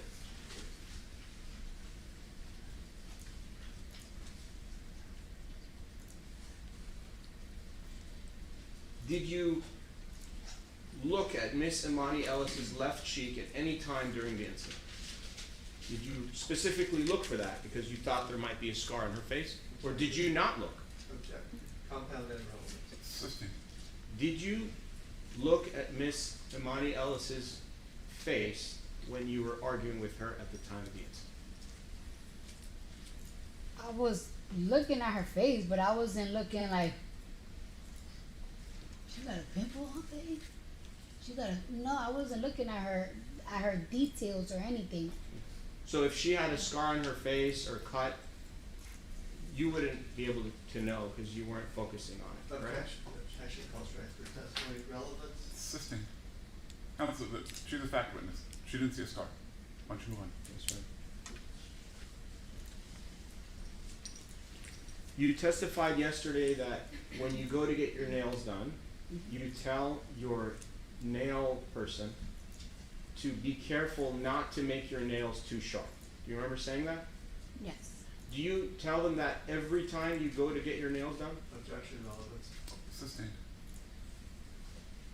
Did you tell your nail person that before you had your nails done, just before this incident? I didn't have to because of the shape. So the shape that I had that week, it wasn't like a shape that is like harming. It was like a square coffin shape. So it didn't have like no points or like sharp edges and stuff like that. I mean, there's pictures of me of that week everywhere, so. Do you have a picture now with you? Do your attorneys have it? Yes. The nails that you have on now, are they sharp and pointy? I don't consider them that, no. You consider them pointy? No. Can those nails that you have on now, can they become sharp to the point where they could cut somebody if you were to scratch them? Relevance. Sustained. Did you see any skin or any blood underneath your fingernail after the incident? Any of your fingernails? There was no physical incident for me to even see nothing like that. That's not what I'm asking. I'm saying if you saw anything. No. Okay. Did any of your fingernails break after the incident? No. All 10 of them were in perfect condition? Yes. When you went to see the doctor, Dr. Finke, did he look at your fingernails? Did he go over that with you? No. Did you even bring it up to him?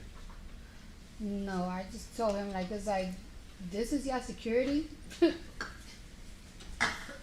is your security? Besides your chest to chest touching, did anything else touch? No.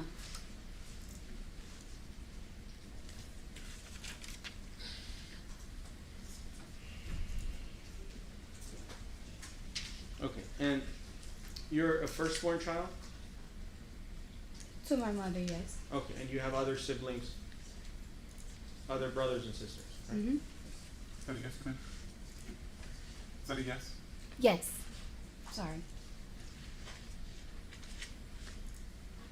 Okay. And as you testified yesterday that the baby in your stomach that was 4 months or 3 to 4 months old was your first child, correct? Mm-hmm. And you've had other children, correct? After? Yes. Your Honor, relevance. Sustained.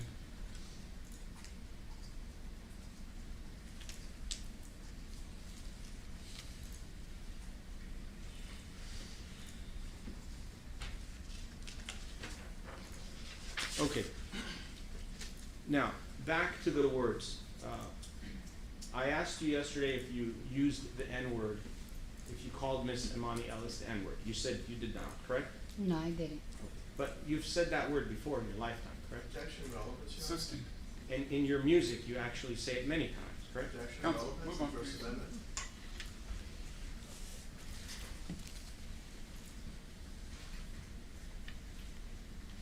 Do you know what the word ghetto means? Objection, Your Honor. Assisting.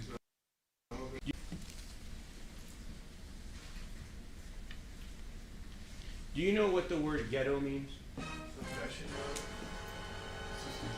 Did Miss Emani Ellis call you ghetto? I don't remember. If someone called you ghetto, would that make you angry? Objection, relevance. Overruled. Me? Yeah. If somebody calls me ghetto? It depends on how you're using it, but I don't really feel offended if you call me ghetto. Did Emani Ellis tell you that you're stupid? Your Honor, relevance. Overruled.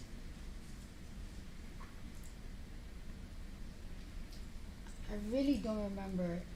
She did. She was cursing at me though. What were the words that she used? You're gonna get the fuck out my building. You're gonna get the fuck out my building. I can do whatever the fuck I want. And then it's like when I was telling her, like, it's like, why you recording me? She said, it's my fucking phone. It's my phone. You're in my building. That's what she was telling me. And she was like, she also was saying, like, I don't give a fuck who you are. I don't give a fuck who you are. Okay. And you remember her telling you that? I remember that. Those exact words? Yes. And did that make you angry? Yes. Absolutely. Okay. When you get angry, you black out and maybe not realize what happens next? Objection, Your Honor, relevance. Do you know if you blacked out on the date of the incident? At any time? Sustained.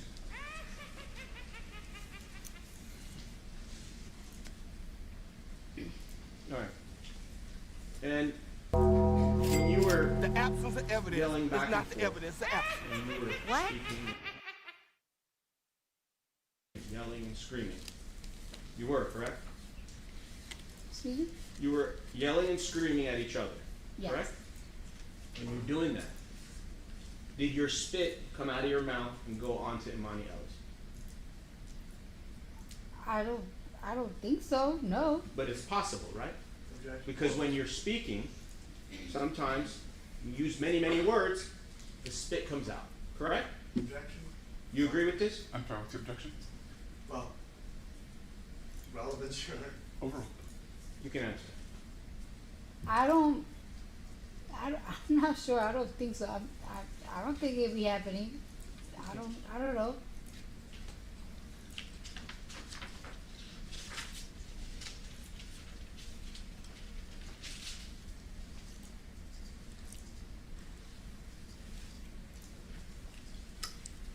Could it be that Miss Emani Ellis was not recording you with her phone? Objection. Is that a possibility? Objection called for speculation. Sustained. Aside from what you've just told us now about the recording, is there anything else that you have? Any other testimony about how you know Miss Emani Ellis was recording you with her phone? She told me when I told her, why you recording me, she said, oh, my bad. Practically apologized. Did she apologize to you? If you saying, oh, my bad, when I'm telling you why you're recording me, to me, that means you're recording me. And it's right there, right now. It's on my face. Well, not on my face, literally on my face. I'm trying to be as detailed as possible, but She should have said, pause. It's on my face. What up, Chan? My black is golden. Welcome, Queen. she had it right here on her chest, like this. and when Miss Emani Ellis told you to leave the building, you refused to leave, correct? Correct. And at that point, you were trespassing, correct? Objection, Your Honor. Sustained. Where did you go? Did you leave the building? Did you go to your doctor's office? Where did you go next? To my doctor's office. And where did Miss Emani Ellis go? I don't know. Did she see you walk into the doctor's office? Objection called for speculation. Sustained. Did you see Miss Emani Ellis when you walked into your doctor's office? Did I saw her? Right. We was arguing. The receptionist came out. She got in between us. They were like, kind of like, she was like trying to calm her down.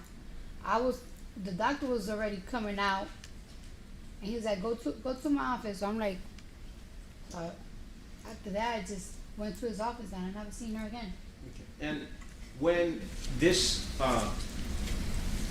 how long after, from the moment you saw Miss Emani Ellis, how long after did the doctor think he come out of his office? Was it in the middle, towards the end? Can you give us an estimate of time?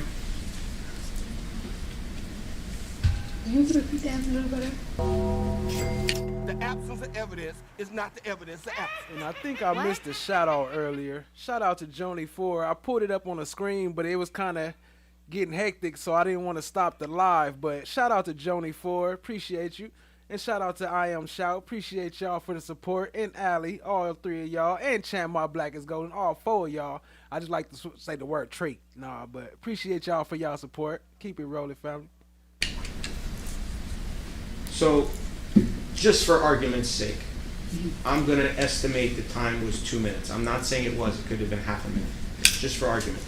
So during the 2 minutes that you and her were outside in the hallway, screaming at each other, whatever you were doing, for those 2 minutes, how long after the 2 minutes, or sorry, how long from the beginning of the 2 minutes to the end did Dr. Finke come in? So he could have came in at 59 seconds, 119 seconds, 1 second. Do you understand my question? But it wasn't 2 minutes, though. Time out. Go ahead. It wasn't. I'll withdraw the question. All right. All right. Let's do it again. How many seconds? I need to know this. How many seconds were you and Miss Emani Ellis in the hallway? Let's just pick a time. You pick it. I'll say from like the beginning all the way to like walking down, it had to be like a minute or less. Okay. And you say walking down, you mean walking into Dr. Finke's office or leaving the building? Excuse me? When you say walking down where? Remember, I got off the elevator, so I'm walking, trying to find the room, the office. So in between that was like the minute there. Like I feel, I like the verbal dispute. It had to be like 20 seconds of that. Okay. Fine. When did Dr. Finke come out of his office? At the end. When it was all done, correct? Mm-hmm.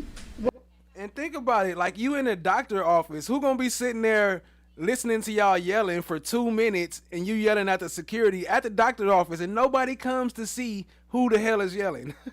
Knowing that Cardi B is on the way too and she a celebrity. Well, when Tiara was calming down, she was still like screaming and like trying to explain herself to Tiara. I just walked away. All right.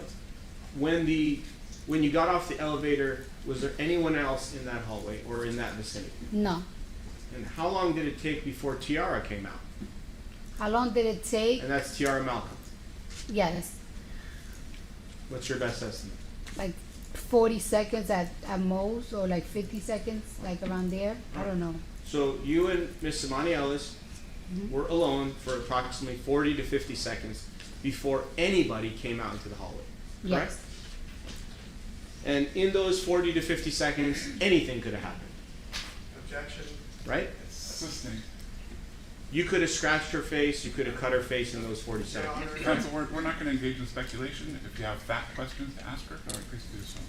When you had the fingernails on that day, what color were the fingernails? Do you remember? They were like Green? No, they were like orangey. And you said that there were some kind of flat, I don't know, stones on them? Yes. Were those flat stones on all 10 fingernails? Most likely, yes. Were the 10 fingernails all the same size and had the same exact stones on them? Mm-hmm. So if there was one stone, Yes. if there was one stone, it would be one stone times 10, or is one One might have 3 stones, another one may have 1 stone. Do the stones change? Objection. Vague, ambiguous, calls for speculation. What do you call them? The things that you said yesterday, what did you call them that were on your fingernail? Flat rhinestone. Flat rhinestones. Were any of them sharp? Not if they're flat, they're not sharp. If they're like 3D, like popping up, they sharp. But if they're flat, they're not sharp. Okay. And do you ever wear the ones that are 3D? Objection relevant. Were you wearing the ones that were 3D on the date of the incident? No. At any time? No.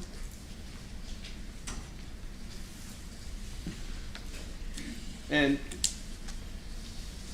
how do you know that those rhinestones that are 3D, how do you know they're sharp? Why did you just tell us that now? Counsel, why are we talking about things that she didn't testify she was wearing?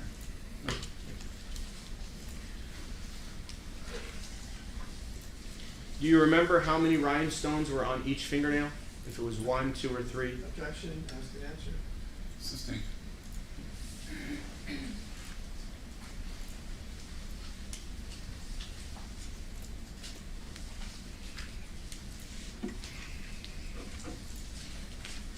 Aside from that day, the date of the incident, which was February 24th of 2018, aside from that day, have you ever seen Miss Emani Ellis either before or after that day? No.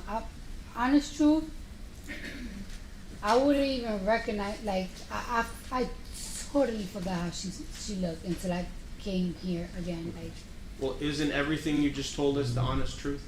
yes. Now, when Miss Tiara Malcolm came outside, she came outside, it was about 40 to 50 seconds, and she came out first, right? Mm-hmm. How long after that? Yes. How long after that piece did the doctor come out? Because he came out after her, right? They didn't come out together, did they? Tiara? I withdraw. Piece of time. But anyway, when Tiara Malcolm came outside, did she come by herself or with the doctor or someone else? She came out by herself. So how long after she came out did the doctor come out? He came out like 4 to 5 seconds later, 3 seconds later.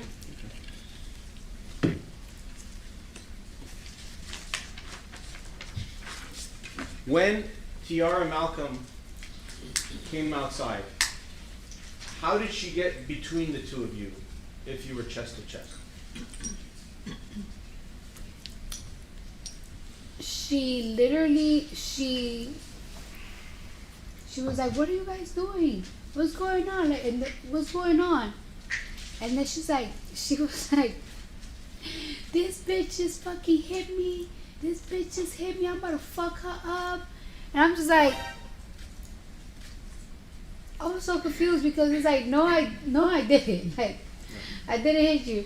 And then that's when like Finky came out, and he's like, what's going on? Go to my office. So I just like went to his office and stuff like that. Like, that's it. It's done.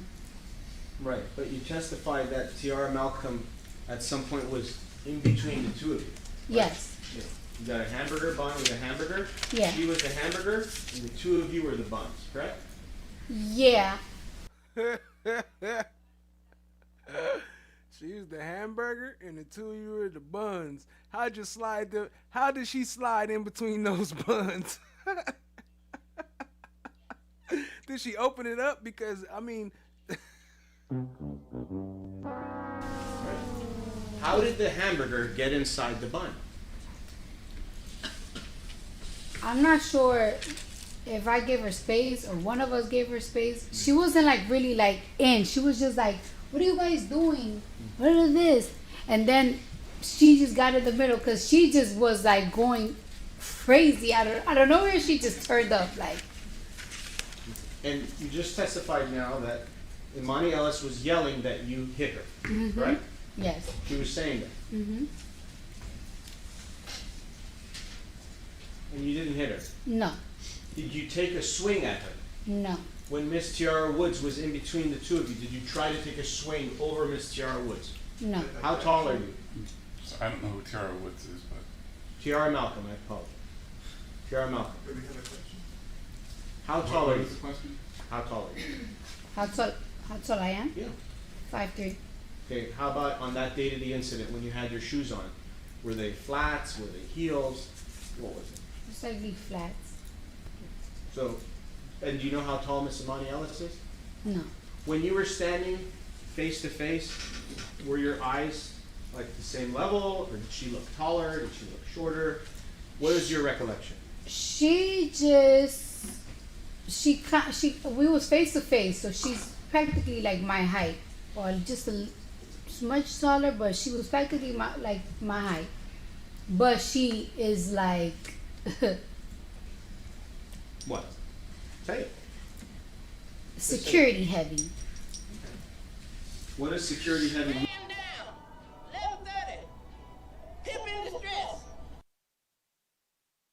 Is like What? Say it. security heavy. What does security heavy mean? Just tell us. There's no harm. What does that mean? Like she just looks a little like she could protect the building type big. You know what I'm saying? She just Right. looked more. I did not catch that part the first time. I was already laughing too hard. She said she looked like she could protect the building. She just looks a little like she could protect the building type big. You know what I'm saying? She just Right. looked more developed than me. And aren't security guards to be more developed than you? She look more developed. This how you know she's smart. She do that like she know how to use in a certain way. In a certain way. I don't mean reading and pronouncing letters. I mean she's smart in the way she think and the way she presenting herself in front of the jury.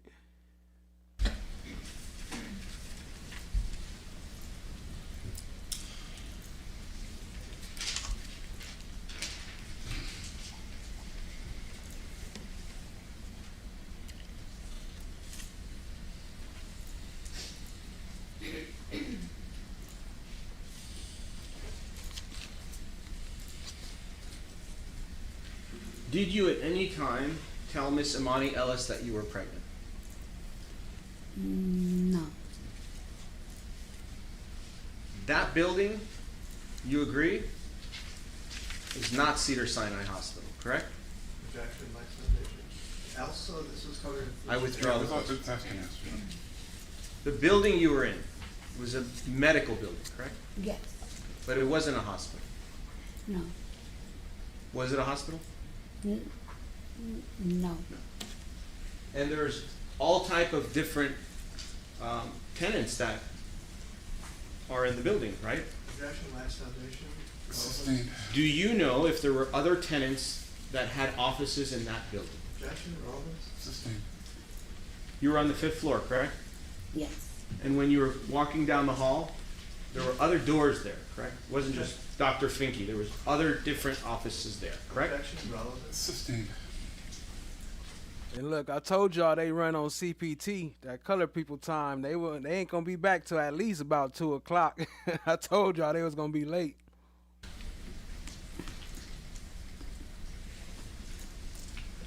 When you were getting angry, did you believe that your anger would harm your baby?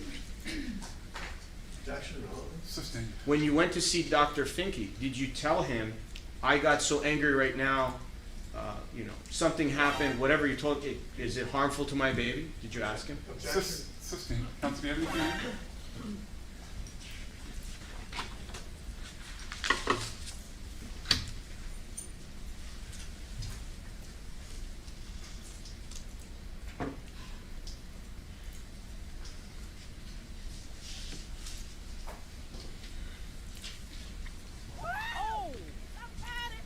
He needs some milk.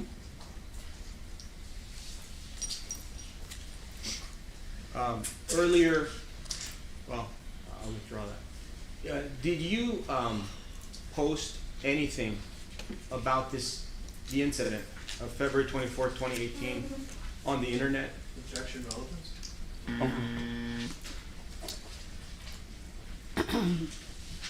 I think I said something because around that time she did went live and said something, and my fans caught it, and she was just practically saying like all of these lies about me and stuff like that, and I was like, I did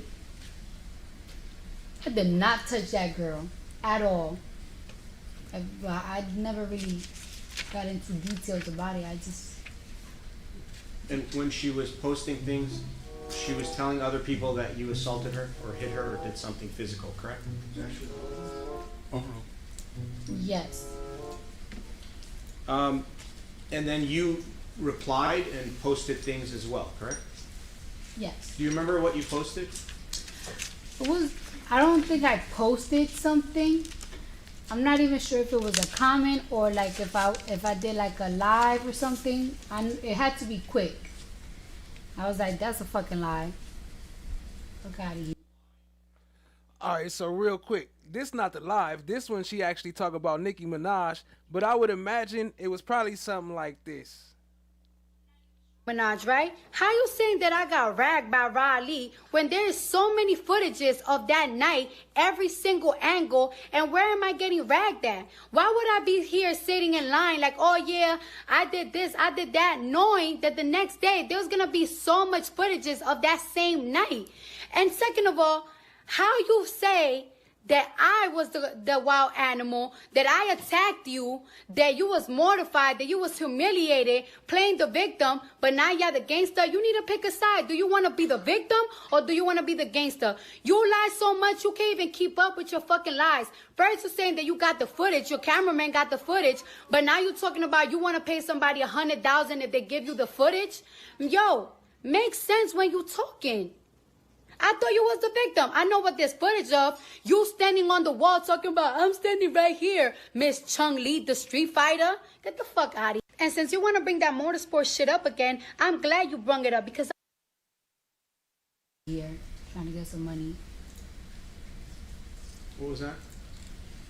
I said, that's a fucking lie. Fuck out of here. Just trying to get some money. Who's trying to get some money? She is. How do you know that? Because she sued me for $24 million. Did you sue her? No. Could you have sued her? Objection, relevance? Sustained.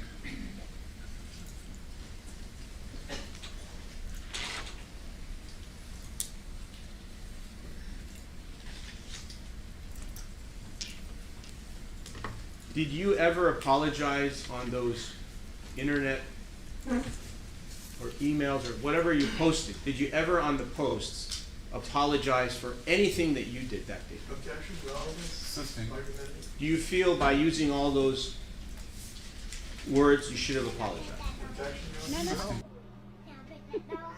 No. No, he's sleeping.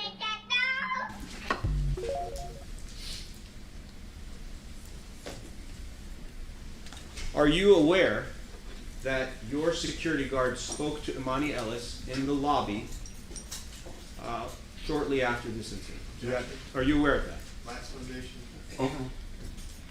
I'm not aware of that. He didn't tell me he talked to her. Okay. Are you aware that your security guard, Karan Newton, on the day of the incident, apologized to Miss Ellis on your behalf? Objection. Sustained. Did your security guard tell you that he apologized to Miss Ellis on your behalf at any time? Objection. Asked and answered. Argumentative. Last foundation. Sustained. Have you ever been assaulted and battered in your life? Objection, Your Honor. Sustained. Have you ever been abused in your life? Counsel, if you're out of questions, you can pass the question. In your life? Objection, Your Honor. Sustained. Have you ever been abused in your life? Counsel, if you're out of questions, you can pass the question.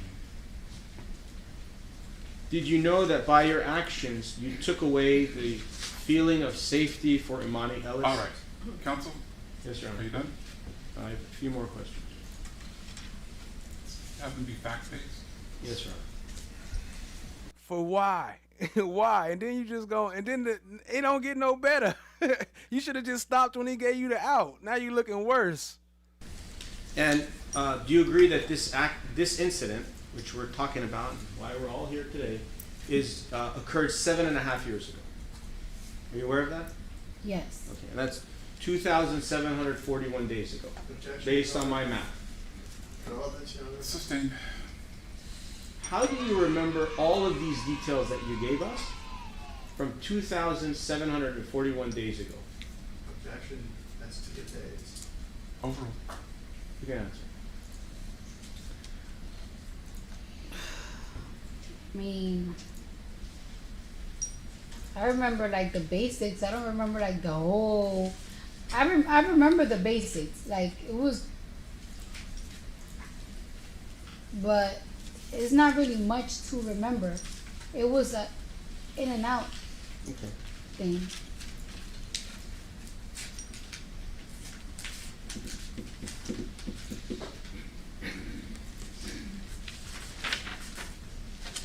She's intelligent. All right, and have you ever used your nails to scratch yourself? Like if you get a bug bite, have you ever done that before? Objection, Your Honor, relevant. Sustained.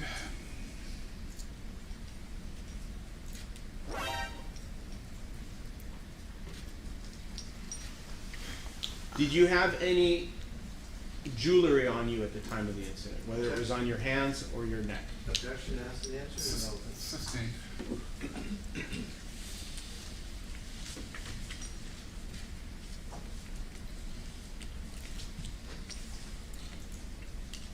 When you were in the hallway, did you block Miss Ellis from leaving? Even if it was for 1 second?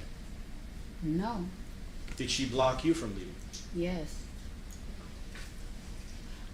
She blocked me from moving. She was right in my face. She was right in my face. Okay, and when you were standing there, were you were you facing Dr. Finke's office or a different side? Do you understand the question? Objection, negative, ambiguous. I withdraw the question. When this whole thing happened, did you start to move around in a circle, or were you standing physically in the same spot the whole time? Objection, ask the answer. I think we covered it. Sustained. When you say that she was blocking you, were you facing towards Dr. Finke's office? Yes? Objection, ask the answer. Sustained.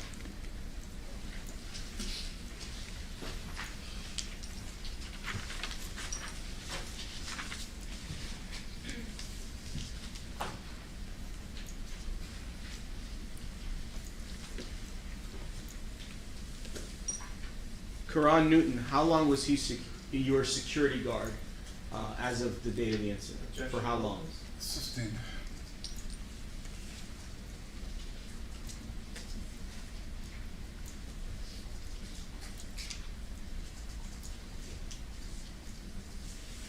Would you consider yourself a peaceful person?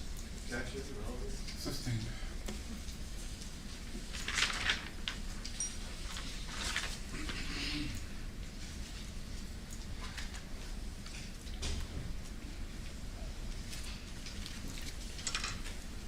And after you saw Dr. Finke, you spent about 15 minutes with him, you left the building, correct? Yes. When you left the building, did you see Emani Ellis as you were exiting? No. Did you see your security guard downstairs? Yes. And he was in the lobby area waiting for you? Ask the answer. Sustained. Okay. And when you left the building, you went to the parking lot, or was the car waiting for you outside? Objection, relevant. Sustained.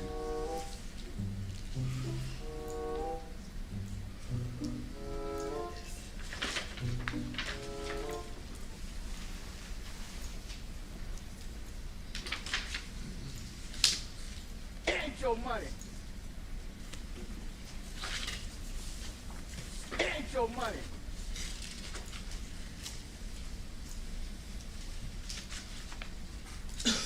Aside from Tiara Malcolm and Dr. Finke and Emani Ellis, who were in that hallway? Were there any other people there? No. Did any other doctors come up to that floor? No. You're sure? Absolutely. How are you sure? Objection. Sustained. When you were in the 5th floor, did anybody come from the stairwell up to hear what happened? Objection. If you know, do you know if anyone did? I apologize. I thought you were done. I'll withdraw it. I will ask it differently. When you were up there outside the hallway with Emani. Hold on, I got one.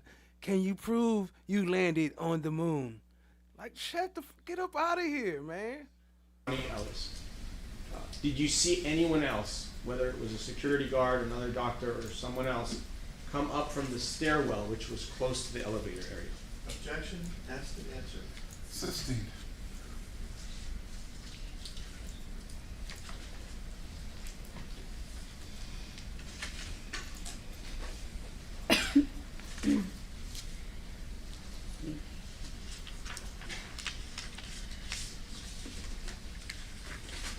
I forgot to ask you one thing about when you were chest to chest.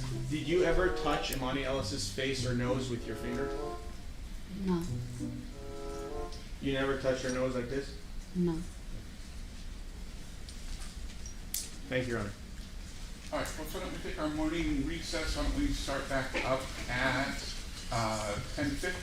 In the meantime, please do not discuss the case with anyone, including other jurors. No formally accused or doing research. We'll see you at 10:50. Wait, we still got the awards coming soon, family. It just felt, I don't know. I had to put it on the back burner, man. It just felt like I don't know where it was going. I got a lot of stuff still for it. I got a lot of stuff I was working on for it, and it still will be here. But it was just like all YSL. Like when I was looking at it, I was like, dang, like YSL gonna win all the awards. But now we got a little bit more to work with, a little bit more, to function with. So we gonna have it coming back soon. Stay tuned. Hit that like, hit that subscribe, tap in, share with a friend, hit the notification bells so you get notified when I drop this fire. You dig?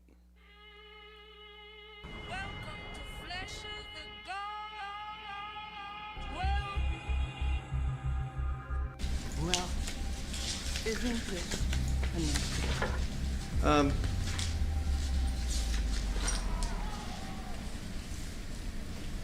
When you were face to face with Miss Ellis, I take it you could see her face? Yes. Did you see any scratches on her face? No. Did you see any cuts on her face? No. Did you see any blood on her face? No. Did you see any injury at all on her face? No. Did you see any spit or spittle on her face? No. Did anyone spit in that encounter? Objection calls for speculation. While you were there, man. While I was there, no. Did you hear Miss Ellis yell at Cardi B, and excuse my language, "I will fuck your shit up"? Something, yeah, something along those words.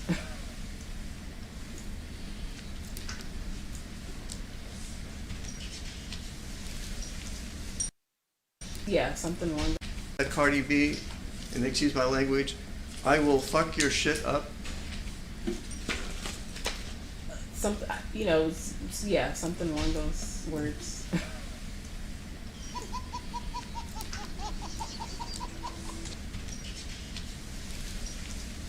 At any point in time in that confrontation, did Cardi B hit Miss Ellis? No. At any point in that confrontation, did Cardi B cut Miss Ellis with Cardi's fingernails? Objection calls for speculation. While you were there? Over. No. Did you hear Cardi B use the N-word, excuse me, I apologize. Yeah, no, did you hear Cardi B use the N-word? You know what I mean by the N-word? Yeah. No.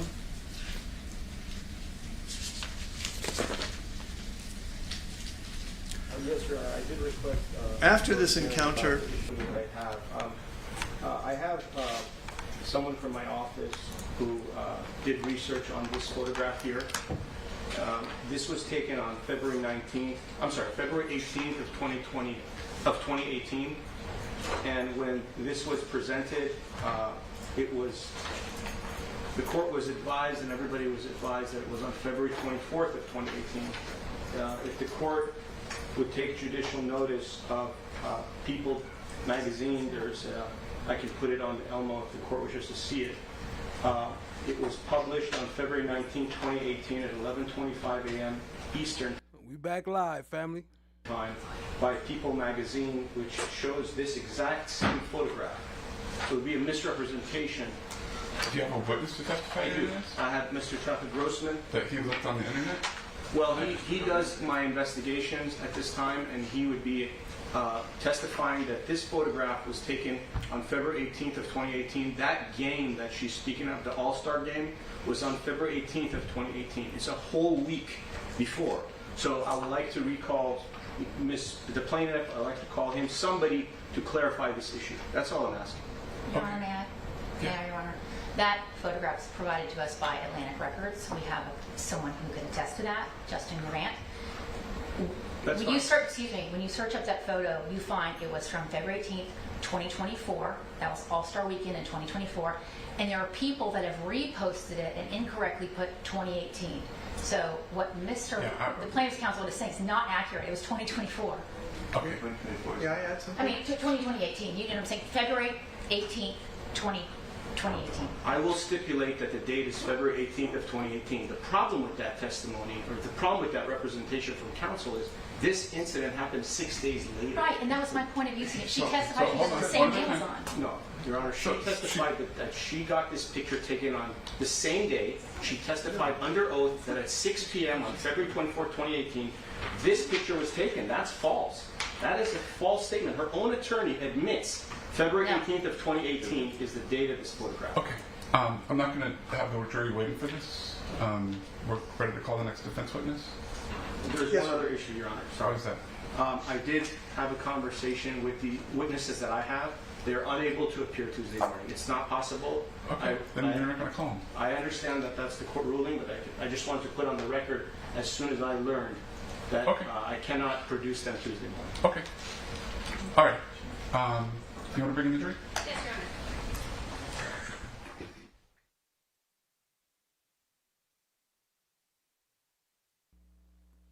Your Honor. Shout out to today's stream sponsors. The absence of evidence is not the evidence of absence. What? He talking about, oh, that's not from there. And that's why, look, Ali already beat him to it. I got the pictures too. Ali already beat him to it and pulled up the pictures of the rest of that week with the same nails. She had the same nails that whole week. We already got all the photos. Let me see. I think I got one right here from later that week. Oops. All right, welcome back, everyone. We're still on the record in the Ellis matter. We're now joined by the jury and alternates. At this point in time, we're going to suspend plaintiff's case in chief. We're going to begin the defense case in chief. And does the defense have a witness to call? Yes, Your Honor. Defense calls Dr. James Rosenberg. All right. I believe maybe in the hallway. Okay. Do you want to retrieve him? Yeah.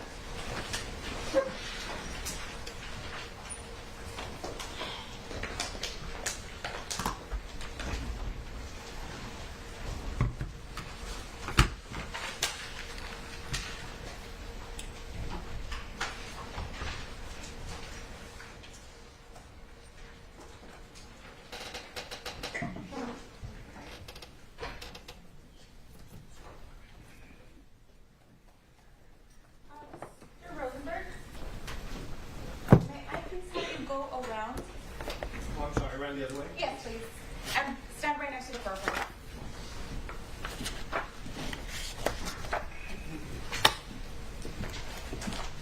Please raise your right hand.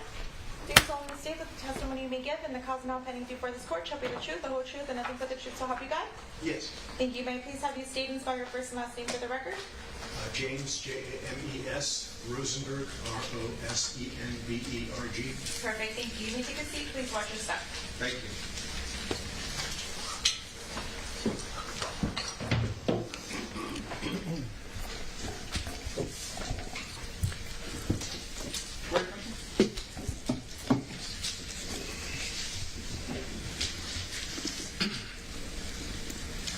Please introduce yourself for the jury. My name's Dr. James Rosenberg. I'm a licensed medical doctor in California. I specialize in psychiatry. Can you please outline your professional education for us? Yes, I studied philosophy and molecular biology at UC Berkeley. I then did a year of surgery research at Cedars-Sinai Medical Center, including coronary laser angioplasty research. I attended medical school for 4 years at UCLA. I then did an internship in primarily specialties of surgery and cancer medicine, including neurosurgery and cardiothoracic surgery. I then did a 3-year residency at the UCLA Neuropsychiatric Institute in psychiatry, and I did a fellowship in forensic psychiatry at the Case Western Reserve University in Cleveland with a Dr. Philip Resnick. Okay, and what licenses and board certifications do you hold? So my license is to practice medicine in the state of California. I have a lifetime board certification in psychiatry. In 1996, I got my second board certification in forensic psychiatry, a subspecialty of psychiatry involving the legal system. That's every 10 years. I renewed it for another 10 years until 2016. And then due to a very bad experience I had in a criminal case, my wife and I decided I wouldn't renew it again and I would stop doing criminal work. Okay, can you please briefly summarize your professional experience as a psychiatrist? Yes, so after I completed my training and came back to my fellowship, I became assistant director of psychiatry at the West Los Angeles VA Medical Center and ran the locked psychiatric intensive care unit at UCLA Teaching Service and was there for a few years. I was a member of the UCLA Medical School faculty for 16 years. After I left the VA, because my forensic consultation practice started to get busy, I always continued to see patients at least one day a week unrelated to any legal matter. Most recently, it was 22 years at a nonprofit community mental health clinic in Van Nuys, providing psychiatric evaluation and treatment of homeless and low-income individuals. My forensic psychiatry practice, the first half of my career was primarily criminal cases, approximately 200 murders, mass murder, serial criminals, and other types of major crimes. The second half has been primarily civil litigation matters of brain injuries, catastrophic physical injuries with PTSD claims, and employment-related matters. I've consulted over the years to the United States Attorney in Washington, D.C. on organized crime in the Eastern District of New York, for the Medical Board, the Attorney General, and also for 8 years I was a consultant to the show Law and Order Special Victims Unit. Thank you. Your Honor, I would like to show Exhibit 220 to the witness. Dr. Rosenberg, it's Exhibit 220 in the blue binder. Okay, thank you.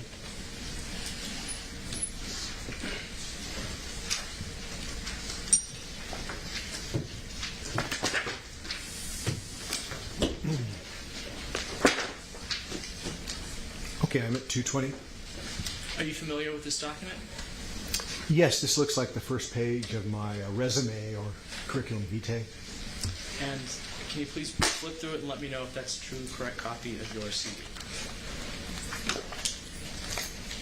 Yes, this is the most current version, last updated February 2023. Thank you. Your Honor, defendant moves to admit Exhibit 220 in evidence. Objection, Your Honor. I object to that at this point. Based on what? Foundation. Overall.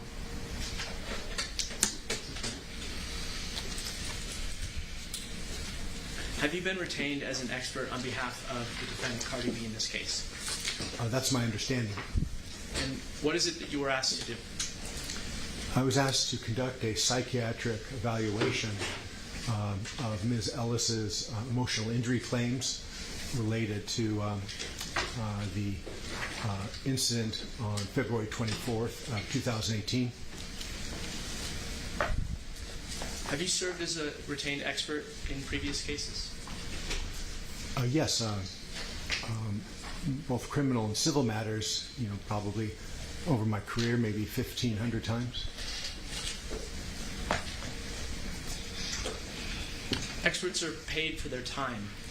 What is your rate that you charge for the time that you spent working on this case?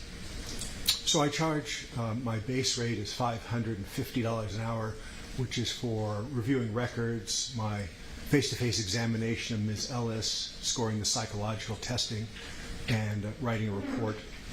My rate for testimony in deposition, which was taken in this case, or trial like today, is $800 an hour, and there's a 4-hour blocks.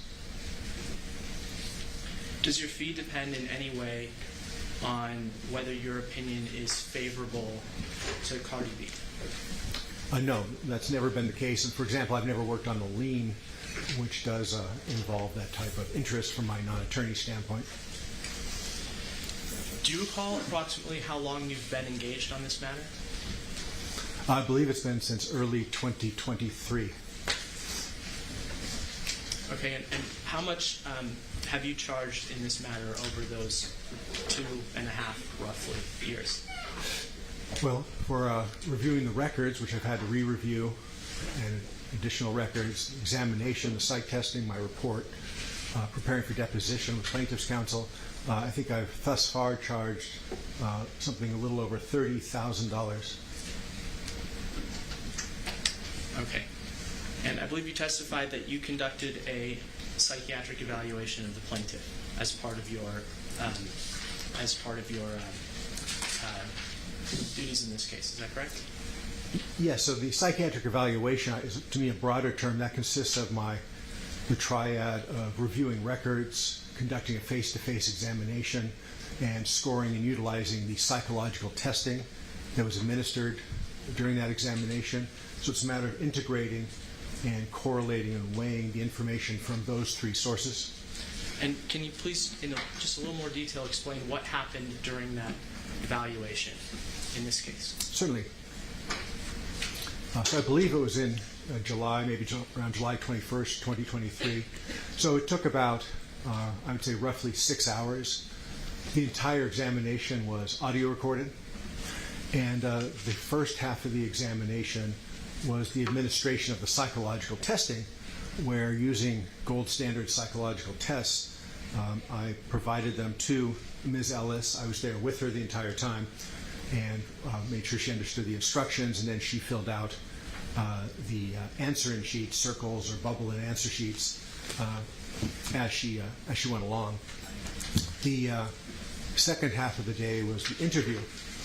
And in accordance with generally accepted principles, whether it's a patient care clinical setting or forensic setting like this, the interview involves a wide variety of background areas in order to establish a baseline, some of these risk and resilience factors for developing a psychiatric disorder. So it includes, for example, a brief developmental history, education growing up, employment, social marital relationships, medications, general medical history, substance use history, if any, whether there are any family history of any psychiatric or medical conditions that are relevant and carry a genetic risk for Ms. Ellis, as well as legal issues like workers' comp claims, so a variety of background areas. And then to establish that baseline in detail, what Ms. Ellis was like, let's say in the month or so before the incident in this case, then a brief discussion of that incident, and then in detail tracing the onset and course of her reported emotional and other symptoms and how that's affected her, and in the context of also correlating that with her real-life day-to-day function and any health care that she sought out and received. Okay, and based on that examination, did you reach any conclusions with respect to whether the plaintiff suffered a mental or emotional injury as a result of her encounter with Cardi B? Yes, I did reach an opinion, as with all my opinions, I reached an opinion with reasonable medical probability in that regard. Thank you, and what was that opinion?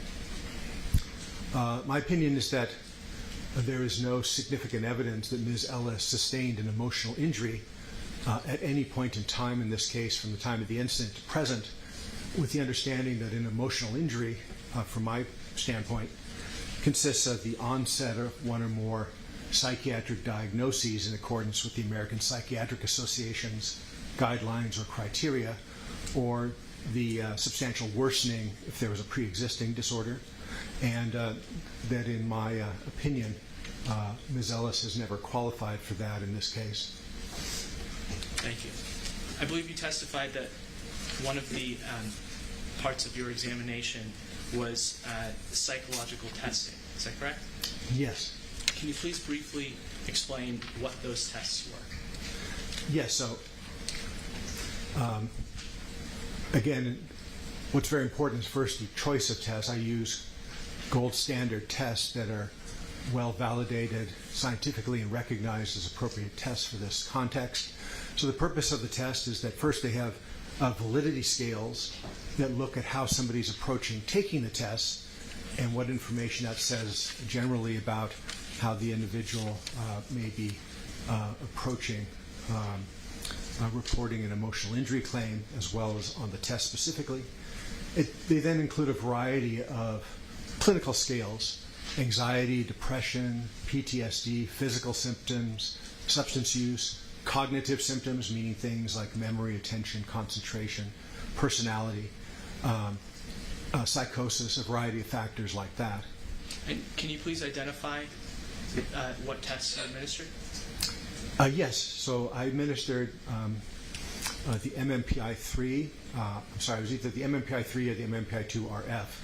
Those are the current ultimate gold standard tests. You have to pass that test. For example, to fly a passenger jet, to be in the Secret Service, you have to pass that, or the other test I gave, for example, to become a law enforcement officer in California. So I gave the MMPI-2-RF or the MMPI-3. I gave the only other gold standard test of that type, the Personality Assessment Inventory, or PAI. And then something that's very secondary is I gave a brief screening cognitive test, a simple 10-minute test used in primary care that looks at things like attention, memory, concentration. And can you please summarize for the jury what the process of taking the MMPI-2 or 3 test looks like? Sure. So, I first ask if the individual is familiar with it, and then that she can see the answer sheet in the booklet, have her read the formal instructions at the beginning of the test booklet and tell me that she understands them. And then it's a matter of answering about 335 questions where we bubble in on a separate answer sheet, true or false, for those questions. And then I take the results of that and I use the test publisher's official scoring software, which I have on a laptop computer, input those answers, and then generate a statistical report based upon her answers that provides a variety of scales and scores, and then narrative text, meaning it provides a text description of what individuals like these scores tend to look like, although it doesn't talk specifically about Ms. Ellis. And you would never want to make an opinion about somebody based on just the test. Again, it's a matter of correlating them with your overall evaluation, with the interview and the record review. Thank you. Your Honor, I'd like to show Trial Exhibit 229 to the witness.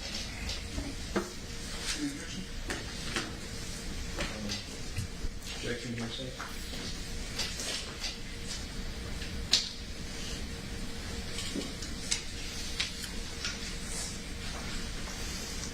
You don't want to publish it at this point? Not at this point. Oh, okay. I thought he had no objection to showing it.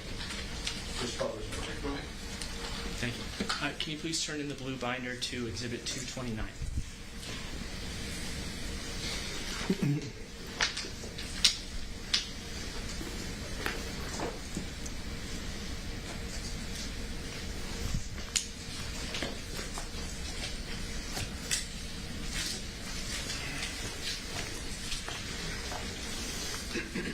Okay, I'm at 229. Thank you. Thank you. Are you familiar with this document? Yes. So this is the report of the MMPI-2 psychological test that I administered to Ms. Ellis on July 21st, 2023, in which I provided, along with other documents, to opposing counsel before my deposition. And does this document refresh your recollection as to which version of the MMPI-2 test you conducted in Ms. Ellis' case? Yes, I gave the MMPI-2. That and the MMPI-3 are the most recent and, again, the gold standard tests worldwide in this kind of context. Thank you. And that report that you have in front of you, did you create that document yourself? Well, I created it in the sense that I inputted her answers into the test publisher software on my laptop. I then double-checked the answer through a process that's provided by the software. And then I had the software generate this report, again using statistical algorithm that is intrinsic to the software. I don't personally score any of the scales. I don't personally write out any of the text interpretation that's in it. My job is then, how do I use that information once it's available in an overall assessment? And is it fair to say that you used this report as an analytical tool in reaching your conclusions with respect to Ms. Ellis? Yes, again, considering all of the information available to me from the records, the exam, the testing, I utilized inductive medical reasoning, a best fit logical reasoning, the same reasoning I would use if I was in an emergency room, if I was a surgeon or I was a radiologist. Do you use this software and the reports that are generated from it regularly in your psychological evaluations? Yes, I've used these tests several hundreds of times. I have the highest user rating qualification from both test publishers. Okay, and do you recall when this particular report was generated? My best recollection is I generated it, shortly after the examination had been completed, but I just apologize, I don't recall a specific date. Okay, thank you. Defendant moves to admit Exhibit 229 into evidence. Objection, hearsay. Overruled. Your Honor, may I publish page 2 of Exhibit 229? All right.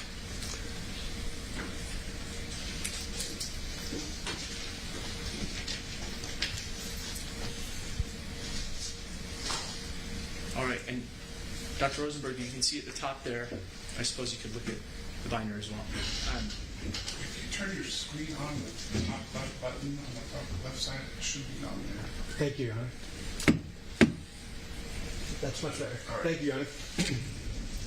Okay, yes, sir. I can see it now. I wasn't able to see that. Thank you. If you look at the top of the page, it says validity scales. Can you please explain what that means? Yes. So these are the most important scales of their type for this in the MMPI-3 of any test in the world, any psychological test. The validity scales look at how somebody is approaching the test. The first two scales, VRIN and TRIN, variable and true response indicator, look at whether somebody understood the test questions and responded to them in a consistent fashion.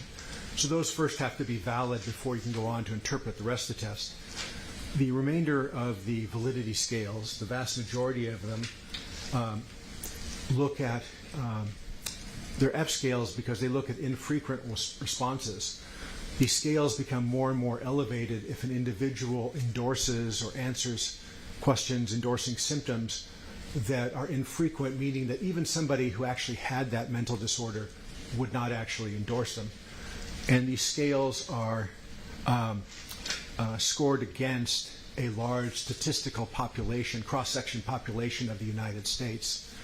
And then the last couple scales, the L scale, looks at a different type of potential manipulation, portraying yourself in an overly positive or virtuous light.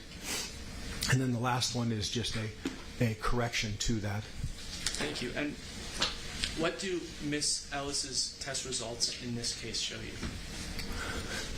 I'm sorry, specifically with respect to the validity scales. Yeah, so looking at these, it's more fun to do it from memory, but looking at these scales, they demonstrate that when Ms. Ellis took this test, that she generated scale elevations in the range that only reasonably could be interpreted as either severe symptom exaggeration or symptom fabrication. From a psychiatric standpoint, obviously, I'm not giving a factual opinion. So if we look at F, the third one over with a T-score of 83, so these are compared against a normal bell curve of statistical scores where a T-score of 50 is in the middle. And every time you go out 10, you're going out another standard deviation. So at a T-score of 83, the F scale that looks at things like anxiety, depression, PTSD, she generated a score more than 3 standard deviations above the norm.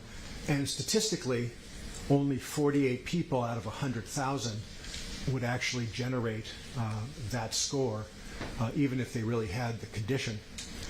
If we then look at the other scales thereafter, the FS scale, S is for somatic, meaning physical symptoms. The FBS, which is the fake bad scale or symptom validity scale, and the RBS scale, those look at physical health symptoms and they look at cognitive symptoms like attention, concentration, primarily if you're evaluating a brain injury claim.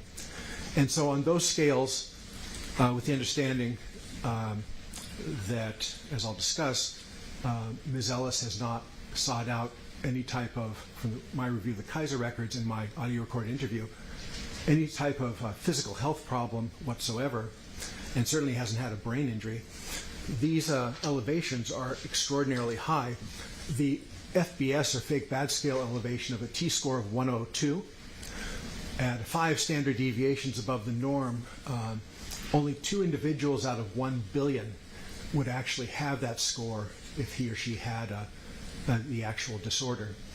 So these are extremely high. They're far beyond the range of somebody who could just be distressed and is trying to emphasize how distressed she is, or so-called cry for help.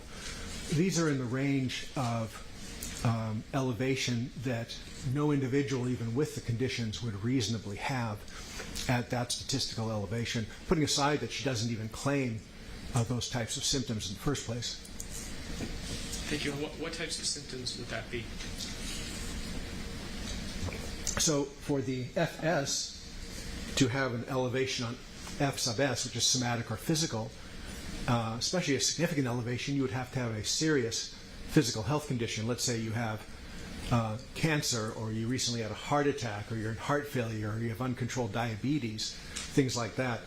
FBS is particularly sensitive to symptom fabrication or exaggeration in individuals who've had traumatic brain injuries.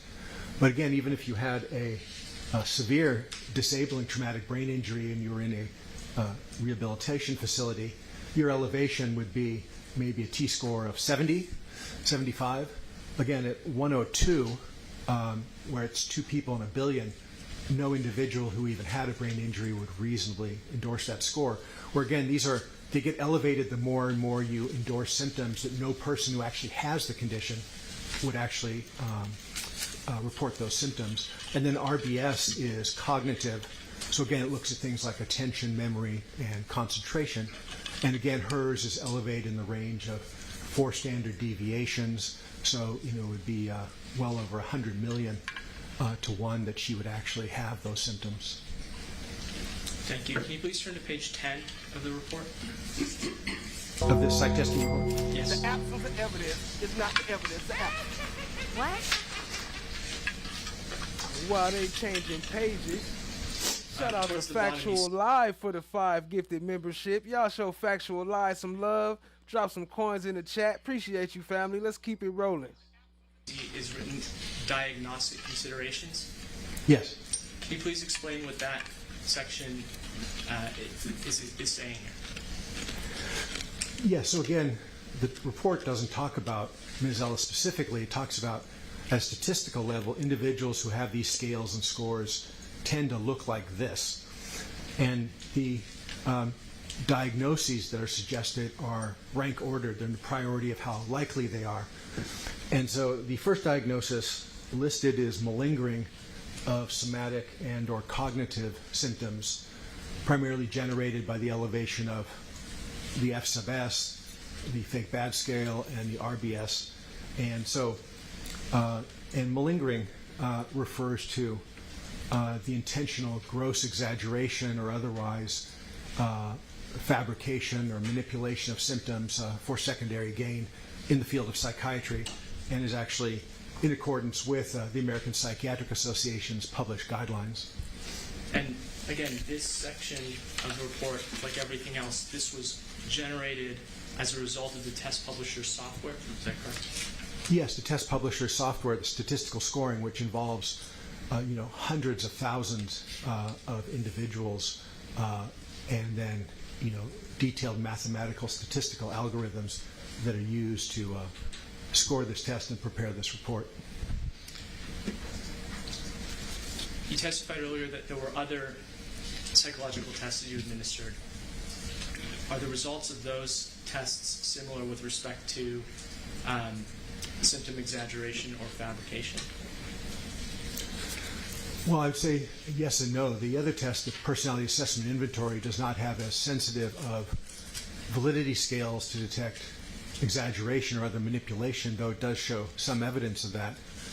But when we look at the clinical scales on the personality assessment inventory, Ms. Ellis generated such huge elevations for scales like anxiety, physical symptoms, PTSD, depression, again, several deviations above the norm, that make no reasonable sense unless somebody was actually, for example, so ill that she required inpatient psychiatric care on medications, was critically ill or terminally ill with physical health conditions. The other inconsistency is that on the MMPI-2RF, she scored, accepting her symptoms at face value, she scored very high on symptoms for paranoid thinking at the level of somebody with a paranoid psychotic disorder like schizophrenia. And that was not seen on the PAI. So that would be an inconsistency between them. But it also would be another example of symptom endorsement that makes no reasonable sense except for intentional gross fabrication or outright fabrication of symptoms in this case. At that level of paranoid thinking, again, would be like a uncontrolled schizophrenia requiring acute inpatient care on medication. But by the same token, taking it at face value, it is, from my standpoint, of relevance to the trier of fact in evaluating somebody with that degree of paranoia and suspiciousness, how that individual reacts to or responds in neutral situations, social situations, potential arguments.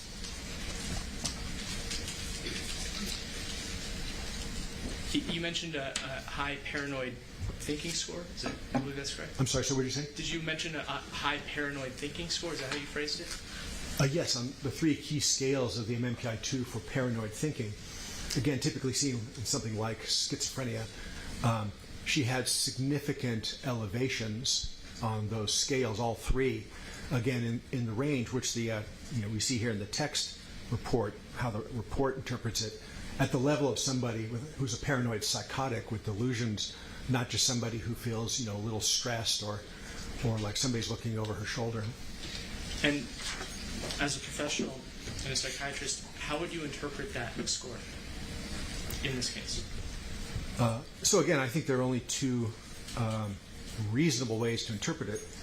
One would be that it's another common manifestation in how somebody in an emotional injury case produces either gross exaggeration or outright fabrication of symptoms in an attempt to look injured.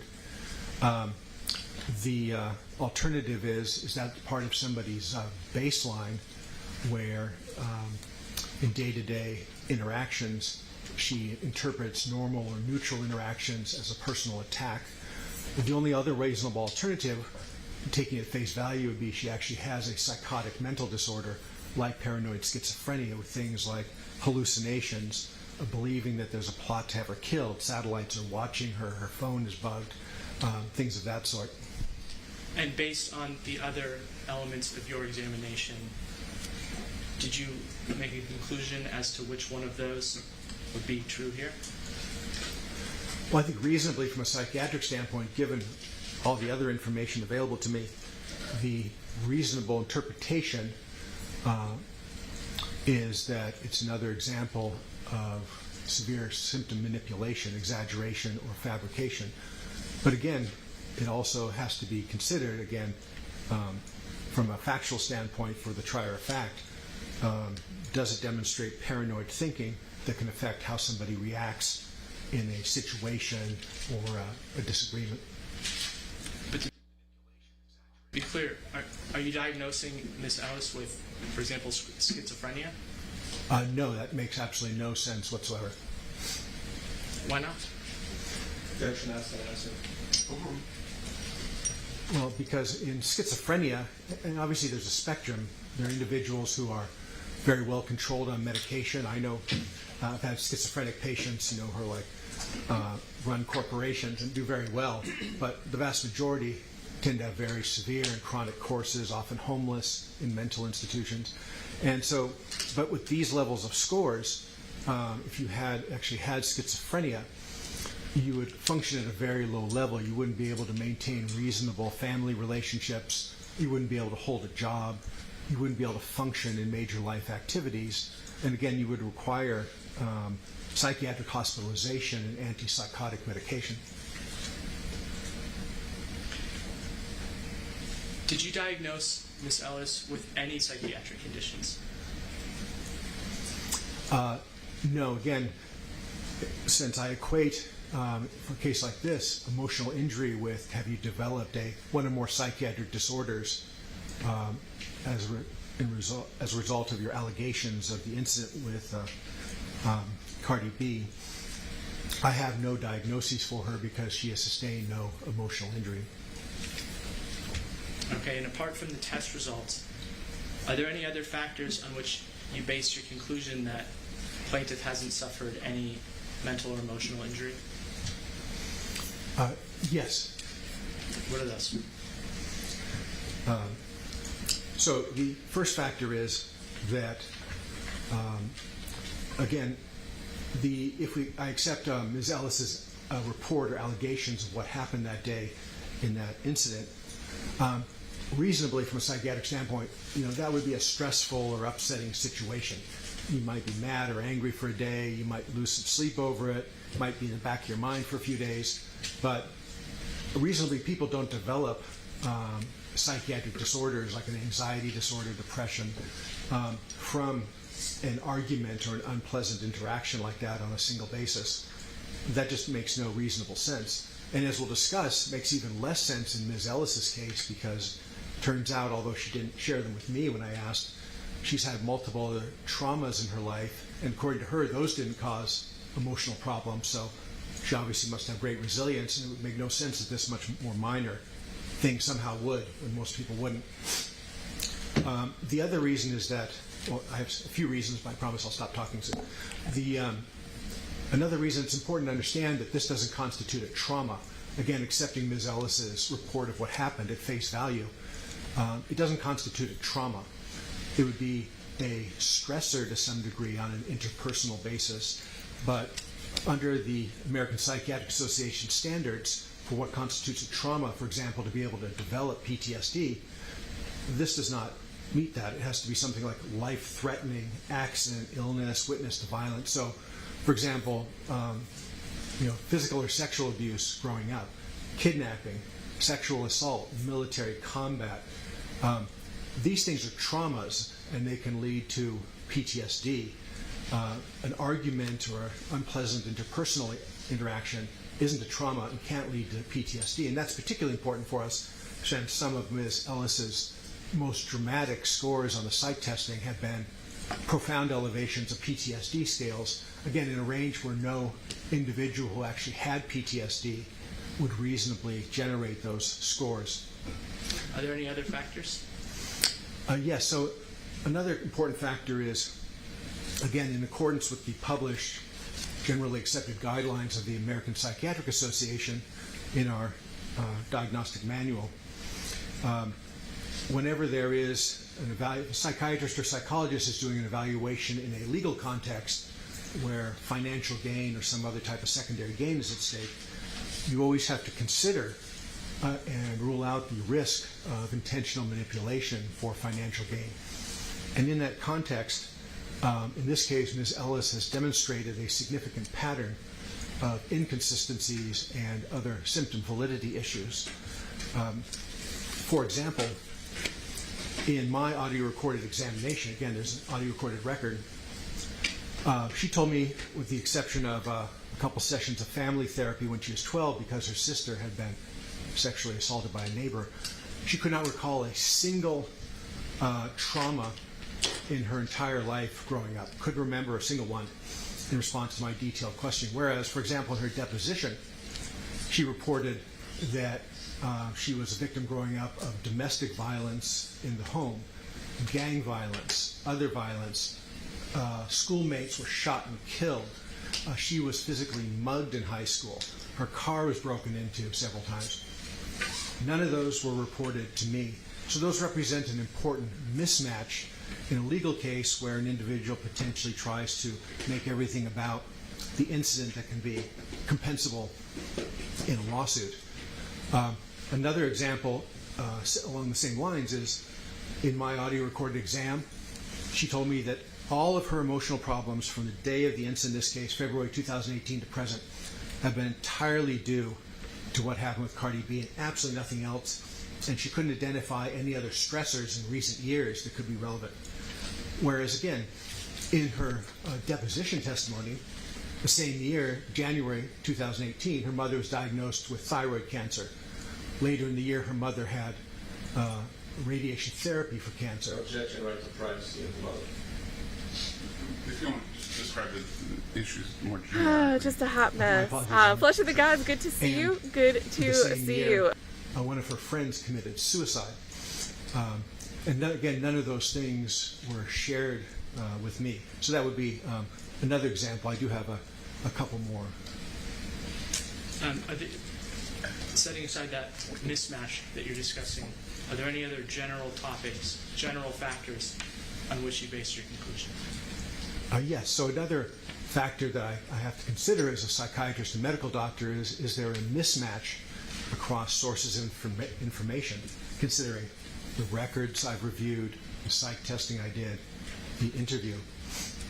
So another factor, which is very important, is to correlate somebody's subjective, meaning what she reports, emotional injury claims of injury, with real-life day-to-day function as a more objective measure.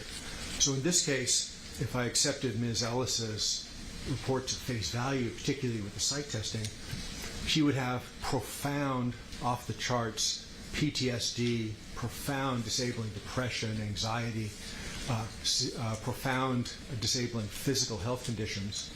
Whereas when I compare that to her real-life function, she's had intact relationships with her, loving relationships with her family, which would not be reasonable in the context, particularly of profound PTSD.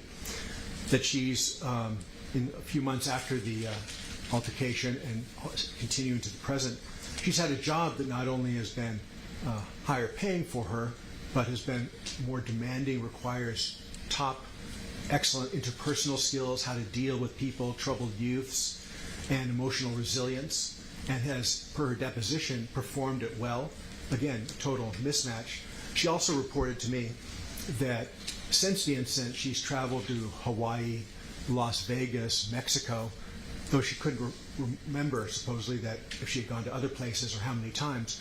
And again, even if you look in the psych testing report that was generated, particularly with severe PTSD, you don't want to leave your house, you don't want to interact with people, you withdraw from your family, the future looks bleak to you, you don't have a job.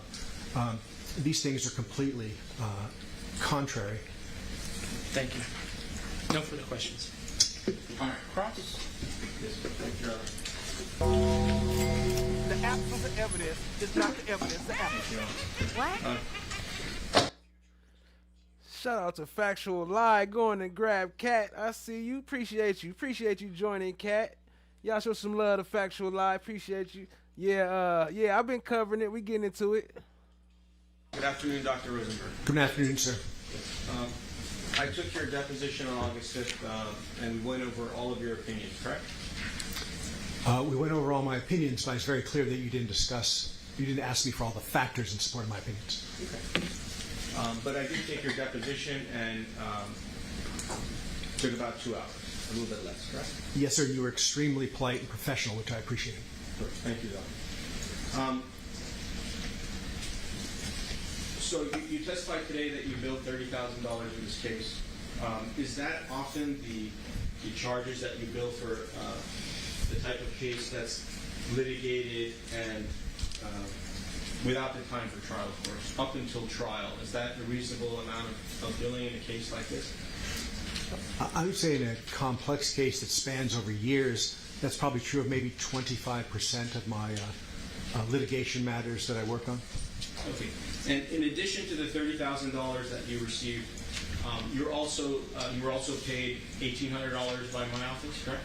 Yes, sir, for my deposition fees. And for today, you're being paid another $10,000 to prepare and appear here and testify and go back and forth. Is that fair? I think that's reasonable, yes, sir. Could it be higher than that amount? I don't think so. I think that's a reasonable estimate. So my estimate is about $40,000, correct? Yes, sir, I think that's very reasonable. And in the past 29 years, you testified at your deposition, or I can ask you now, isn't it true that in 70 to 80% of cases you testified on behalf of the defense up until recently, correct? Yes. Okay. And there's a well-known lawyer that we all know, no need to mention names, but recently he's been giving you some more work, so your 70 to 80% has gone down to 60%, correct? More work on the plaintiff side, that's correct. And as far as the attorneys, Cardi B had an attorney before Mr. Kossoff and other lawyers. In working with their firm, you worked in 5 other cases with them? That sounds about right, sir, yes. And with their new law firm, Davis, Wright, and Tremaine, with Mr. Peterson, Mr. Lamb, and all the other attorneys involved with them, you worked in 15 cases with their office, correct? Objection. Same facts. Yes, over the past 20 years or so, that's correct, though I've never worked with these particular attorneys before.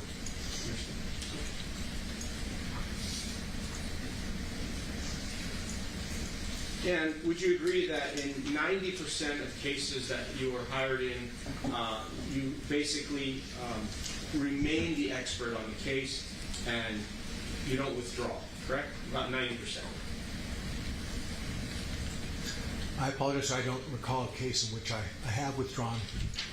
So are you saying that every single time the defense hires you in a case, you remain the expert in that case without giving them an opinion before you testify? Objection. This states. Is that what you're saying, sir?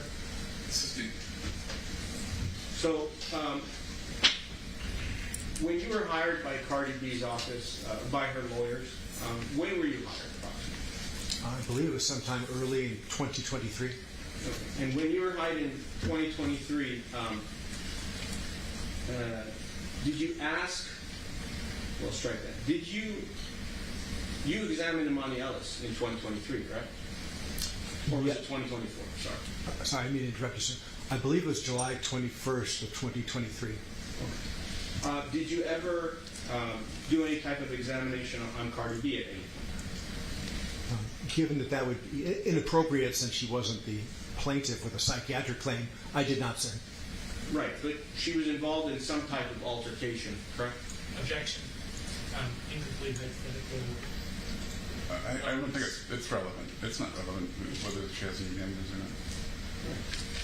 not. And what is your understanding as to what is the basis of this claim? What is Emani Ellis's claim? Why is she here in court?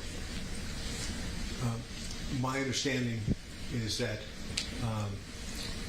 she felt that she was verbally mistreated by Cardi B, including foul or demeaning language, that Cardi B touched her face with a long fingernail and caused some injury to her face, and that also resulted a month later in Ms. Ellis being fired from her security job. Okay. Do you know, in psychiatry, do you treat patients that deal with assault and battery? In my patient care practice, putting aside legal matters? Yes.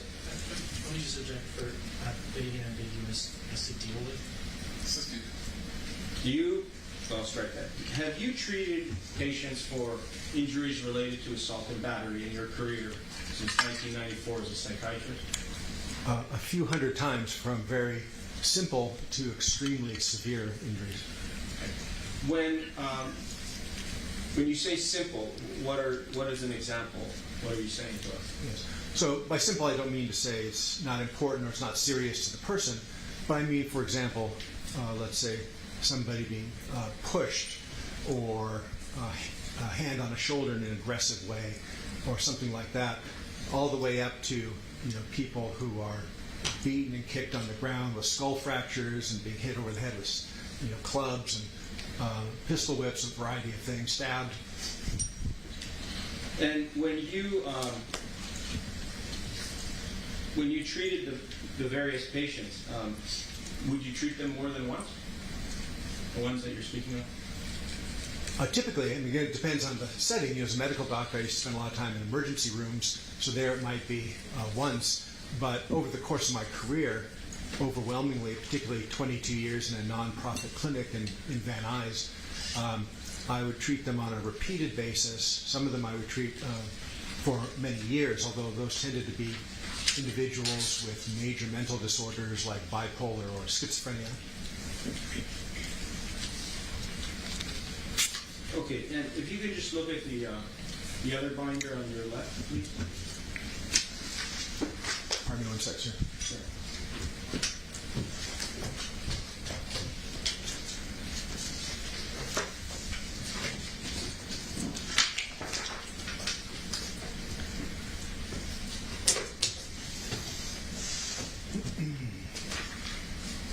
Yes, sir. Where should I look? Yes, if we can look at Exhibit 1-003.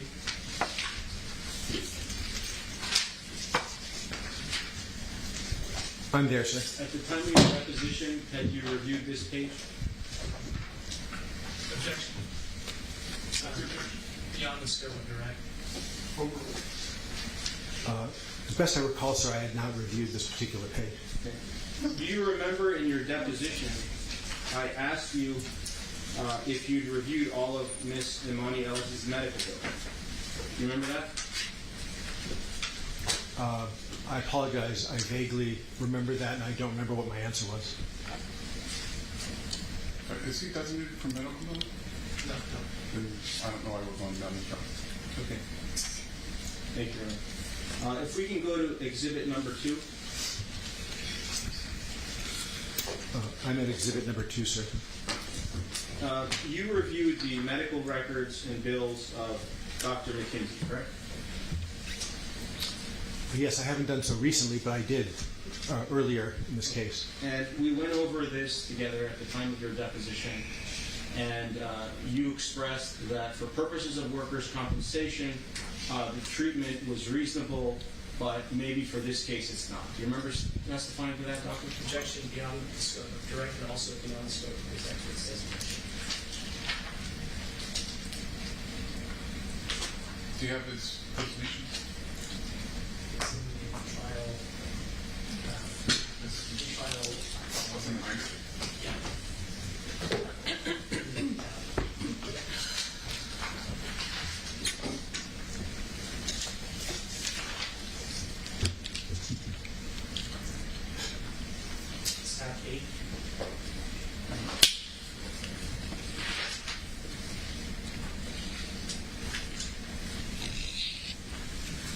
The address is the same.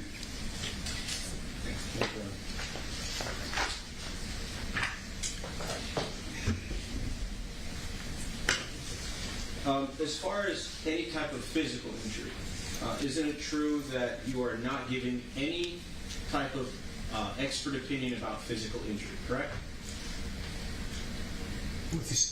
Aside from her inconsistent reports of whether or not she was actually touched on the face by the fingernail, that's correct, sir. I'm not a plastic surgeon. Other than that, I'm not giving any testimony with regard to physical injuries. And when she came to your office, did you examine her face to see if she had a scar? As I do so with... yes or no? I'm sorry. Well, I observed her across the table for several hours. I didn't specifically examine her face. Did you have an intention to look for the scar on her face? Yes or no? Yes. Did you physically go up to her face and look to see if there was a scar? No, sir. Okay. Are you giving any opinions about Miss Emani's physical scar on her face, whether she has one now, she had one from this incident, anything to do with her plastic surgery? Giving any of the opinions about that?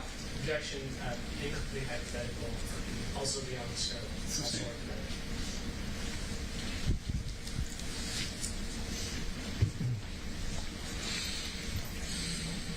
Okay, and in formulating your opinions, did you review Miss Emani Ellis's medical records? Yes, sir, and those were extremely important to me, actually. Okay. And you reviewed the medical records from Nicole McKenzie, is that correct? Is that her? Do you remember that? I haven't recently, but I have in the past, yes, sir. You can look at it. Did you review Exhibit 2?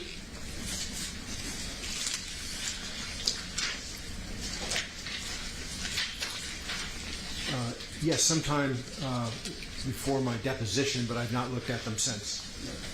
And you reviewed Exhibit 3?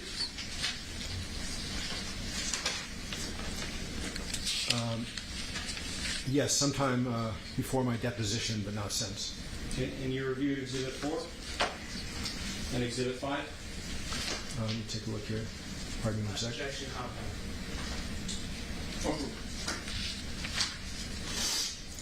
As best I recall, yes, but not recently. And in formulating your opinions, did all of these exhibits assist you in your formulating opinions and coming up with your opinions for us today? The Kaiser records were extremely important because she had several visits and didn't report a single emotional problem, didn't ask for any care related to this case. Objection, non-responsive. So it's a yes or no question. Did you rely on the records in forming your opinions? Only the Kaiser records. I didn't ask you about the Kaiser records. Oh, I'm sorry. You had asked me about the Kaiser records earlier. You mean just the ones that I'm looking at in the notebook? I never said the word Kaiser. I'm sorry. I apologize. Oh, I'm sorry. I guess when you said medical records, that's what I was interpreting. Yeah, I'm talking about the medical records from Dr. McKenzie, a psychologist, the medical records from Dr. Avila, a psychologist, the medical records from Dr. Mulliken, a plastic surgeon, and the medical records from Dr. Norman, pain management doctor. Did you review these records? You testified a moment ago, yes. And the question is, did you use these 4 medical records in formulating any of your opinions that you testified to today here in court? No, sir. Okay, so when you said there was inconsistencies, didn't you mean that, well, strike that. When you said there's inconsistencies, you found those in the medical records that I just asked you about? Isn't that true? Maybe I had previously. I don't recall if that's in my deposition testimony, but I did not consider those in formulating my opinions for today. It was the Kaiser records. Okay, the Kaiser records that you're speaking of. Isn't it true that the Kaiser records, any medical treatment that Emani Ellis received at Kaiser, it has nothing to do with this case. It has nothing to do with assault and battery. It's something totally unrelated, correct? Objection, speculation, hearsay. So we're problem solved. Sustained. Why did Emani Ellis go to Kaiser Hospital? Objection, speculation, Sustained. Do you know why, from reading the medical records and bills, do you know why Miss Emani Ellis went to the Kaiser Permanente Hospital? Over. Yes, Your Honor. The answer is yes. Okay. Why did she go to Kaiser Permanente Hospital?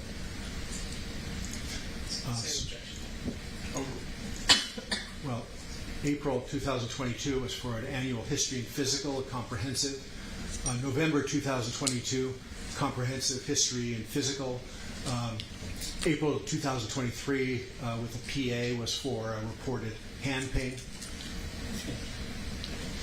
Everything that you just told us right now about Kaiser Permanente Hospital, as a medical doctor, and in reviewing all these records that you testified you read, wouldn't you agree that those medical treatments have nothing to do with this incident?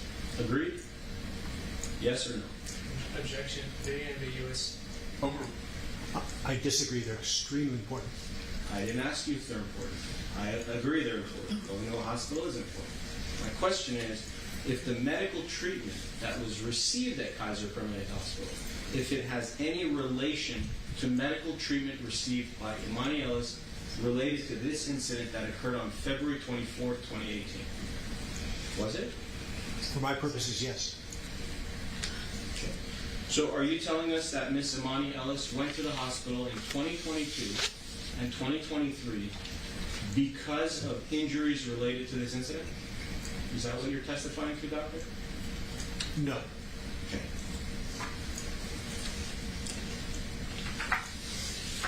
I understand what you're saying. What you are telling us is you used some of the medical records from Kaiser Permanente Hospital to formulate some of your opinions in this case.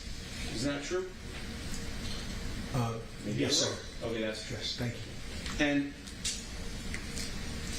you use that for your different type of studies, your MMPI studies, and all types of different testing that you did, correct? Objection. Very ambiguous. Over 5. But just so we're clear, the actual treatment didn't have to do with assault and battery or a physical injury. Is that correct? Objection. Very ambiguous. This has been asked and answered several times.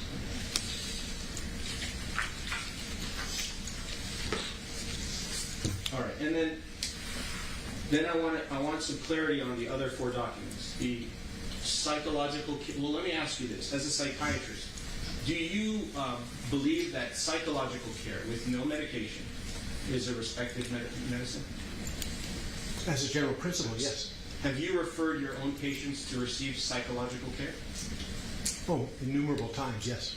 And whether it's a PsyD or PhD or some other type of psychologist that's licensed, you agree that patients can receive medical care from those types of professionals and actually benefit from that type of care. Do you agree? Well, it's not medical care, but I do agree that they can receive very helpful, effective mental health care. So are you saying mental health care is not medical care? Objection. This is In general, unless it's a psychiatrist, mental health care is much broader and refers to non-medical healthcare providers, psychologists, LMFT, social workers. Do you believe that patients benefit from mental health treatment with no medication?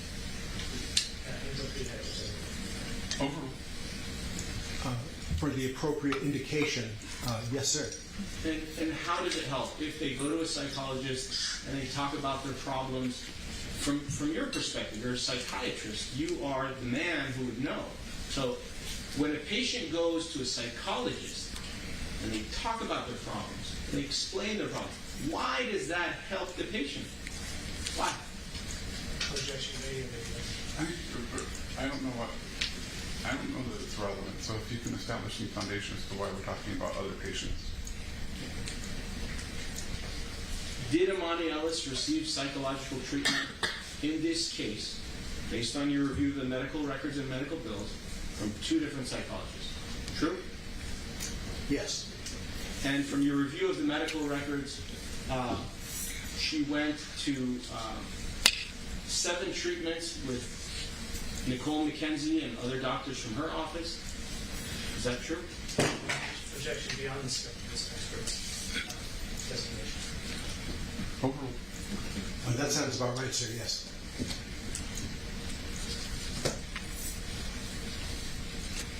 And she went to Dr. Avila, another psychologist. She went to his office and got treatment from other providers that work under him for a total of 12 treatments, correct? Objection. Beyond the scope of this expert's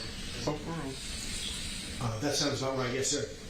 And those 2 psychologists, setting aside this case, Is there any reason why you as a professional would not refer a patient to these two psychologists? Objection. I withdraw the question. If we were to talk about,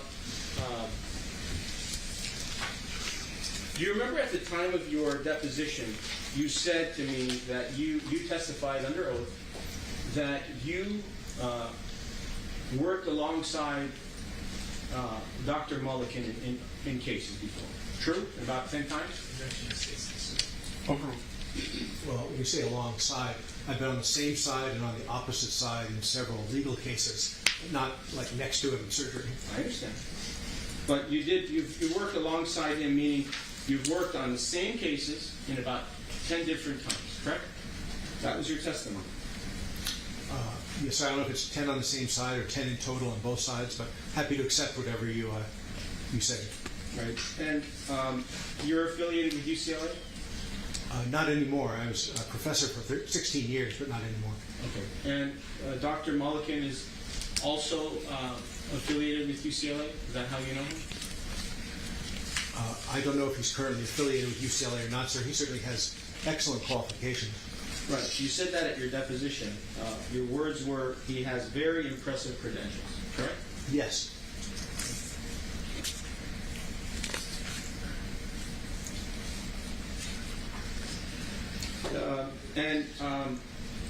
Do you know Dr. Mulliken to be a clinical associate professor at UCLA? Objection. Speculation. Beyond this expert's designation.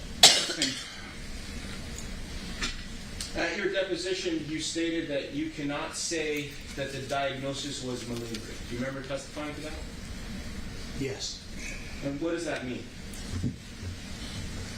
What does malingering mean? Well, yeah. Sure. I didn't know if you meant that or what I meant by saying I couldn't diagnose it. Why don't we start with what does malingering mean? So malingering is an official diagnosis of the American Psychiatric Association. It's not a disorder, but it's a diagnosis which refers to a pattern of intentional exaggeration, fabrication, or other manipulation in a legal context for secondary gain. For example, in a criminal case, it could be trying to appear psychotic to avoid criminal punishment. In litigation like this, typically for monetary gain. And you testified at the deposition that you cannot say that the diagnosis was malingering. Do you remember saying that? Ms. Ellis, absolutely, I did say that, sir. Do you remember meeting Miss Ellis? Do you remember the encounter? Yes. Do you remember telling Miss Ellis that you were sorry about what she went through? Did you tell her that? Yes, based upon her description, I told her I was sorry what she had been through, and it was a pleasure to meet her. And the testing that you did was in 2023, 5 years later? Yes, sir. Would it have been beneficial to have done your testing and interview and all the different things shortly after this incident? I think that would have been beneficial as well, but also doing it again later is also equally beneficial. Okay. And do you remember I asked you about discovery? If you had reviewed any discovery and you said you had not. Fair? Yes, sir. Okay. And you actually asked that the defense provide you with the discovery so you could review it and that you would then give us additional opinions. You remember testifying to that in your deposition? Objection to state's testimony. I don't recall, but I know I said that if I received additional information of any type, I'd happily review it, consider it, and it could modify my opinions. Have you received those discovery responses? No, sir. Do you remember also testifying at your deposition that it would be beneficial to your opinions to see Emani Ellis a second time? Do you remember testifying to that? Yes. And that if you saw her a second time, that it could further modify your opinions in this case, correct? Objection to state's testimony. Potentially, yes, sir. And between 2018 and 2023, before you saw Emani Ellis, between that 5-year time span, her psychological or psychiatric condition could have changed, correct? She could have got better. She could have recovered, right? True? I'm sorry, between 18 and 23? Yes. That's certainly a possibility. Okay. And when she saw Dr. McKenzie for 7 visits and other doctors that work in Dr. McKenzie's office, those 7 visits, you said that psychological care helps. Maybe it helped her. Projection calls for speculation. Possible, correct? Sustained. Do you believe that Miss Emani Ellis benefited from the psychological care she received from Dr. McKenzie? Projection Yes or no? calls for speculation. Sustained. And she also received, from your review of the medical records, 12 visits from Dr. Avila's office and staff. Correct? You testified to that. So would you agree that 7 plus 12 is 19 visits of psychological care? True? Yes, I feel very confident in that. Yes. Okay. Appreciate that. When you refer your patients out for psychological treatment, do you usually give a limit on the course of care, or maybe 5 visits, 10 visits, 12 visits, or you just refer them out to psychological providers? I'm usually quite precise, but it also depends on the type of psychological care or psychotherapy. Some are time limited on purpose. Others could go on over the course of somebody's lifetime. All right, so why don't we focus on what is opinion time? Yes, Your Honor. Thank you.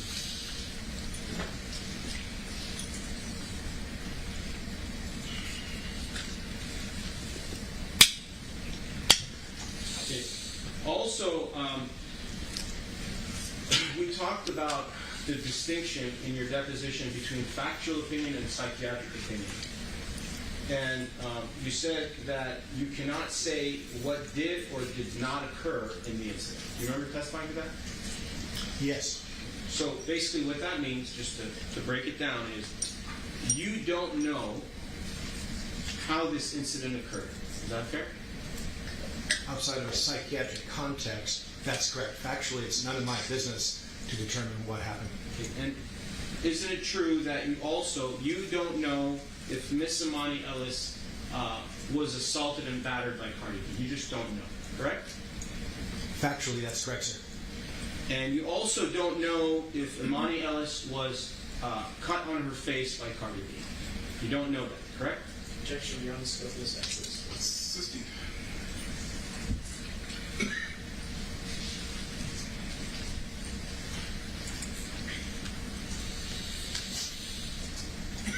Have you ever spoken with Cardi B at all during the course of this case? No, sir. I've never spoken to her or had any other type of communication with her. Would it have been beneficial for you to hear Cardi B's version of what happened in this case? Would that help you in your expert opinion?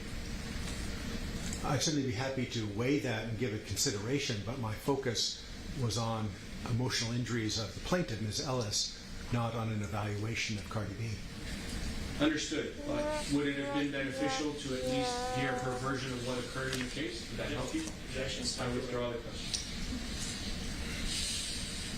Thank you, Doctor. No further questions. It was a privilege to see you again, sir. Thank you, Doctor. All right, redirect. The absence of evidence is not the evidence. The absence. What? You testified earlier as to your understanding of the fact. Shout out to TSC and Cat Knot Williams. Appreciate y'all.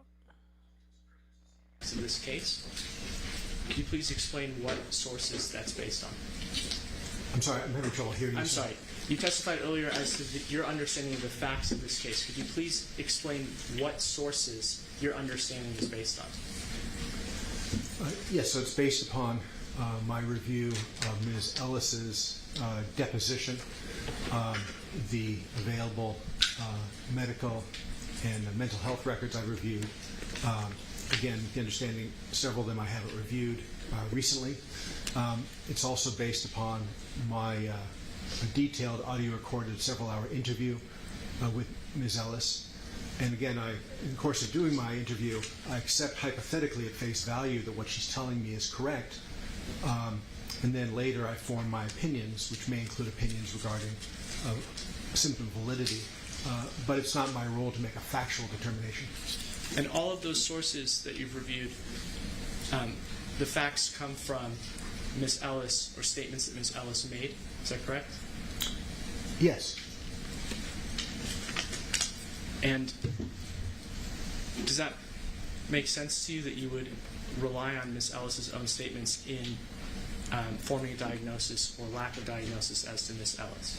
Objection outside the scope. Over. Well, if it was a patient care setting, you typically rely only on what the patient tells you and accept at face value, that the person's there for help.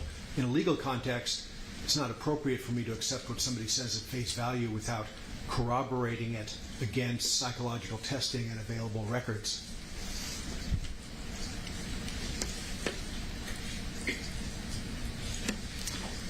You testified that you did not formally diagnose Ms. Ellis with malingering. What does a formal diagnosis of malingering require, and why did you not? Scratch that. Why did you not diagnose Ms. Ellis with malingering? Because although Ms. Ellis meets the fundamental criteria from a psychiatric standpoint of gross symptom exaggeration or outright fabrication and a pattern of inconsistencies across information, she's had so many traumas in her life, both growing up and other losses and traumas around 2018, that I can't rule out that she has some sort of emotional problems at a mild level, but they just wouldn't be related to this case.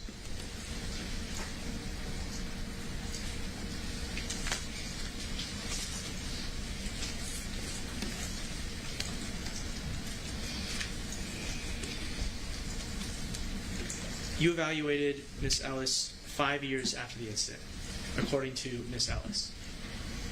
Yes. Is that correct?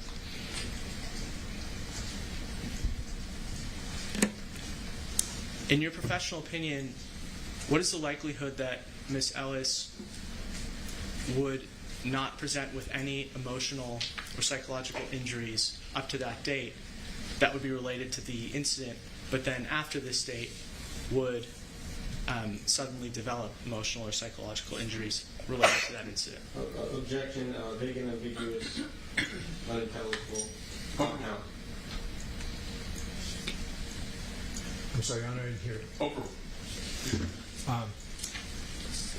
It makes no reasonable sense, and there's no significant likelihood that that would be the case from a medical standpoint. Again, the incident itself, taken at face value, constitutes a situational stressor, a stressful interpersonal interaction. It certainly does not constitute a trauma, as I've discussed. And for somebody to not have a psychiatric disorder, an emotional injury for 5 years thereafter, but have significant evidence of symptom manipulation, and also to have the resilience to, by her own accord, report not have psychiatric problems from all the real trauma she has had in her life at other times. It makes no sense that she would suddenly develop it at this point.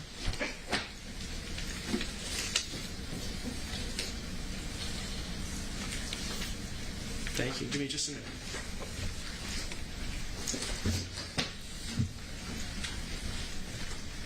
Nothing further. Thank you. All right, thank you. Recross? Yes, sir. Thank you.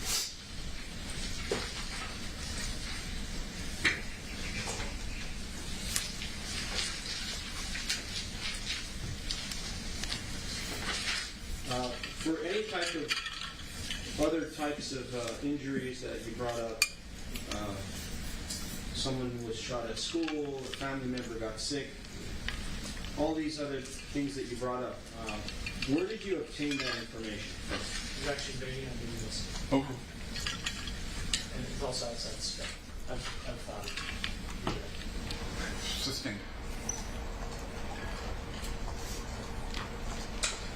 Did you see any other psychological records or bills related to Emani Ellis prior to this incident? outside the scope. Sustained.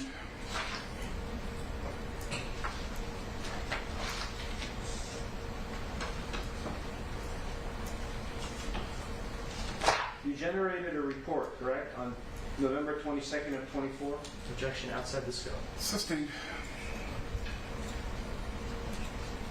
So basically one line of questioning relating to whether or not your client had a later onset of symptoms. I think you're limited to that. Yes, sir.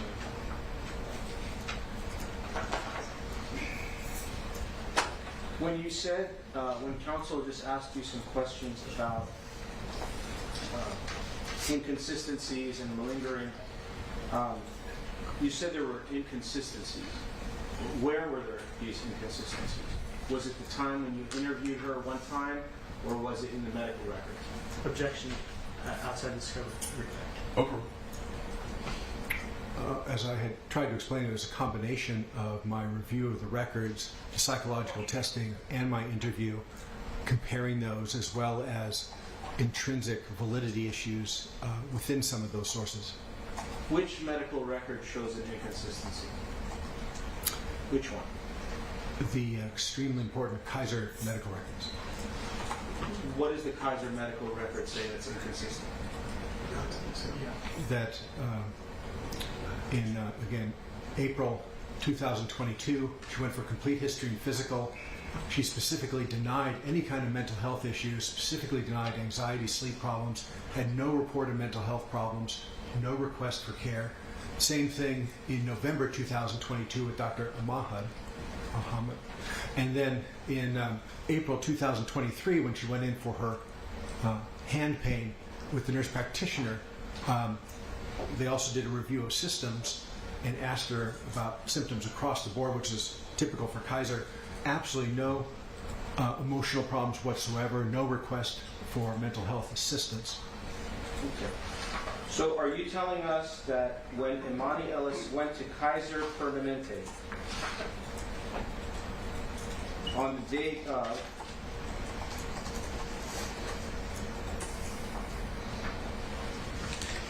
November 29, 22, respectfully, when she went there for vaginal discharge, she should have told that doctor that she had psychological issues. Is that what you're saying, doctor? Objection beyond. Yes or no? Over. It was a different entry. I'm not talking That's about not that what entry. I'm asking, doctor. Again, should I repeat what I said, or can you just I don't answer think the he said question? he based his opinion on that record, Councilman.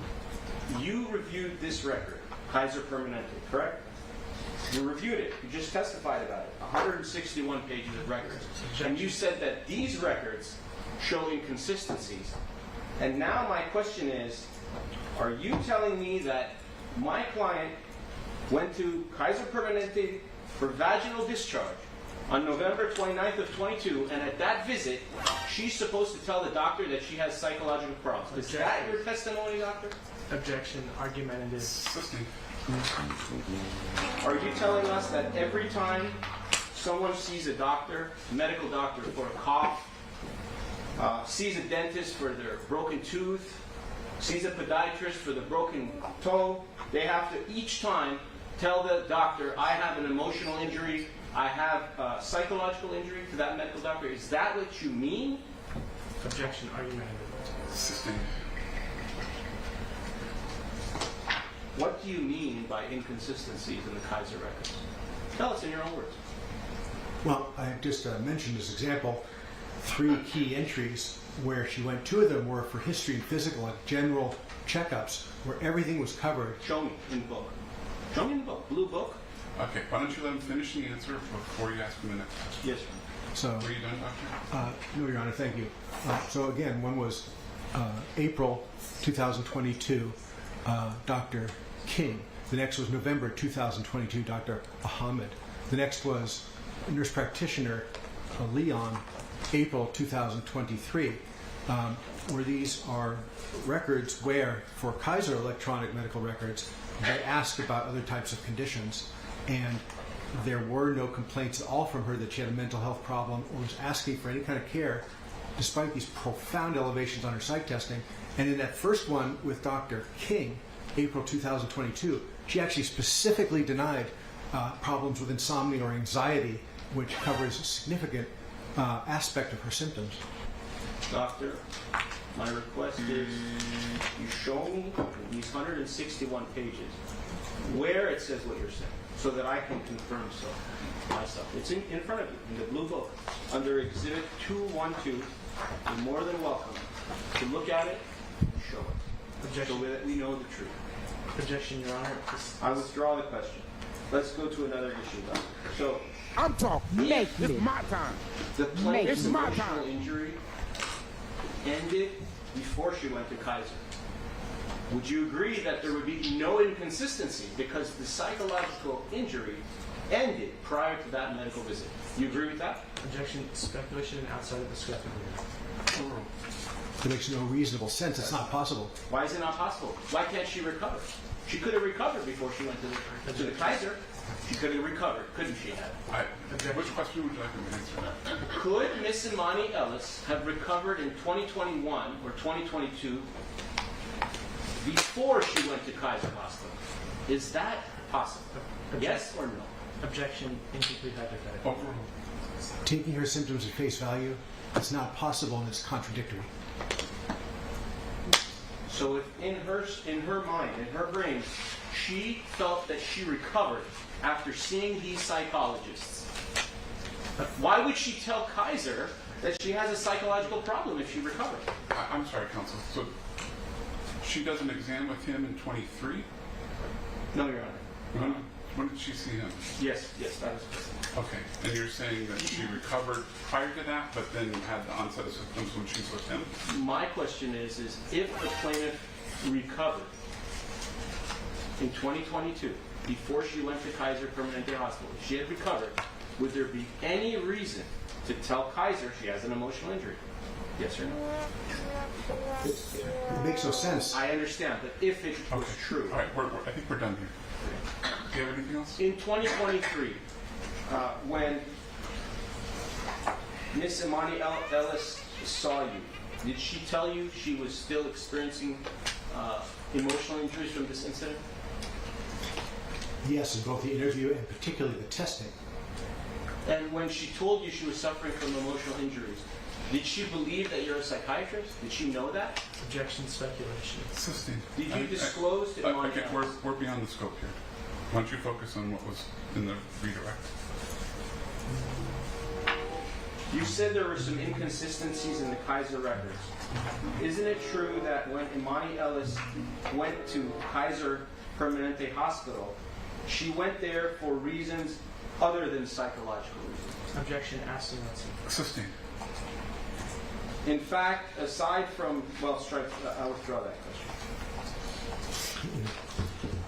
The first doctor you said, Dr. King, that she saw? Dr. King, right? It wasn't the first doctor she saw, but it was first of my 3 examples. That was April 2022, sir. When she saw Dr. King, what did she see Dr. King for? Objection. I think we've fully exhausted the scope of the sign-up questioning. Do you have anything else? Aside from the inconsistencies that you reviewed, well, actually, let me ask you. The inconsistencies that you're telling us about in the records, in the Kaiser records, these are non-psychological records, correct? Is that fair? I'll close with this. Objection. If you say yes to that, we're done. Objection. I just want the truth. Overruled. Yes, sir. No further questions. All right. Any questions from the jury? Before I sentence you, I'd like to say a few words about your arrest record. All right. What the hell? Yo, the sign is real simple, B. It says wrap it up. Wrap that shit up, B. I don't think that's a good idea. In the meantime, please do not discuss the case with anyone, including other jurors. Don't form any opinions. If you do any research, we'll see you at 3:25. Rap that shit. What time did he say? Hold on. If you do any research. In the meantime, please do not discuss the case with anyone, including other jurors. Don't form any opinions. If you do any research, we'll see you at 3:25. Oh, he said 3:25, even though it's 3:35 out there right now. Hey, I think they clock might be backwards or something. Maybe they didn't change it when the time changed or something, because he been doing that for 3 days now. It's 3 days in a row he done said 3:15, 3:30 when it's been past that time already. Insane. Insane in the membrane. For those who don't know what's going on, I got something for you. Hey, yo, peace, fam. So we're stepping right back into the courtroom, and what we're witnessing is a masterclass in separating truth from fiction. The story we've heard so far is simple. A security guard claims Cardi B assaulted her. A lawsuit filed for assault, injuries, and a lost job. But right now, as we speak, That whole story is being put on trial. Cardi B took the stand, and from what we're watching, it's not looking so good for the plaintiff. The narrative is flipping. What started as an accusation is now looking like a desperate grab for a payday. She looking for that bag, family. A performance designed to turn a moment of private conflict into a public lawsuit. Now, we all know Cardi B got swag, so her testimony is being pretty powerful to counterpoint this action. She's standing in her truth, exposing what really happened in her eyes. She says it was not an assault, but a desperate, aggressive attempt to violate her privacy and film her pregnancy. Barty continues her testimony today, and we'll see if this, what appears to be a lie built on false narrative, can survive in the light of the truth. So stay with us on this journey, and remember, all video and audio clips used are part of the public record, here to help us reveal a deeper truth. If this resonates with you, hit that like, hit that subscribe, tap in, share with a friend, stay vigilant, stay fresh, and stay blessed. Let's get to it.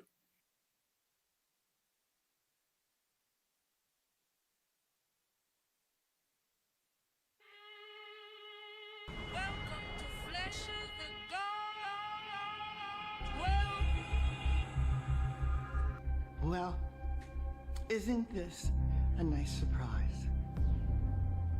Minaj, right? How you saying that I got ragged by Riley when there is so many footages of that night, every single angle, and where am I getting ragged at? Why would I be here sitting in line like, oh yeah, I did this, I did that, knowing that the next day there's gonna be so much footages of that same night? And second of all, how you say that I was the wild animal, that I attacked you, that you was mortified, that you was humiliated, playing the victim, but now you're the gangster. You need to pick a side. Do you want to be the victim or do you want to be the gangster? You lie so Two of her civil assault trial. The hip-hop artist is accused of physically and verbally abusing a security guard in 2018. The plaintiff in the case, Emani Ellis, claims that Cardi B attacked her outside of a Beverly Hills medical office and then later had her fired. Well, Cardi B denies the allegations, insisting that Ellis was the aggressor. According to Cardi B, Ellis was trying to record her visibly pregnant while she was on the way to a doctor's appointment. shit brazy, bro.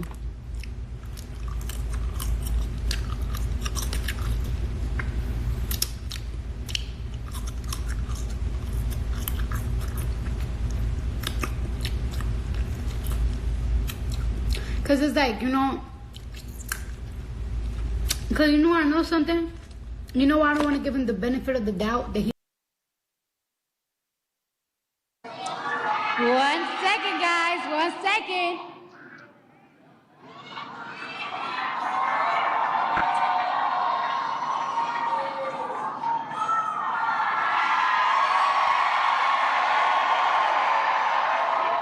Okay.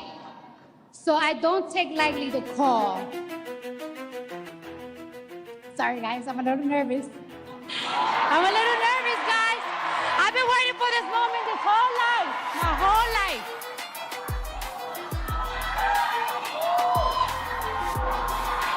I need patience over here. Patience, where are you, girl? I need patience over here.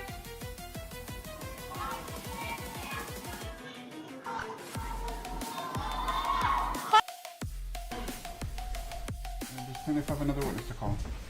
Yes, plaintiff calls defendant Cardi B as a hostile witness. Thank you. And does plaintiff have another witness to call? Yes, plaintiff calls defendant Cardi B as a hostile witness. Thank you.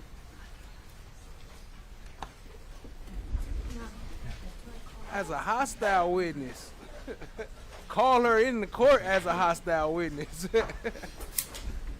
She got beef with the plaintiff. Ma'am, may I please have you stand right next to the court reporter? Please raise your right hand. Do you solemnly state that the testimony you may give in the cause not pending before this court shall be the truth, the whole truth, and nothing but the truth, so help you God?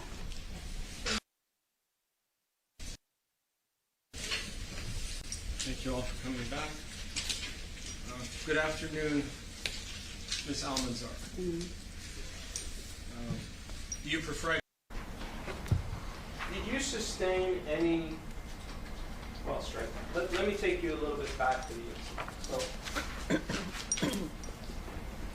when you were at the building and Cardi B exited the elevator on February 24th, 2018, what were the words that she used that were so hurtful? She used a lot of words, and again, excuse my language, but she was like, fuck you, you fat ass bitch, that's why I'm gonna beat your ass, I'm gonna get you fired, nigga this, nigga that, bitch ass nigga, that's why you do security, ah, that's why you do security, ah. She was sticking her tongue out, she was flailing her arms up and down, she was jumping up and down, body shaming me, I mean, racial slurs, just a lot. And did she spit on you? She did. Did her spit actually land on your body? It did. Why did you exit the elevator to speak with her after she said what she said? I wanted to clarify the misunderstanding. Did you also want her to leave because she was causing a disturbance? At that time, she was causing a disturbance. She was yelling and screaming, and I did want her to leave. And as a security guard, were you working there as an extension of the owner to be able to make that kind of call, whether somebody should be told to leave because they're causing a disturbance? Objection, leading Life Foundation calls for legal assisting. Could you repeat the question, please? I'm going to ask you a different question. Did the landlord hire you as a security guard to protect its building? Yes. Overruled. And did you do that? Yes. For how long? For about 4 years. During those 4 years, did you ever have a problem with anybody else? Never. Not one time?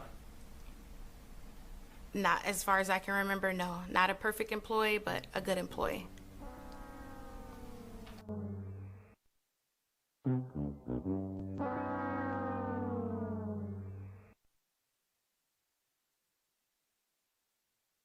What's discovery? Yes. What are form interrogatories? Oh, honey, I don't know what that means. What is special interrogatory? I do not know. What are requests for admissions? You don't know, right? Is that fair? You don't know? No. You do know? No. Okay. And when your attorney responded to the written discovery on your behalf, did he or she show you the discovery responses? Did they email you a copy of it? I mean, I will have to see what you're asking me. I will show it to you. May I approach, Your Honor? You show her the discovery only? Sure. Thank you, Your Honor. Could you identify it, please? Yes. I will show it to you.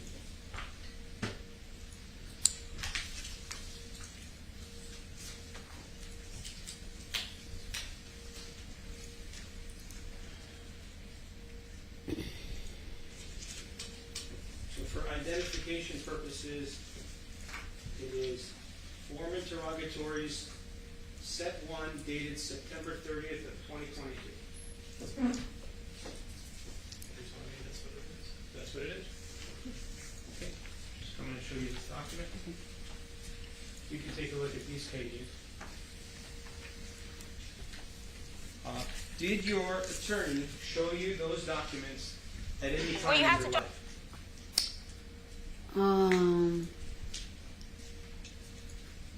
I'm not quite sure. I don't think so, no. Whoa.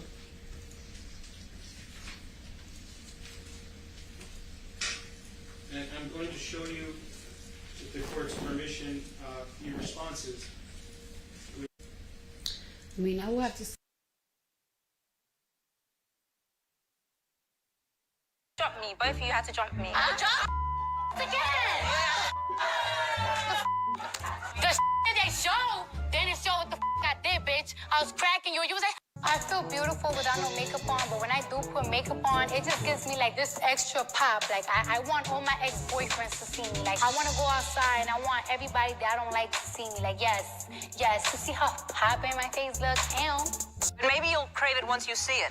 I got donuts for you. Donuts? Yeah. Right? I like donuts. Yeah? All right. Come on. Well, you have to drop me. Both of you have to drop me. I'll drop again. The they show, then it show what the I did, bitch. I was cracking you. You was like, help me, help me. All right, Swift. What is going on? Ramonda, see my eyes. My whole body, motherfucker. You don't see me? You don't see me? You see these fucking lips? Yes. My legs move. Laughing today. I want you to take this serious. But they wasn't, though. They was fronting on the kid, you heard? Where's that? Son, this shit is a motherfucking tour. And let me tell you. Oh my God, what is that? Oh my God. What is that? Ooh, the nerves are so bad. Maybe I need to start smoking weed. For me to see how long it is, It's a long day. how long it is for them just to shoot, I don't know how they do it. They got patience. You want to do more movies now? Hey. It is. Free. What's me before I had a you reason. and me, so No, I had a reason. I had a reason. shine and I can't shine because I can't climb. It would have been you, baby. So I was mad. I was like, God. But when I pretty much want the same shit you want, motherfucker. And then it's like, and then they laughed. Let me touch it. What is that again? I'm touching it. Okay, you're touching it right now. It's fluffy. The absence of evidence is not the evidence of absence. What?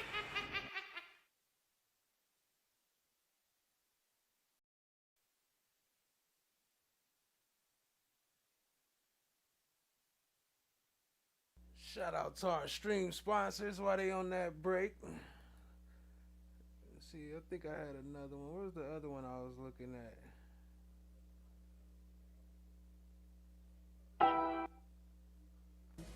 Okay, thank you very much. Goodbye. Bitch be looking like Dora the Explorer. My best pictures and videos of her is she's like in a damn pajamas. What's poppin', y'all? It's your girl Cardi B, and you rockin' with ET, and we in Atlanta, baby. And they made me take off my shoes, but don't look at my feet, because I haven't get them done. Okay? Thank you very much. Goodbye. Bitch be looking like Dora the Explorer. First of all, I don't look like Dora the Explorer. Now, if you was to say that I look like the lady from The Incredibles, the evil lady was what's her name? She got the glasses? Yeah. Her. Even. Shit is so embarrassing because my baby father, he in town and shit, and it's like I'm mad gassy, like, and I hate being around niggas when I'm gassy because I be letting it rip. I don't give a fuck. Somebody you like to be stuck in the elevator with Jesus, because Jesus is gonna take me out that situation. Who is your celebrity crush?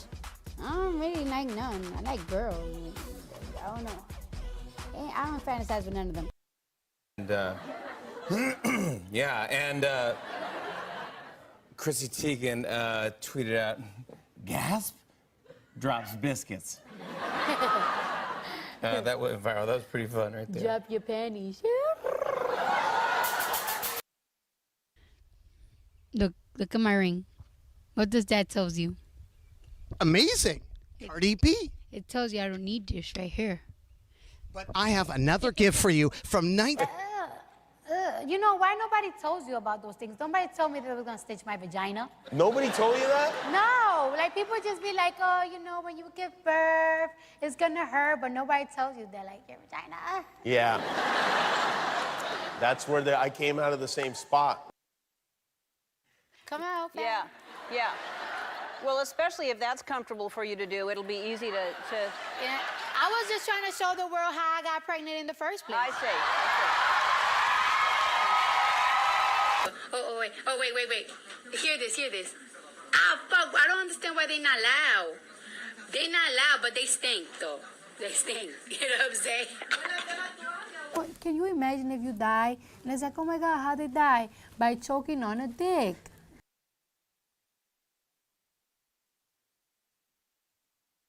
Pregnant because you're going to pass that to the baby. And it's like, I did. Yeah. I did. With everything going on in your career, did you... So when you're pregnant because you're going to pass that to the baby. Though, in my dresser.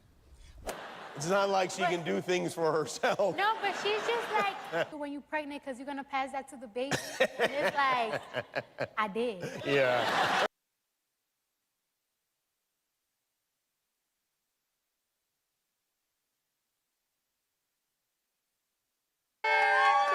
Oh my God, I've been dying to talk to you. How are you? I'm feeling good. I'm feeling nervous, overwhelmed, everything. You feel it all right now. I feel it all, ooh, butterfly in my stomach and vagina.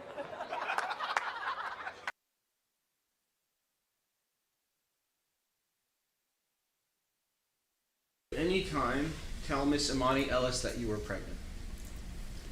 No. That building, you agree, is not Cedars-Sinai Hospital, correct? Objection, my submission. Also, this was covered. I withdraw the Yeah, vote. it's asking us. The building you were in was a medical building, correct? Yes. But it wasn't a hospital. No. Was it a hospital? No. And there's all type of different tenants that are in the building, right? Objection, last foundation. Sustained. Do you know if there were other tenants that had offices in that building? Objection, relevance. Sustained. You were on the 5th floor, correct? Yes. And when you were walking down the hall, there were other doors there, correct? It wasn't just Dr. Finke. There was other different offices there, correct? Objection, relevance. Sustained.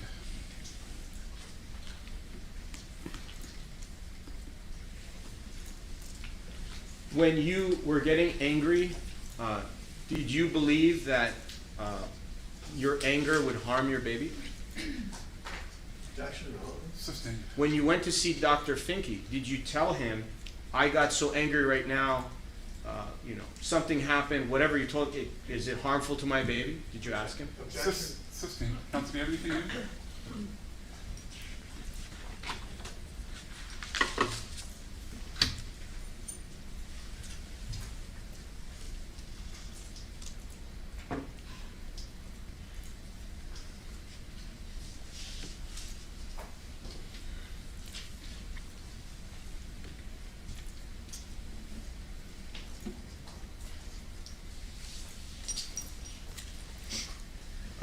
Earlier, well, I'll withdraw that. Did you post anything about the incident of February 24th, 2018 on the internet? Objection, relevance. Overruled. I think I said something because Oh yeah, hold on. I was supposed to pull that paper up, huh? Let me see. Hold on, I got it. That Young Thug joint. Let me see where it's at real quick. What I do with it? Is this it? Nope. Small cover. That's not it. Oh, that's the wrong one. All right, let me pull it up while I was playing. around that time, she did went live and said something, and my fans caught it, and she was just practically saying like all of these lies about me and stuff like that, and I was like, I did not touch that girl at all. I never really got into details about it. I just. And when she was posting things, she was telling other people that you assaulted her or hit her or did something physical, correct? Objection, relevance. Overruled. Yes. And then you replied and posted things as well, correct? Yes. Do you remember what you posted? It was. I don't think I posted something. I'm not even sure if it was a comment or like if I did like a live or something. It had to be quick. I was like, that's a fucking lie. Fuck out of here. Trying to get some money.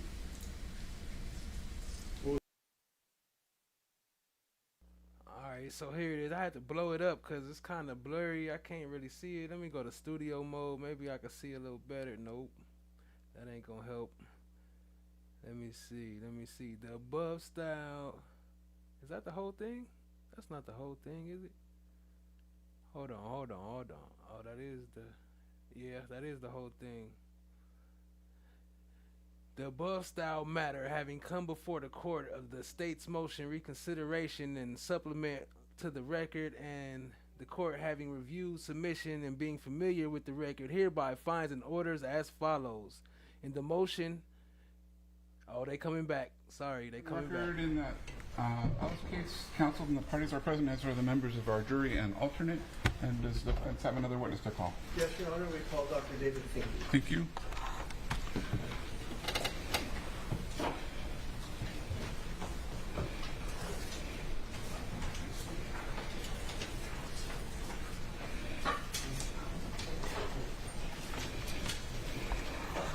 Dr. Finke, if I can please have you stand right next to the court reporter. Closer. Thank you. Please raise your right hand. Do you solemnly state that the testimony you may give in the cause now pending before this court shall be the truth, the whole truth, and nothing but the truth, so help you God? I do. May I please have you state and spell your first and last name for the record? It's David Finke, D-A-V-I-D, F as in Frank, I-N-K-E. Perfect. Thank you. You may take a seat. Please watch your step.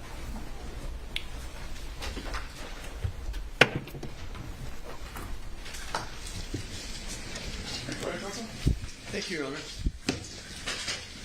Good afternoon, Doctor. Good afternoon. What do you do for a living? I'm an obstetrician and gynecologist. And where are your offices located?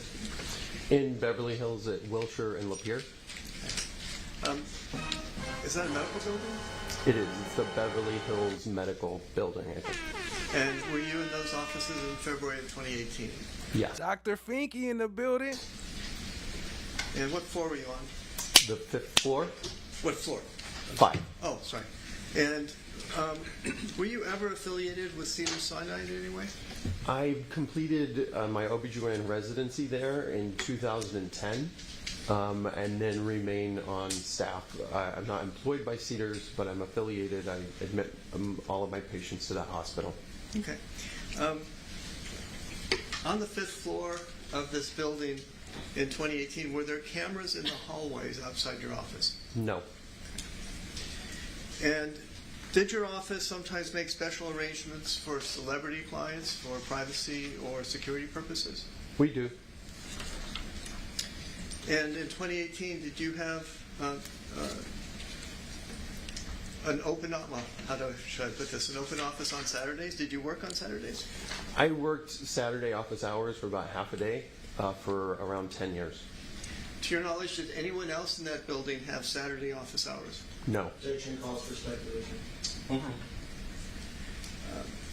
In February 2018, did that building have a building office? Yes. And what floor was that on, if you know? 4. Okay. And did the building have a receptionist? Not a receptionist. Okay. Do you recall an incident in February 2018 where there was an argument with a security guard? Yes. Okay. And is that security guard in the courtroom? Yes. And could you point her out, please? Miss Ellis? Thank you. How did you learn of the incident? I was in my office, in my office's office, and then heard a lot of yelling. So I immediately got up, ran down the hall, and went out into the hallway. Do you have a clear memory of what happened next? Yes. Any particular reason that you have that clear memory? It's never happened before. Okay. And what did you do after you ran down the hall towards the yelling? As soon as I got into the hallway and realized what was going on, my receptionist was between the plaintiff and the defendant, and there was a lot of yelling, a lot of finger pointing, and at one point my receptionist was struck, not hard, but I remember it was like on the shoulder kind of thing. I think it was her right shoulder.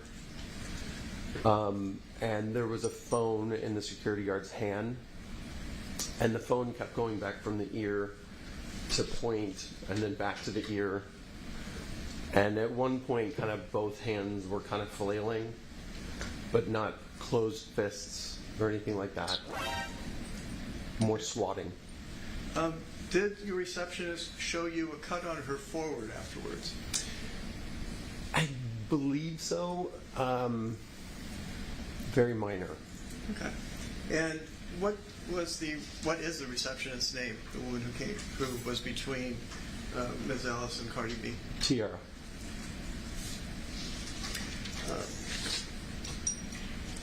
So you see all that. You've gone out and I'm sorry. Where was this? Was this in your office or in the hallway? The main hallway of the 5th floor, just right outside the elevators. Okay. And you hear yelling. You open the door. You see what you've described. What happened next?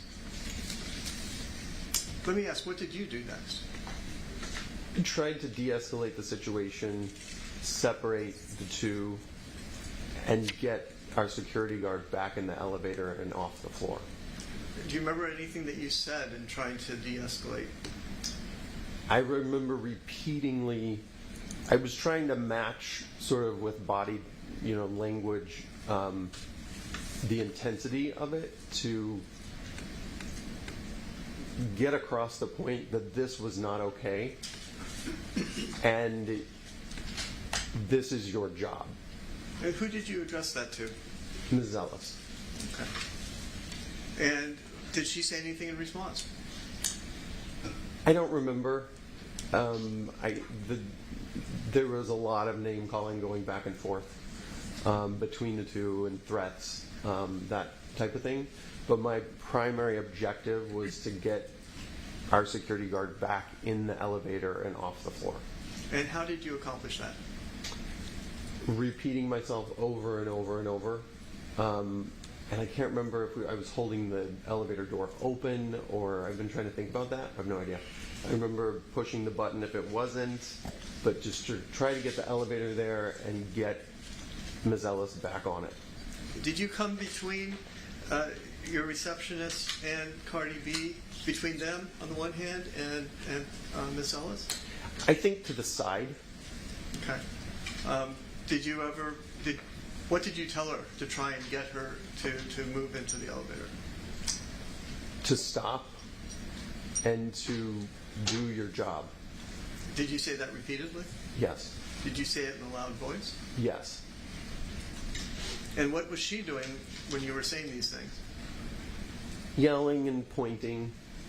I think at that point there was enough distance between the parties that there was no longer, any gestures that could be construed as violent. Okay. And at that point, had the Cardi B and the receptionist gone back into the office, into your office? Yes. As soon as Miss Ellis stepped back on the elevator, Cardi and Tiara were headed back into my office. At any point, were you face to face with Miss Ellis? Yes. And can you estimate how close you were? It was close proximity. Okay. Within a foot. Okay, within a foot of her face. Mm-hmm. And yes. Sorry. Did you see on her face any scratches? No. Did you see on her face any cuts? None. Did you see on her face any blood? No. Did you see any injury at all on her face that day? None. And did you see spit or spittle or any other fluid on her, anywhere on her? No.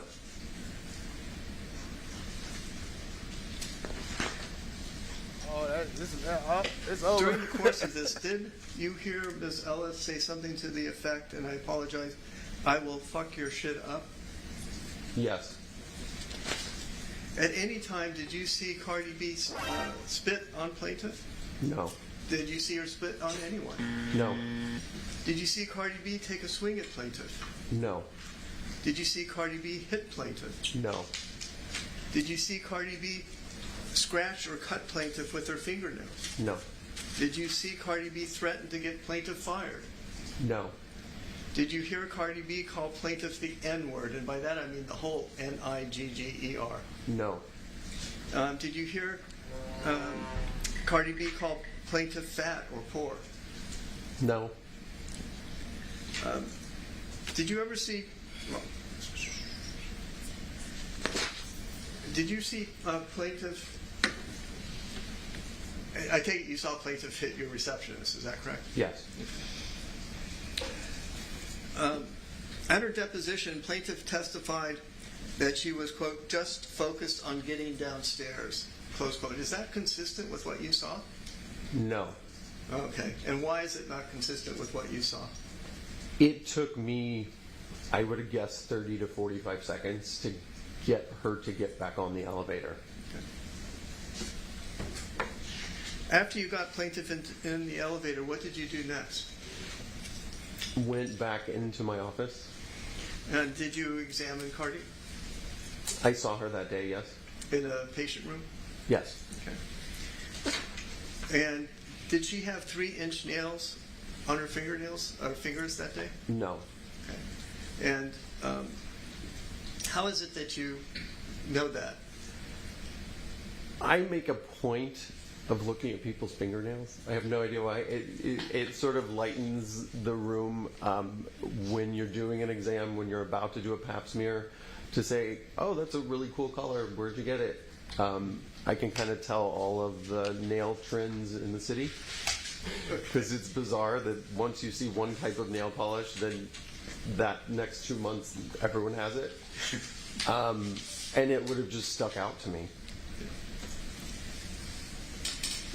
To your knowledge, did Cardi B complain to the building about plaintiff's conduct? No.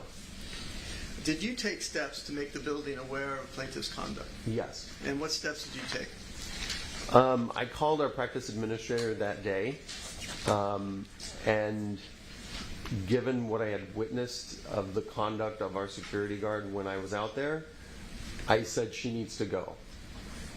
Then my administrator on Monday morning, I think, took Tiara down and made a statement for the building, and then the building proceeded to do what they did. Okay, thank you. Those are all the questions I have for you, sir. Thank you. All right, Crossington. Good afternoon, Doctor. Good afternoon. You're at 8920 Wilshire Boulevard? Yes. Are you aware that I'm across the street from your office at 9025 Wilshire Boulevard? Nope. Okay. When I approached you outside and I wanted to speak with you, isn't it true that you were unwilling to speak with me? Is that correct? Yes. Okay. And when the defense wanted to speak with you, you did talk to them, correct? Yes. You even prepared a declaration, and you gave them permission to sign it on your behalf? Yes. Okay. And you are here because you want to testify in favor of your patient, correct? I'm here because I'm one of 4 people who were in the hallway that day. Right. And I'm here to tell you what I saw. And you've been... I'm sorry, go ahead. And I'm just flabbergasted by the allegations that don't seem congruent with what I saw that day. Right. On how many occasions did you speak with the attorneys from the defense? In person or over the phone? Combined. In person once, twice, including today. Over the phone 3 times. What did you talk about that was so important 3 different times? They wanted to know what I knew. They wanted to see if they could get a hold of Tiara, who no longer works at our practice. That's the nuts and bolts. Okay. You are a licensed gynecologist in the state of California since 2007? Yes. In your field, your specialty deals with below the waist, correct? Yes. What is the reason you would think to look at Emani Ellis's face when you have 2 people that are yelling at each other with someone in between? Was there a reason that you were specifically at that time looking at Emani Ellis's face to tell us whether there was a scar, a cut, or anything to her face? When at that moment, she was closer to the elevator. There probably was about 3-4 feet between the two. And I got between her and them. And the elevator was directly behind her. So I was making direct eye contact to try to be as assertive as I could. Okay. Isn't it true that you don't remember what you ate a week ago? Fair? Objection. This incident happened 2,741 days ago, 7.5 years ago. You agree? Correct. In those 7.5 years, did you take any notes of what happened on the date of the incident? I did not. So everything you're telling us right now, from 7.5 years ago, is from your memory of what occurred, correct?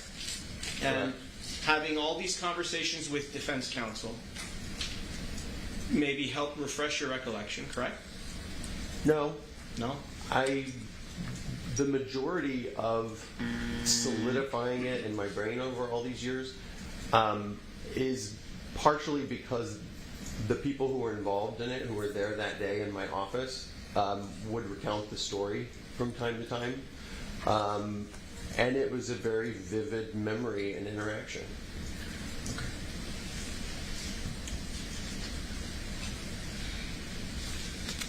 When you got there, Tiara Malcolm, your receptionist, was already outside, correct?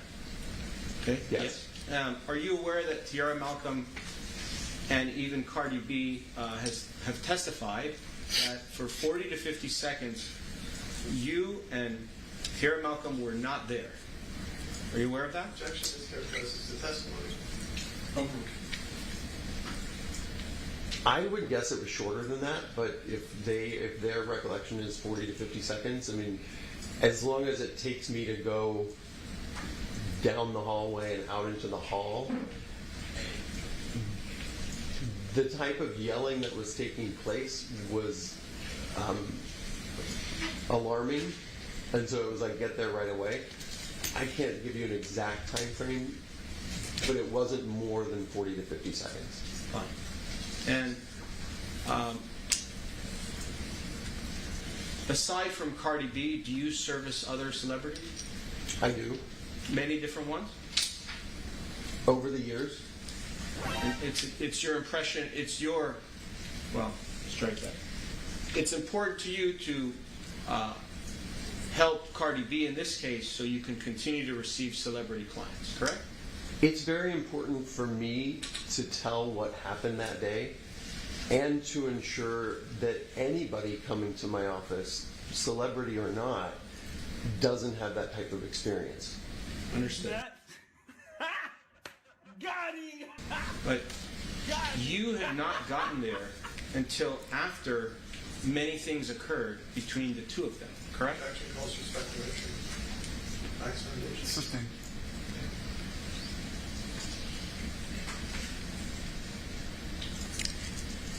Earlier you testified that you saw Emani Ellis hit your receptionist.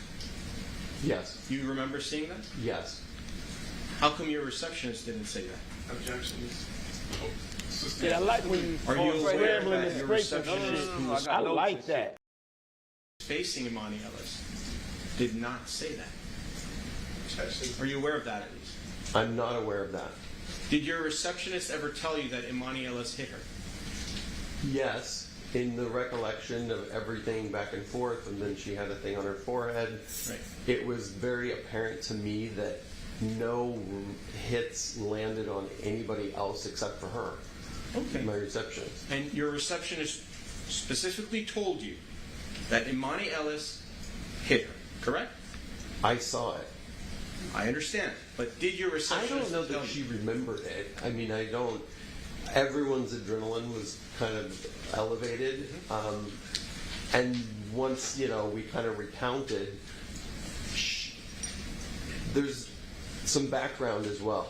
We had an attorney visited our office a few times in the weeks after the incident. inquiring what happened and various things, leaving a business card. So we talked about it a lot, and I think we both concluded that the only one who was smacked was her. Okay. Did that receptionist make any type of claim against Miss Emani Ellis? No. Why not? Objection calls for speculation. In your declaration, you state that on one occasion, plaintiff's counsel left a business card. I'm the plaintiff's counsel. Did I leave a business card in your office? Do you know? I withdraw the question. Do you know if I left a business card in your office? You personally, I do not. It was a male, dark hair, darker beard, and my a different receptionist got the business card, who wasn't working that particular Saturday. And I think at one point I came out on a different occasion when this person was came to the checkout desk, not the check-in desk, on a different date, and I said, you need to leave. Okay. The declaration that you signed yesterday, have you read it? It was read to me. Okay. Your Honor, objection.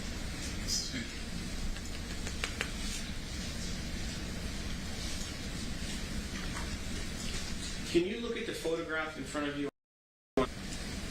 Could you identify it to counsel, please? Sure. Do you see the photograph? Can you identify it for the record, counsel? I'm sorry, Your Honor, I don't remember the exhibit number, but it's a photograph of Cardi B from 2018. Your Honor, it's exhibit 232. Thank you. Okay. For the record, exhibit 232. Do you see the photograph? I do. Are you aware that this photograph was taken on February 18th of 2024, which was 1 week before the incident? Are you aware of that? Objection, Your Honor. Do you know when this photograph was taken? Objection, Your Honor. Overruled. No, but it probably was around the time of the incident, I would guess. And, if you look at the fingernails, since you're a fingernail man, if you look at these fingernails in the photograph, and sorry, I wasn't a man. If you look at the fingernails, since you're a fingernail man, if you look at these fingernails in the photograph, and sorry, I wasn't trying to be rude, I'm just making a joke. If you don't mind. The fingernails that are in this picture, are these the same fingernails that Cardi B was wearing when she entered your office on the date of the incident? I think so. Are you sure? I didn't memorize them, but I know that they weren't 3-inch long with a spear at the end. But you're not sure if these are the same fingernails, correct? I believe they are.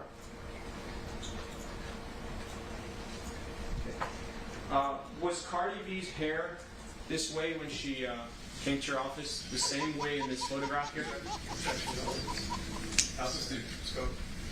Was Cardi B dressed this way when she appeared in your office? Objection, relevance.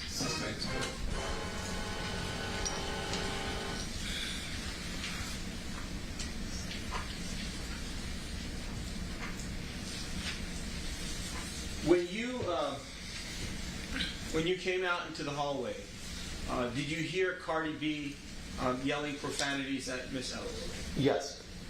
What were some of the words, without going into detail? The F word? The F's and B's and all of it.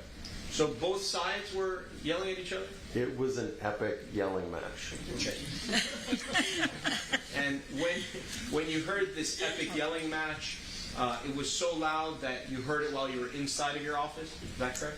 There's an additional hallway in between the main hallway and the office I was sitting in, and all the way at the south side of the building. Yes, took a lot of energy for me to hear it. When you walked out of your office, you didn't know what areas of the body Miss Emani Ellis was claiming injuries to at the time, correct? Objection. I withdraw it. Why not just ask him a fact check question? Do you know what areas of the body, Emani Ellis, what areas of her body were injured at the time of the incident? Objection, argumentative, lacks foundation, contrary to all the evidence in the case.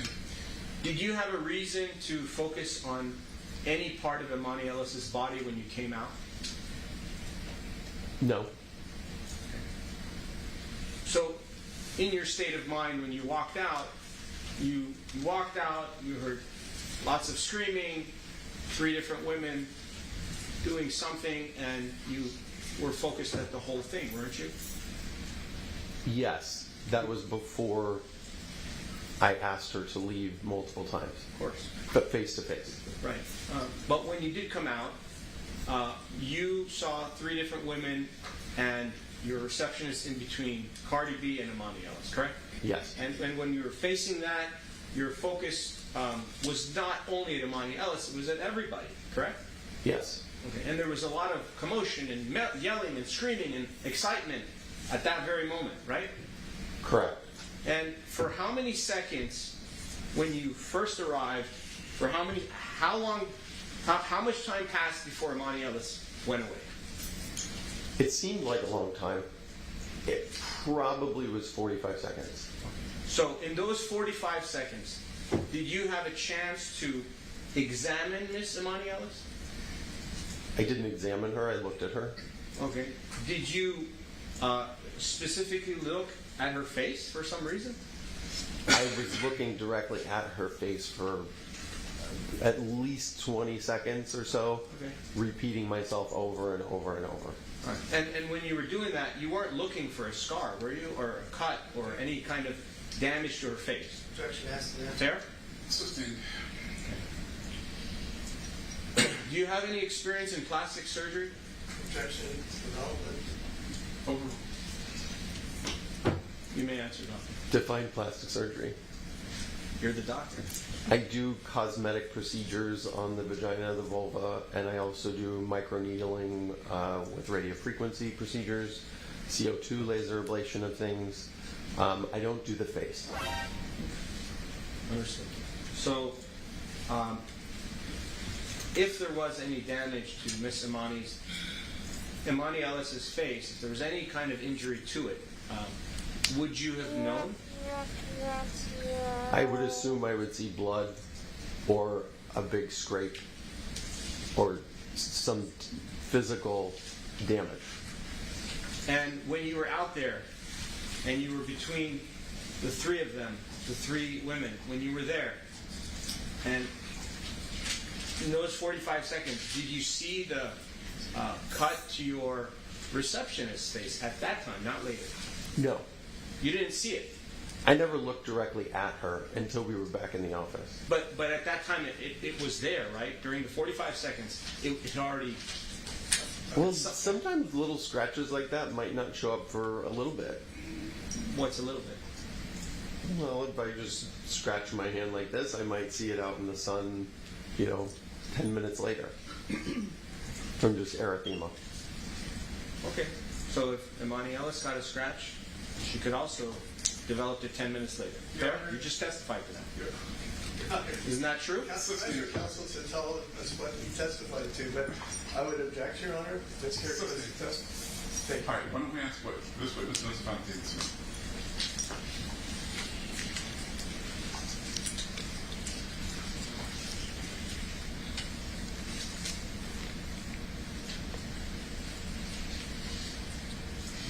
When you spoke to defense counsel 3 times, which attorney was it? Was it Mr. Anderson or Mr. Lamb or Ms. Moore? Over the phone, Ms. Moore. Every time? Probably, yes. And for you to come down here and testify, you had to at least cancel half the day of your work, correct? I canceled my whole afternoon on a day's notice. Okay. Are you getting paid to be here? No. Why are you testifying if you're not being paid? Were you subpoenaed? I was not. So you came voluntarily? I did. And they believed that you would appear here today in court with no subpoena. That's how confident they were that you were here to help them, correct? Any other questions?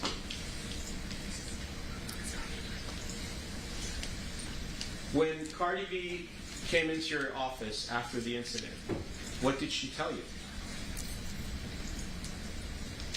I apologized. She was more calm than I thought she would be. She didn't complain about the incident or to me afterwards, which I was kind of surprised about as well. I would have been upset if I were the client. And then we proceeded to help her with what she came in for. Could it be that she didn't apologize because she was the one that assaulted Miss Ellis? Did you How about stopping with the could it be's and just ask him what happened, what you saw, what you heard, what you smelled? Yes, Your Honor.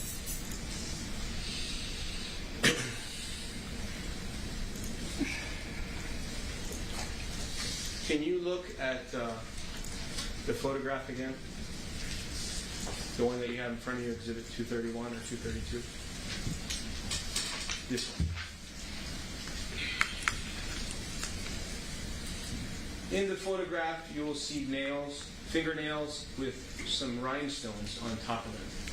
Do you remember seeing rhinestones on Cardi B's fingernails when she came into your office on the date of the incident? Objection. This characterizes the evidence and the photograph. Yeah, I mean, they were decorative. She was not made up. She was in plain clothing, but she had, the nails were done. And those rhinestones, were they sharp and pointy? I think rhinestones in general have rough edges. And they're sharp and pointy and with rough edges? On the back, on the front side of the nail, on the top of the nail, they look like they project. And I see that you're wearing glasses. Do you wear them? Were you wearing your glasses at the time of the incident? I'm 99% sure I wasn't, because up until a couple of years ago, I just wore contacts. Were you wearing contacts at the time of the incident? Yes. So there was no vision issues? No. I have no further questions. Thank you, Doctor. All right, Leroy? Yes, Your Honor, just a few. I guess I'll do it again. Y'all got me over here rolling. You said that you were one of 4 people in the hallway. So that's you, Cardi B, Ms. Malcolm, and the plaintiff? Correct. Was there anyone else in the hallway? No. Is it correct, counsel asked you about cuts bleeding. Do cuts and scratches tend to bleed more if they're on the face than if they're on some other part of the body? Objection. Calls for expert opinion outside the scope of this witness. Can you repeat the question? Sure. Is there a difference in the tendency to bleed if the cut or scratch is on your forehead or cheek than if it's on another part of your body? The head face is generally, has greater blood flow. Okay. Smaller blood vessels. Yeah. As a fingernail guy, have you seen fingernails where the rhinestones are flat? They're actually just little inserts. They look like rhinestones, but they're flat. Objection. Calls for speculation. I have seen objects put into, I would guess it's an acrylic nail, and somewhat buried. I have seen that. Yeah. Do you have any recollection now, 7.5 years later, whether the rhinestones in that photograph and on Cardi's fingernails were actually 3-dimensional or were flat? Objection. Calls for expert opinion. No recollection. Okay. 1 second.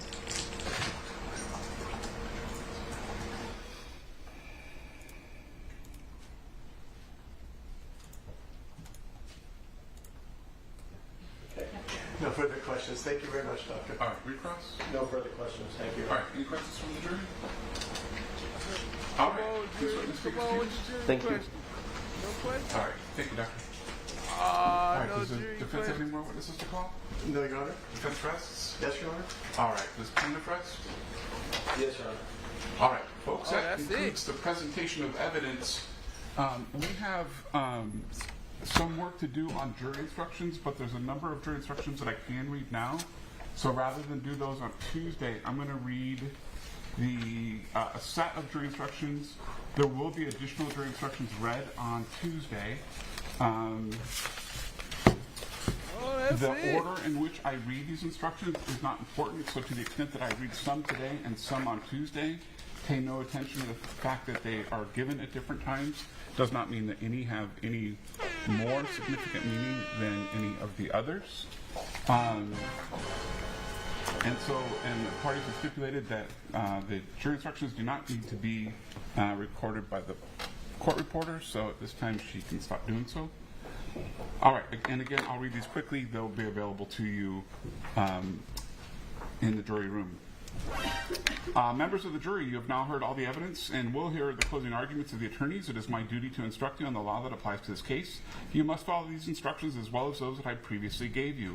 You will have a copy of my instructions with you when you go to the jury room to deliberate. You must decide what the facts are. You must consider all the evidence and then decide what you think happened. You must decide the facts based on the evidence admitted in this trial. Do not allow anything that happens outside this courtroom to affect your decision. Do not talk about this case or the people involved in it with anyone, including family and persons living in your household, friends and coworkers, spiritual leaders, advisors, or therapists. Do not do any research on your own or as a group. Do not use dictionaries or other reference materials. These prohibitions on communications and research extend to all forms of electronic communications. Do not use any electronic device or media such as a cell phone, smartphone, PDA, computer, tablet, device, the internet, any internet service, any text or instant messaging service, any internet chat room, blog, or website, including social networking websites, online diaries, to send or receive information to or from anyone about this case or your experience as a juror until after you've been discharged from your jury duty. Do not investigate the case or conduct any experiments. Do not contact anyone to assist you, such as a family accountant, doctor, or lawyer. Do not visit or view the scene of any event involved in this case. If you happen to pass by the scene, do not stop or investigate. All jurors must see or hear the same evidence at the same time. Do not read, listen to, or watch any news accounts of this trial. You must not let bias, sympathy, prejudice, or public opinion influence your decision. If you violate any of these prohibitions on communications and research, including prohibitions on electronic communications and research, you may be held in contempt of court or face other sanctions. That means you may have to serve time in jail, pay a fine, or face other punishment for that violation. I will now tell you the law that you must follow to reach your verdict. You must follow the law exactly as I give it to you, even if you disagree with it. If the attorneys have said anything different about what the law means, you must follow what I say. In reaching your verdict, do not guess what I think your verdict should be from something I may have said or done. Pay careful attention to all the instructions that I give you. All the instructions are important because together they state the law that you will use in this case. You must consider all the instructions together. After you have decided what the facts are, you may find that some of the instructions do not apply. In that case, follow the instructions that do apply and use them together with the facts to reach your verdict. If I repeat any ideas or rules of law during my instructions, that does not mean that these ideas or rules are more important than the others. In addition, the order in which the instructions are given does not make any difference. Most of the instructions are typed. However, some handwritten or typewritten notes may have been added, and some words may have been deleted. Do not discuss or consider why words may have been added or deleted. Please treat all the words the same, no matter what their format. Simply accept the instruction in its final form. You may consider the ability of each party to provide evidence. If a party provided weaker evidence when it could have provided stronger evidence, you may distrust the weaker evidence. You may consider whether one party intentionally concealed or destroyed evidence. If you decide that a party did so, you may decide that the evidence would have been unfavorable to that party. If a party failed to explain or deny evidence against them when they could reasonably have done so based on what they knew, you may consider their failure to explain or deny in evaluating that evidence. It is up to you to decide the meaning and importance of the failure to deny evidence against the party. During the trial, you received deposition testimony that was read from deposition transcripts or shown by video. A deposition is the testimony taken of a person before trial. At a deposition, the person is sworn to tell the truth and is questioned by the attorneys.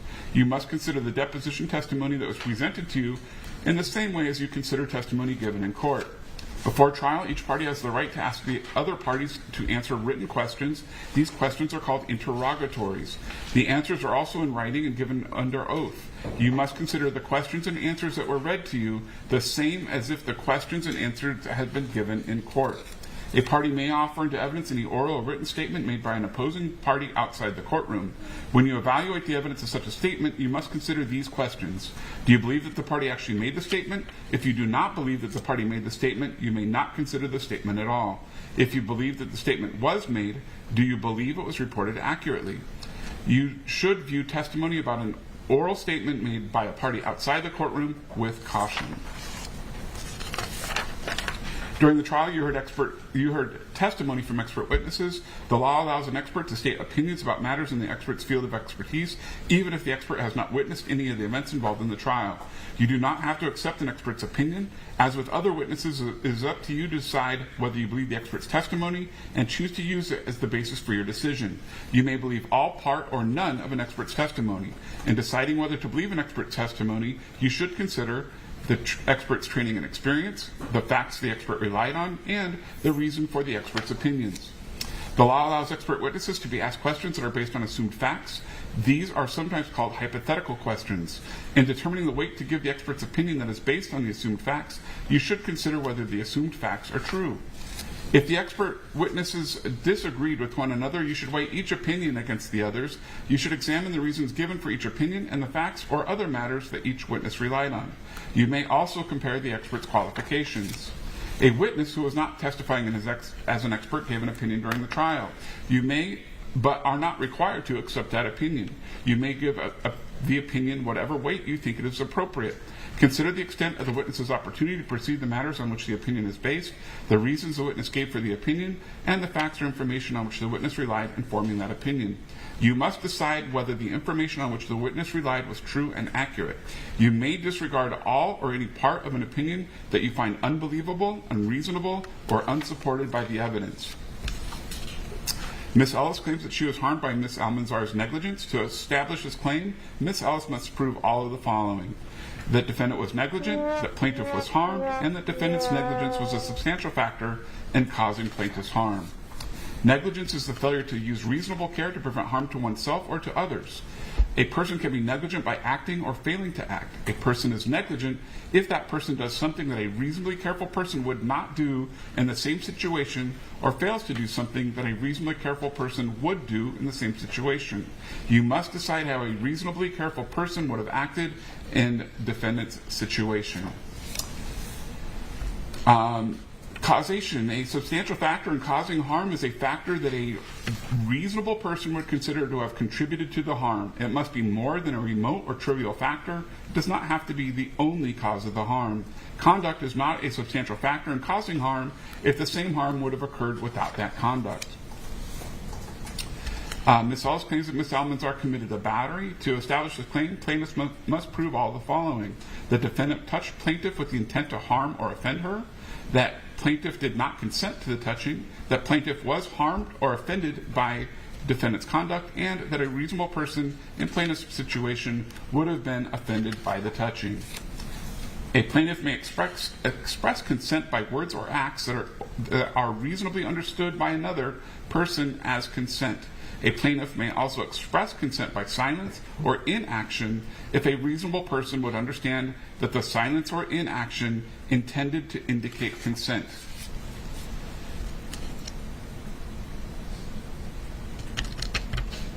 Ms. Ellis claims that Ms. Almanzar's conduct caused Ms. Ellis to suffer severe emotional distress. To establish this claim, Ms. Ellis must prove all of the following: that defendant's conduct was outrageous, that defendant intended to cause plaintiff emotional distress, that plaintiff suffered severe emotional distress, and that defendant's conduct was a substantial factor in causing plaintiff's severe emotional distress.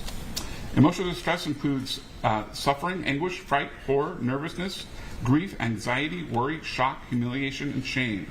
Severe emotional distress is not mild or brief. It must be so substantial or long-lasting that no reasonable person in a civilized society should be expected to bear it. Plaintiff is not required to prove physical injury to recover damages for severe emotional distress. If you decide that plaintiff has proved her claim against defendant, you must also decide how much money will reasonably compensate Ms. Ellis for the harm. This compensation is called damages. The amount of damages must include an award for each item of harm that was caused by defendant's wrongful conduct, even if the particular harm could not have been anticipated. Ms. Ellis does not have to prove the exact amount of damages that will provide reasonable compensation for the harm. However, you must not speculate or guess in awarding damages. The damages claimed by plaintiff are for the harm caused by defendant fall into two categories called economic and non-economic damages. You'll be asked in the verdict form to state the two categories of damages separately. The following are the specific items of economic damages claimed by Ms. Ellis: past and future medical expenses. The following are the specific items of non-economic damages claimed by Ms. Ellis: physical pain, mental suffering, and emotional distress. The arguments of the attorneys are not evidence of damages. Your award must be based on your reasoned judgment to the testimony of the witnesses and the other evidence that has been admitted during the trial.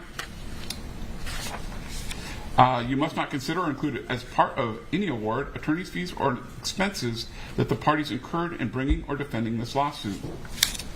When you go to the jury room, the first thing you should do is choose the presiding juror. The presiding juror should see to it that your discussions are orderly and that everyone has a fair chance to be heard. It is your duty to talk with one another in the jury room and to consider the views of all the jurors. Each of you must decide the case for yourself, but only after you have considered the evidence with the other members of the jury. Feel free to change your mind if you are convinced that your position should be different. You should all try to agree, but do not give up your honest beliefs just because others think differently.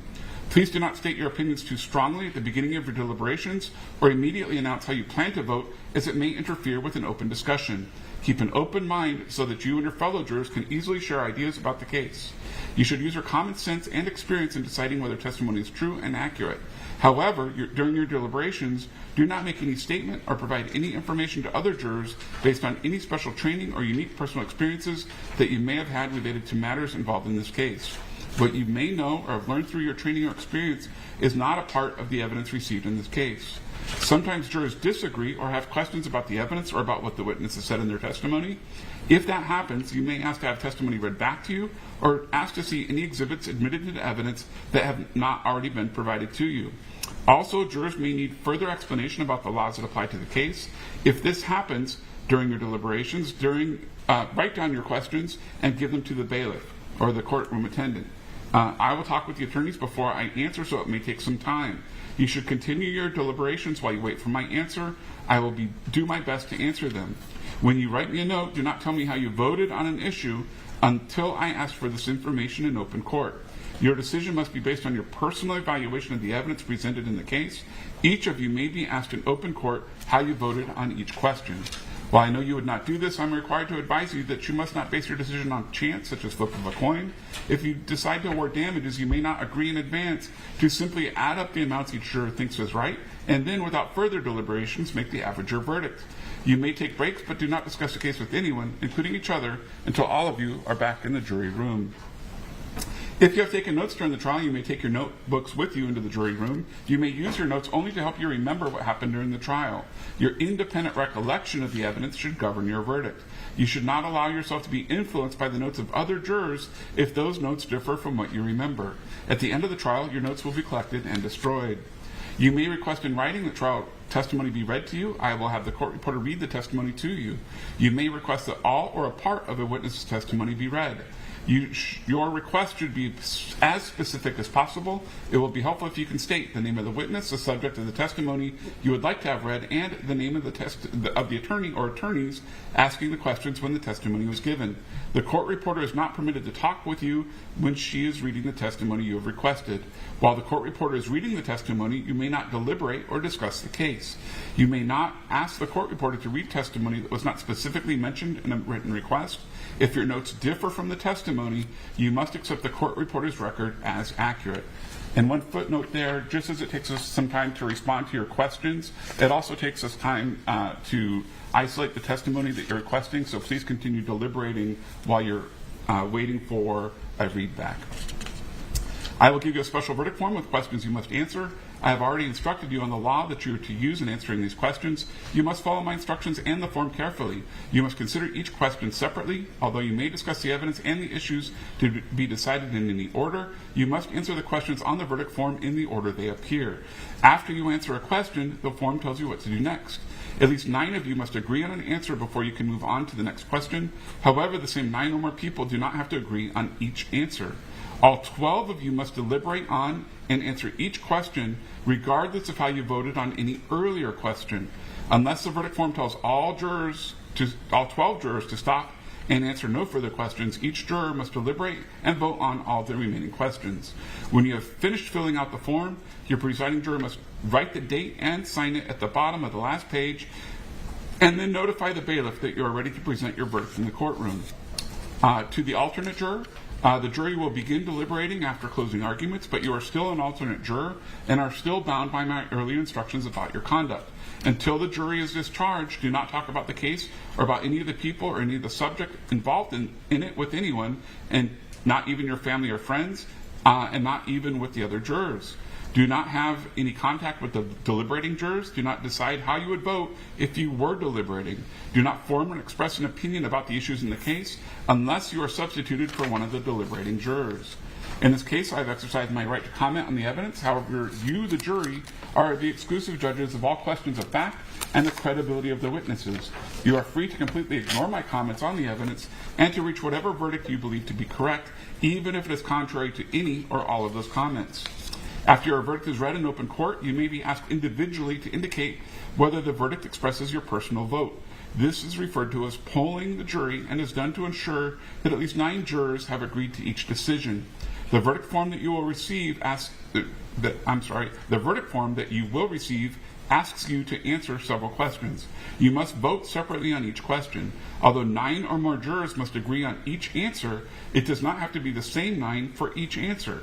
Therefore, it is important for each of you to remember how you have voted on each question, so that if the jury is polled, each of you will be able to answer accurately about how you have voted. And we're actually going to give you your own copy of the verdict form, so please keep track of your own votes on the verdict form. The verdict form, the final verdict form that the jury foreman will have will be the only one that's turned in, but please keep track of your votes on the verdict form that you're given for your own copy. If during the trial any of you had a question that you believe should be asked of a witness, you are instructed to write out the question and provide it to me through my courtroom staff. If a question was asked, or I decided whether the question could be asked. If a question was asked and answered, you are to consider the answer as you would any other evidence received in the trial. Do not give the answer any greater or lesser weight because it was initiated by a jury question.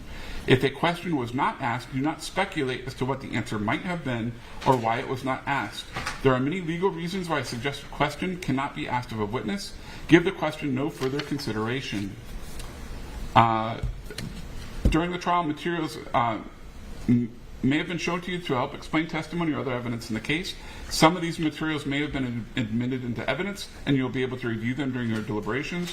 Other materials may have also been shown to you during the trial, but they have not been admitted into evidence. You will not be able to review them during your deliberations because they are not themselves evidence of any proof. Evidence or proof of any facts. You may, however, consider the testimony given in connection with those materials.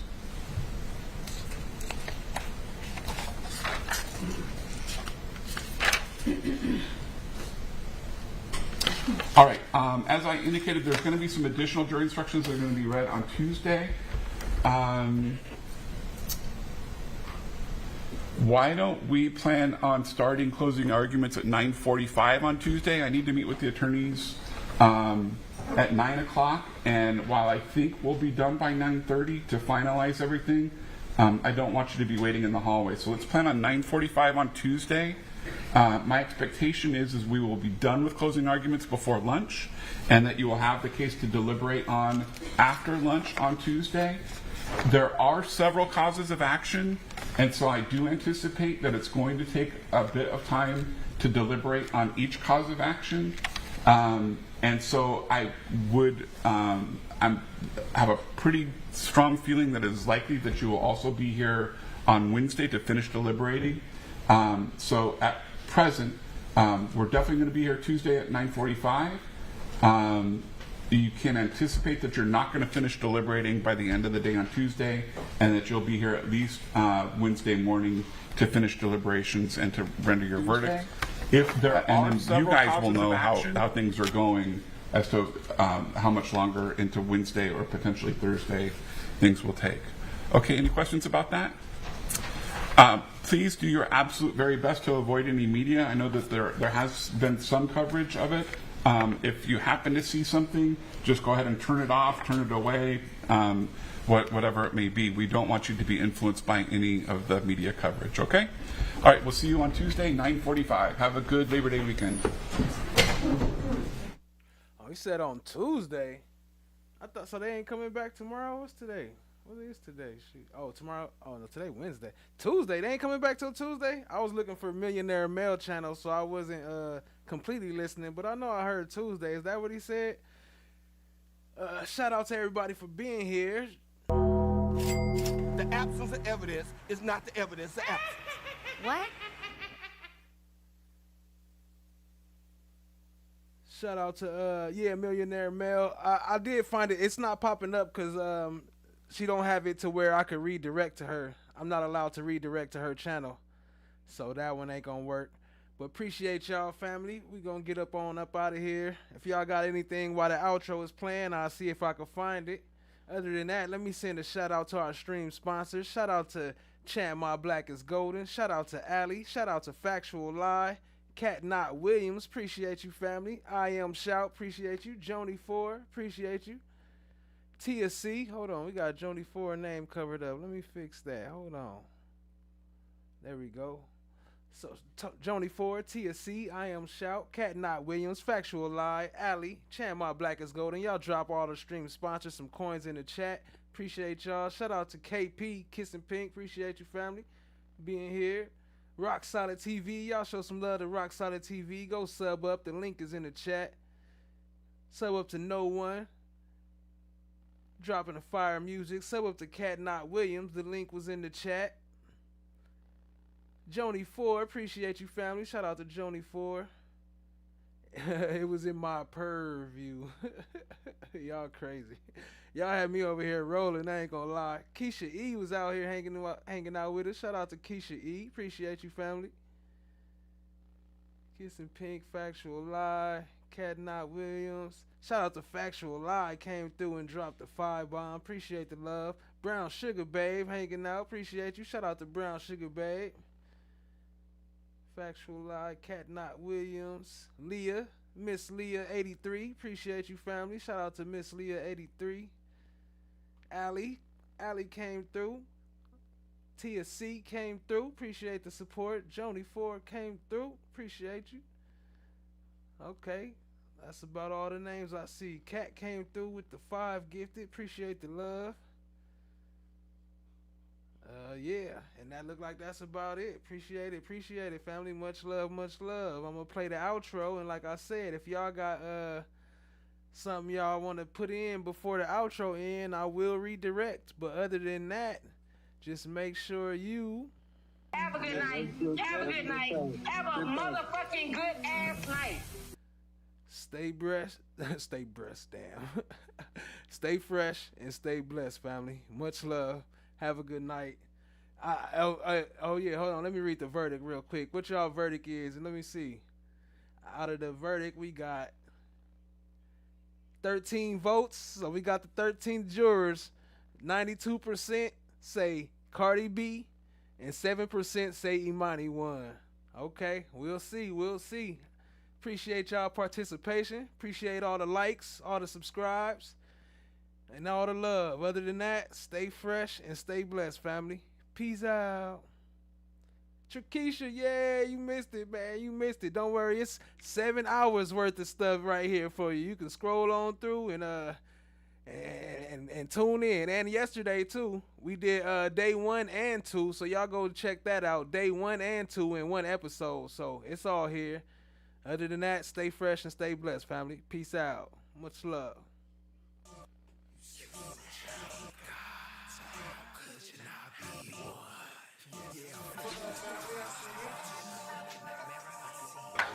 Okay.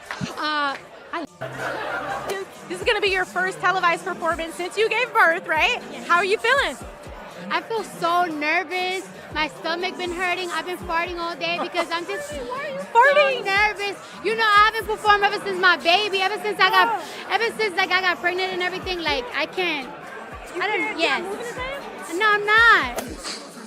Yo, my stomach is on fucking fire, bro.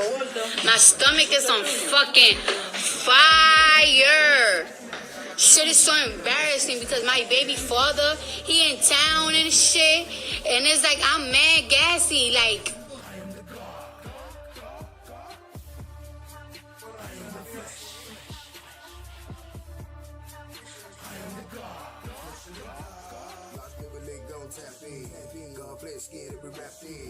like us, gon' get the lights up. So you can share, tell them pack in. From the left, right, front to the passenger side. It's right here, the premiere. How you know? Cause them boys broadcast to the live. Wanna talk about it, hit the link right here. Slide coins up, got 100 bands. Mars eyes, watch how the check. And the band made love to a bobblehead. 2 bands do a dance like check. I'ma keep going till I'm motherfucking tired. You what? I'm motherfucking tired. Slide real side, could we rain down game? Like, what you mean? Just watch the rise. Watch the rise. Watch the rise. I am the flesh. I am the God. I am the flesh. I am the God. Flesh of the God.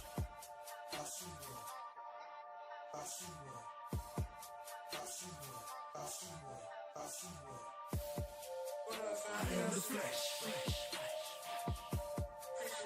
I am the God.